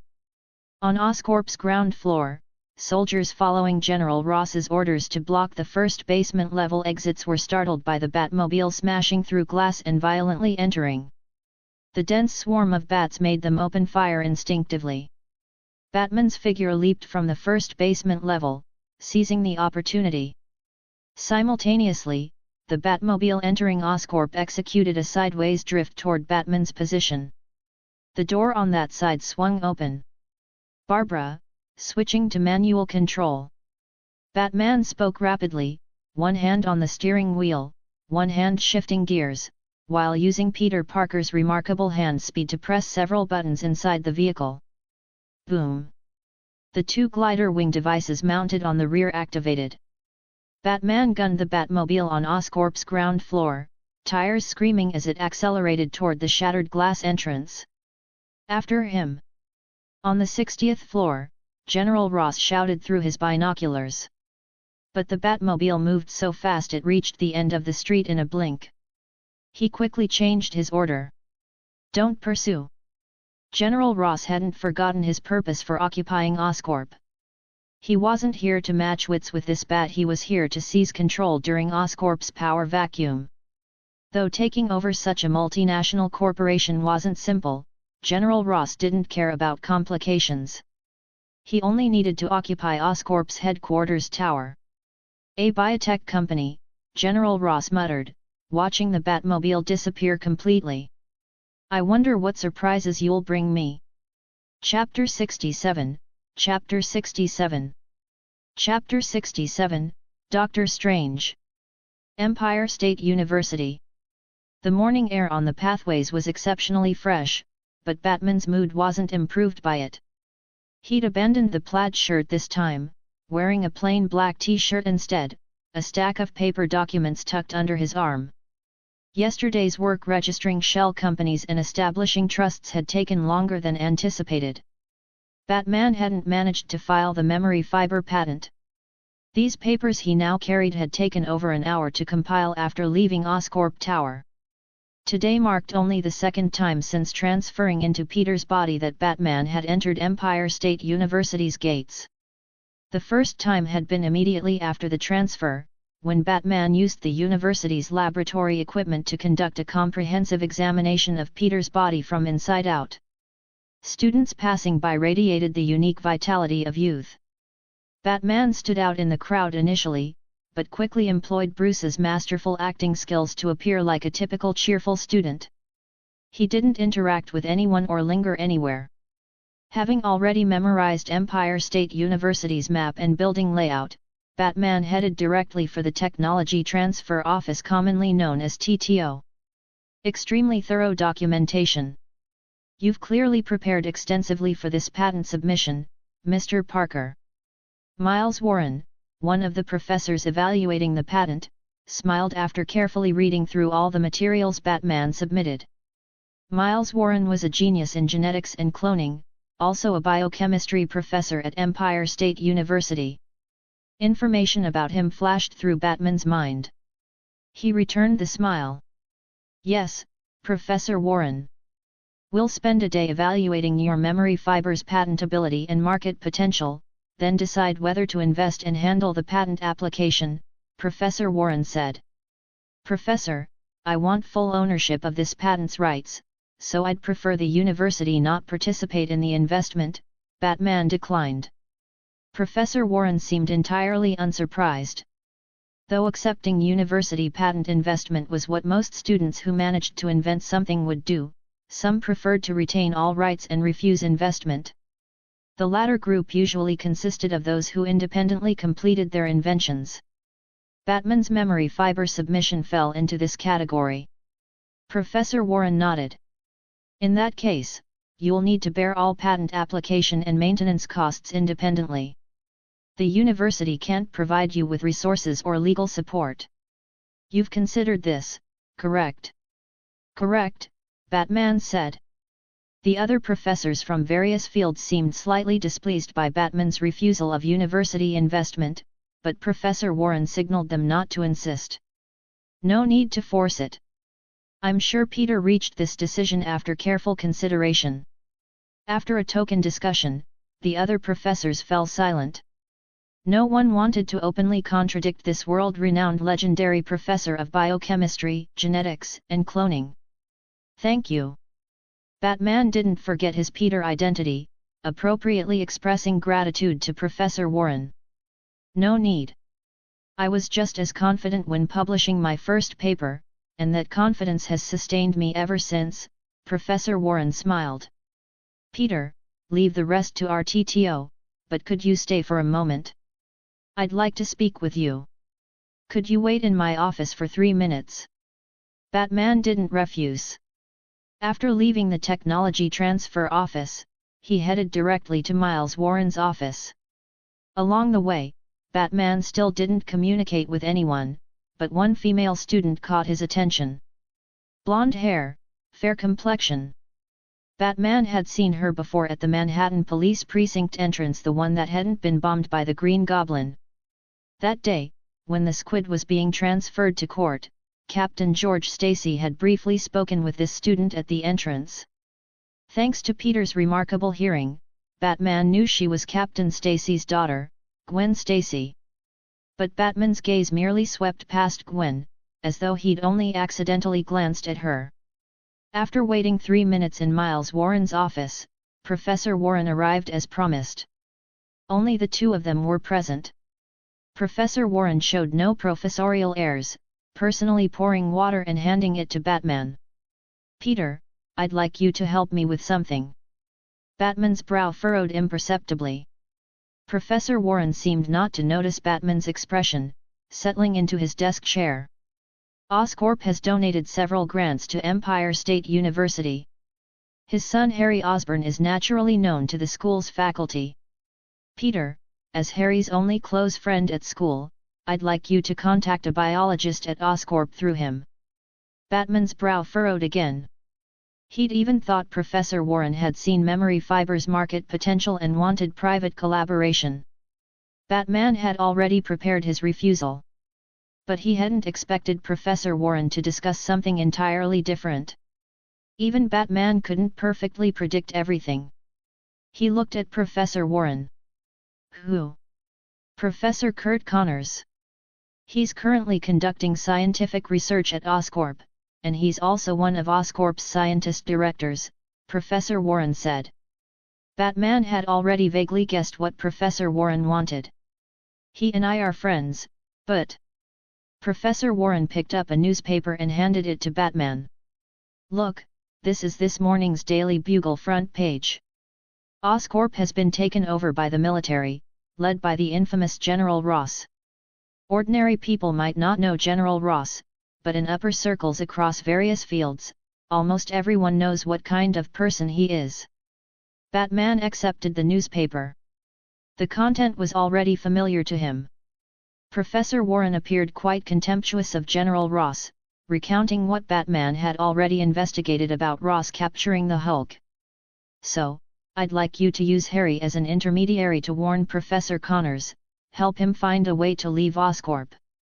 As a friend, I'm concerned his research results will be twisted for various purposes by General Ross. Batman nodded, not refusing Dr. Warren's request. On Empire State University's tree-lined paths, small groups of students passed by Batman, laughing and talking. Clearly in the same world, yet not in the same world at all. He didn't linger at Empire State University, driving the new car he'd purchased yesterday to Metropolitan Hospital in New York. Today, Dr. Octavius would be transferred from the police detention cell to the hospital for surgery to remove his mechanical tentacles. Since the tentacles were connected to his spinal nerves, only the most elite neurosurgeon could perform the operation. Batman, as Peter Parker, chairman of Parker Industries, had taken responsibility for arranging everything. Fortunately, Metropolitan Hospital in New York had a world-renowned neurosurgeon, Dr. Strange. Dr. Strange's impossibly steady hands and superior medical skills had earned him the nickname God's Hands in the surgical world. Inside the hospital, Dr. Octavius lay face down on the operating table. From the corner of his eye, he watched the anesthesiologist inject anesthetic into his body. He didn't resist. Instead, he closed his eyes, quietly waiting for the surgery to begin. The 4 tentacles on his back lay quietly, held up by several supports. As Dr. Strange donned his sterile gown and gloves, the surgery officially began. Outside the operating room door, heavily armed police officers stood silent guard. On the hospital rooftop, Batman, already in his batsuit, waited silently as well, preventing any accidents during the procedure. Chapter 68, Chapter 68. Chapter 68, Explosive Material. On the rooftop of Metropolitan Hospital, Batman was doing more than just safeguarding Dr. Octavius's surgery. Armor plating on his forearm slid aside, revealing his miniature portable computer displaying personal information on various journalists under his manipulation. Batman needed to find a reporter willing to stand against pressure and reveal truth to launch the first wave of offense against General Ross. I've accessed all meeting records from Congress, the White House, and the military over the past 3 days. Not a single authorization exists for General Ross to use force to seize Oscorp. This is an illegal act of military privatization. Within a day, Congress will demand General Ross appear at a hearing. I need to use the media to add fuel to the fire. Batman's gaze finally settled on information about a young reporter named Eddie Brock. From his complete profile, Batman could see this was an ambitious newsman hungry to break explosive stories. Batman needed precisely someone like him to transmit certain messages to the world. At Oscorp headquarters, the building was now surrounded not only by General Ross's stationed troops but also by reporters and photographers from various newspapers and media outlets. General Ross hadn't appeared. Those silently stationed soldiers remained tight-lipped. But the research staff and employees occasionally entering and exiting Oscorp Tower became targets these reporters desperately wanted to interview. General Ross had sealed the entire Oscorp headquarters, but he hadn't completely closed it off. When employees and scientists arrived for work in the morning as usual to conduct various research experiments, he hadn't stopped them. Among them was Professor Connors, one sleeve hanging empty. As he arrived at Oscorp's main entrance wearing glasses, documents tucked under his one arm, countless microphones immediately thrust toward him, accompanied by reporters shouting questions. "Professor Connors, what's your view on General Ross's military supervision of Oscorp? Professor Connors, will your future research results be prioritized for military use? Professor Connors, as a scientist director of Oscorp, do you tacitly support General Ross's actions?" The cacophony gave Professor Connors a headache. These reporters even blocked his path forward. But as soldiers formed a human barrier with their bodies, holding back the reporters, Professor Connors could finally proceed toward Oscorp's entrance. Connors sighed, standing before the shattered glass entrance and glancing back at the blocked reporters. While still at home, he'd received a call from General Ross demanding he come to Oscorp to continue his experimental research. Ross claimed he wouldn't interfere with the experiments. Choosing military supervision was merely to prevent Oscorp's biotechnology from falling into malicious hands. That was General Ross's exact words. Whether true or false, Professor Connors had to make this trip to Oscorp, even if he chose to abandon his experiments there. The reason was simple: all of Professor Connors's experimental data remained in the laboratory inside the tower. If he abandoned everything now, his limb regeneration experiments would have to start over from scratch, an enormous cost in time.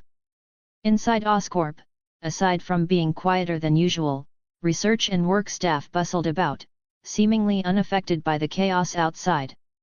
Professor Connors figured these people, like himself, had received calls from General Ross claiming he wouldn't interfere with experiments. That's why they continued working here.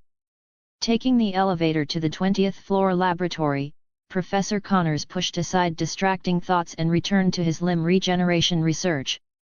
His gaze swept across the glass cabinets storing test subjects, preparing to check and record data on each experimental mouse one by one. According to past patterns, these mice should be thoroughly dead by now. But soon Professor Connors's gaze stopped on one glass cabinet. He discovered with pleasant surprise that the mouse injected with regeneration serum yesterday wasn't dead, it was lively and energetic. Most critically, the mouse's artificially severed right forelimb had grown back. Its behavioral capabilities were identical to a healthy mouse. This. Professor Connors's heart pounded. His lips trembled. He couldn't form a complete sentence. His eyes couldn't help moistening. This was his first successful limb regeneration experiment on a mammal. New York Metropolitan Hospital. Heavily armed police officers stood guard here as well. The tense atmosphere was no less intense than at Oscorp Tower. If the surgery succeeded, fine. But if it failed, no one could be certain Dr. Octavius wouldn't go berserk again. Even with police stationed at the hospital, the doctors and nurses in the operating room would be hard-pressed to guarantee their safety. This was hardly different from performing field surgery on a battlefield. Inside the operating room, aside from necessary assistants, practically everyone was ready to bolt at any moment. Apart from the anesthetized Dr. Octavius, Dr. Strange was the only person showing not a trace of nervousness. His hands remained as steady as the rumors suggested, precisely using surgical tools to separate bit by bit the mechanical tentacle's connection to Octavius's spine. Time passed second by second. When the last section of mechanical tentacle completely separated from Dr. Octavius's body, Dr. Strange spoke a single word in a flat tone: "Done." He winked at the masked instrument nurse whose elegant bearing was still evident.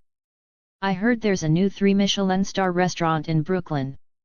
Dinner tonight. Everyone in the operating room relaxed. Dr. Strange was the authority in neurosurgery. Once he cracked jokes after surgery, it proved the operation was a complete success. This surgery would add another bold stroke to Dr. Strange's legendary career. The doctors and nurses, no longer tense, spoke quietly and laughed while finishing post-surgical work. The finishing work didn't require the famous Dr. Strange. He opened the operating room door and walked out. Before he could even remove his mask, a seemingly nervous young man stopped him. "Doctor, how did the surgery go?" Dr. Strange looked at this young man in a plaid shirt. Stubble on his chin added a weathered quality. He spoke without surprise. "You're Peter Parker, correct? Dr. Octavius mentioned you before surgery. I've never failed a surgery I've performed. This time is no different." Batman, appearing outside the operating room as Peter Parker, having removed his batsuit, extended his hand and shook Dr. Strange's twice. "The world's praise for you isn't exaggerated at all, Dr. Strange." The armed police stationed here, listening to their conversation, finally let their constantly raised hearts settle. Dr. Octavius's surgery was a complete success. With S.H.I.E.L.D.'s documentation in place, the tentacle-free Octavius had returned to being a world-class nuclear physicist. Though he'd face necessary supervision going forward, that no longer concerned the police much.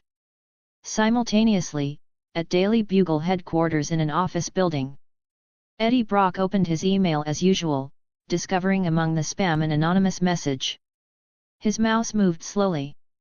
Eddie opened the email. The instant he saw its contents, he closed it, glanced around to ensure no one was watching, then reopened it. Evidence proving General Ross conducted gamma experiments, personally creating the Hulk. Connection between General Ross and 50 homeless corpses from human experiments on Oscorp's second basement level. Classified reports on civilian casualties General Ross caused while pursuing the Hulk. General Ross. Dense files, all accompanied by photos or videos, pointed without exception to General Ross. Clearly, this anonymous source wanted Eddie Brock, this news reporter who'd always craved breaking explosive stories, to publish everything, using it to attack General Ross's military takeover of Oscorp. Chapter 69, Chapter 69. Chapter 69, Batman as Clark. Dr. Octavius needed to remain hospitalized for observation after his surgery. Batman hired the best caregivers for 24-hour care and, as Peter, sat by the hospital bed reassuring Octavius to rest easy. After confirming Octavius was no longer rushing impatiently and would wait calmly until discharge to begin the prosthetic limb project and nuclear fusion energy research, Batman finally left. He needed to visit Harry Osborn at Osborn Manor again as his friend Peter.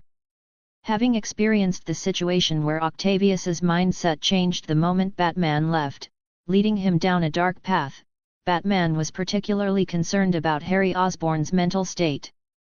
Fortunately, yesterday's companionship and comfort seemed to have had some effect.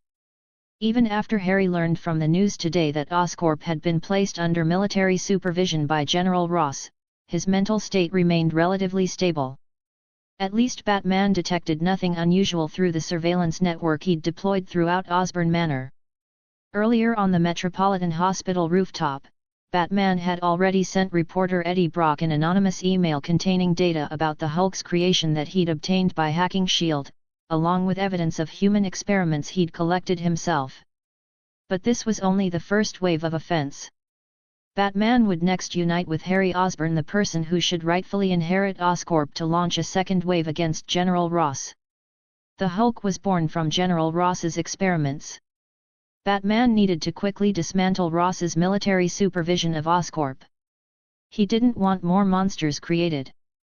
Combined with this morning's request from Professor Miles Warren at Empire State University to get Professor Connors to leave Oscorp promptly, Batman had to visit Harry regardless.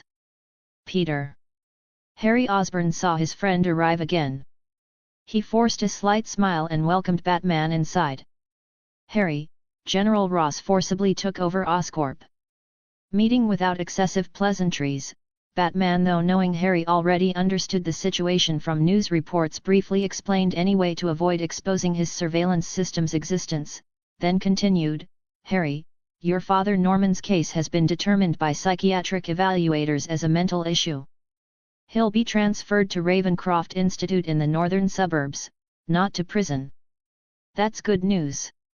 But with Norman absent now, Oscorp needs you to step forward." Batman first revealed that Norman Osborn would definitely be transferred to Ravencroft Institute to stabilize Harry's emotions, then laid out his plan to help Harry strike against General Ross. "Harry, we need to immediately file a lawsuit in federal court, accusing General Ross's actions of lacking proper legal procedure. We can also contact the Securities and Exchange Commission, reasoning that investigating whether the military's actions involve insider trading or market manipulation." Harry Osborn listened in stunned confusion. The Peter in his memory was devoted to studying, even less knowledgeable about business matters than Harry himself. But the friend before him now methodically laid out exactly what needed to be done, as though that honest, bookish Peter had suddenly transformed into a politician. "Peter, when did you learn all this?" Harry couldn't help asking. "Yesterday," Batman said. He naturally couldn't say this was experience accumulated from decades in Gotham, but Harry Osborn heard something entirely different in those words. The young man, roughly Peter's age, his nostrils flaring as he struggled to control his emotions. "Peter, I didn't know you'd done so much for me." Thank you, Peter." Harry instinctively assumed Batman had learned all this specifically to help him. But Batman hadn't finished speaking. "I've already hired a private detective. He'll find ways to collect all of General Ross's dirt and expose it. Also, Harry, General Ross's actions will inevitably cause stock prices to plummet, triggering financial market earthquakes. We need to contact the corporation's directors, mobilize Wall Street's capital power to pressure the White House and Congress, demanding a swift end to military supervision and restoration of normal company operations to stabilize the market." The private detective he mentioned was naturally his other identity, Batman. Expose dirt, file charges in court, apply capital pressure. Batman formulated 3 strategies against General Ross in short order. 3 waves of offense would compress Ross's supervision time to the absolute minimum. Just one method had left Harry, a wealthy heir not particularly skilled in corporate control, dumbfounded. Now there were 3 complete strategies. Harry Osborn looked somewhat dazed, asking instinctively, Is there more?" Batman's brow furrowed slightly. He looked up at Harry Osborn's expression, judging whether Harry genuinely felt these weren't enough or was asking reflexively. Harry's expression showed confusion mixed with shock, tinged with gratitude. Clearly the latter. So Batman didn't proceed to reveal his 4th, 5th, and 6th plans to strike against General Ross. After discovering Stark written on the weapon's Black Cat sold to Hammerhead Joseph, Batman had investigated Stark Industries in his spare time. He knew very well Stark Industries was founded on military contracts, supplying various weapons and equipment to the military. If the first 3 offensive waves couldn't impact General Ross, Batman would consider approaching Tony as Peter Parker, CEO of Parker Industries. Having him contact the military to continue applying pressure on Ross from within the military structure. And so on. Batman's contingency plans were numerous, but he didn't need to present them all at once. Excessive pressure might produce negative effects, especially before Batman contacted Professor Kurt Connors. This related to Batman's second purpose for visiting Harry Osborn, contacting Oscorp's core scientists, led by Scientist Director Professor Connors. Under no circumstances could General Ross be allowed to access Oscorp's various technologies, preventing situations like those with the Squid, Green Goblin, and Banner. Batman could easily find Professor Connors's contact information himself, but his Peter Parker identity had no connection to Connors. Gaining trust over the phone would be difficult. "The call won't go through, Peter." Facing his friend Peter, Harry now fully demonstrated his trust, simply conveying what Batman had heard from Professor Miles Warren at Empire State University. Harry immediately picked up the phone without hesitation. But Professor Connors's phone wouldn't connect. Harry tried several other research staff he knew. Not a single call went through. No need to keep trying, Harry. Batman stopped Harry's continued attempts. You go contact the Federal Court and Securities and Exchange Commission according to my plan. What about you, Peter? Harry asked. I need to find a way to infiltrate Oscorp and directly contact Professor Connors, Batman said. With Oscorp now sealed, entry and exit required soldiers to verify identity, but this didn't stump Batman. He had plenty of solutions. Just as the infiltration plan took shape in Batman's mind, Harry suddenly spoke, Peter, I can let you bypass General Ross's blockade. Batman looked at Harry. Harry, excited and somewhat stammering, explained his method. I have two identities at Oscorp. One is the obvious identity as Norman's son Harry, the other is a low-level research staff member named Clark. Father's intention was for me to start from the ground up, gradually learning corporate management, but I made a complete mess of it. That research staff identity was abandoned and became useless. The Harry identity is too conspicuous and might attract unnecessary attention from General Ross. But Peter, you can use that research staff identity as Clark to enter Oscorp openly and legitimately. Chapter 70, Chapter 70. Chapter 70, The Cube Prison. Where is this? This is the Cube Prison, Bruce. I've never heard of it. But you're now one of this prison's inmates. Wyoming, America. Known to the world for the famous Yellowstone National Park. But in the northern desert, a prison existing only in code names cut off from any network, power grid, or water supply connections to the outside world, composed of several cubic structures was known only to a select few. This prison's existence was the world's highest secret. It used only an internal network, sent no signals to the outside world, and received none, physically eliminating any possibility of discovery by rampant hackers. Even within S.H.I.E.L.D., no files existed about this prison. Even knowing the codename couldn't retrieve any information about it. Dr. Bruce Banner was now imprisoned in one of its cells, suspended in the air by 4 massive alloy shackles. Surrounded by impossibly hard alloy walls. Stripped down to only oversized purple shorts, Dr. Banner had no ability to resist as the man before him inserted a needle into his vein and drew a vial of blood. We need Banner, but you could transform into the Hulk at any moment. We must have countermeasures first before we can establish cooperation with you, Dr. Banner. Blood slowly filled the syringe. The man drawing blood answered. Dr. Banner said nothing more, silently watching the man place the blood-filled syringe into a briefcase, turn, and leave the cell. A heavy alloy door slowly closed. Actually, I could have transformed into the Hulk the moment that arrow hit me. Do you know why I didn't? Dr. Banner addressed the sealed heavy door, as though speaking to himself. Why? Banner's low murmur fell. In the cell that should have been empty except for him, Hawkeye wearing a sleeveless dark purple tactical suit slowly emerged from concealment and asked, Can you fully control the Hulk state now? I've been trying to accept the Hulk, no longer viewing him as a disease but as an ability fate has given me. Dr. Banner seemed entirely unsurprised by Hawkeye's appearance. I heard Natasha mention the Tesseract releasing gamma radiation outward. Hawkeye crossed his arms over his chest, standing beside Dr. Banner without speaking. The Hulk was born from gamma radiation. I didn't want to get involved, but my human conscience made me hope I could use my expertise in gamma radiation to solve the Tesseract problem. Dr. Banner's tone was extremely calm, as though the person bound by alloy chains nearly as thick as his body wasn't himself. But I wasn't sent to S.H.I.E.L.D. Instead, I came to this prison. They drew my blood. Do you think they really want to cure me? No. They want to create several more of me. Hawkeye still stood beside Dr. Banner, staring at him. Why didn't you just transform into the Hulk and smash everything here to pieces? A smile appeared at the corner of Dr. Banner's mouth.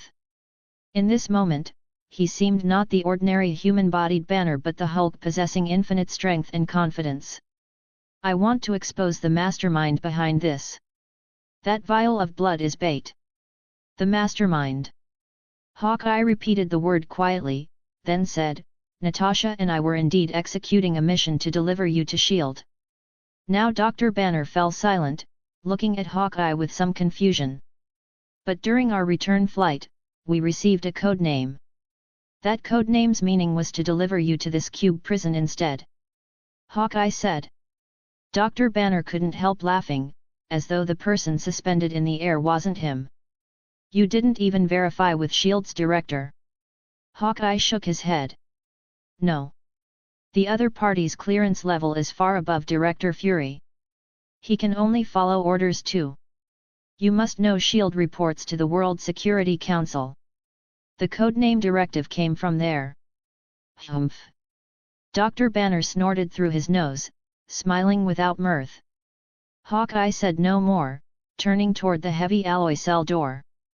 After identity verification, the cell opened. As Hawkeye exited, it slowly closed again. Now Dr. Banner was truly alone in the cell. S.H.I.E.L.D., General Ross, the mastermind. Dr. Banner repeated these three terms quietly, showing no concern about his blood being drawn. For 3 years, Dr. Banner had injected himself daily with special inhibitors, waiting for this day. Even if blood was drawn or body tissue removed, the gamma radiation properties would automatically degrade within hours, becoming ordinary samples with no research value. He'd planned everything long ago. If S.H.I.E.L.D.'s true purpose in finding him was researching the Tesseract, Dr. Banner didn't mind displaying the wisdom of his 7 doctoral degrees. If other situations occurred like the current blood draw, Dr. Banner would play along, using his cells' automatic gamma radiation degradation after leaving his body to force them to transport Banner himself to the experimental site. Then it would be time for the Hulk to come out for some air. Meanwhile, Hawkeye's expression remained uncertain after leaving Dr. Banner's cell. He knew where the blood drawn from Dr. Banner was. He decided to guard the area until his departure. When they'd received the codename during their return flight in the S.H.I.E.L.D. aircraft, Hawkeye had sensed something wrong. He had to ensure this blood vial would truly be used to treat the Hulk, not for other purposes. 1 hour, 2 hours. Hawkeye seemed tireless, crouching in concealment, his gaze fixed like a hawk's on the room storing Dr. Banner's blood from beginning to end. Tap tap tap. Faint footsteps approached from the distance. Hawkeye couldn't be more familiar with them. Those were the footsteps of his colleague of nearly 10 years at S.H.I.E.L.D. agent Black Widow Natasha. Natasha passed identity verification and entered the room.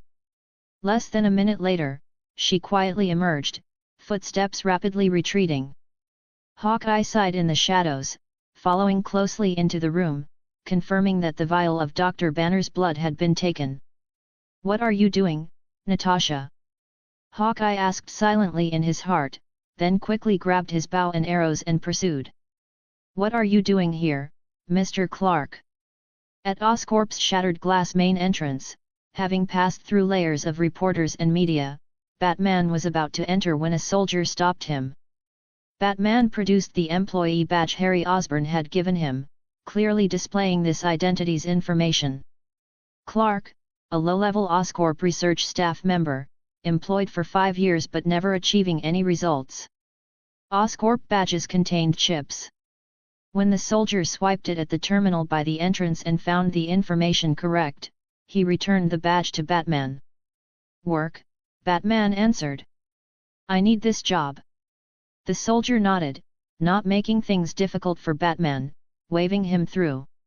When Batman had completely erased all super soldier serum-related data from Oscorp last night, he'd been to Professor Connors's laboratory.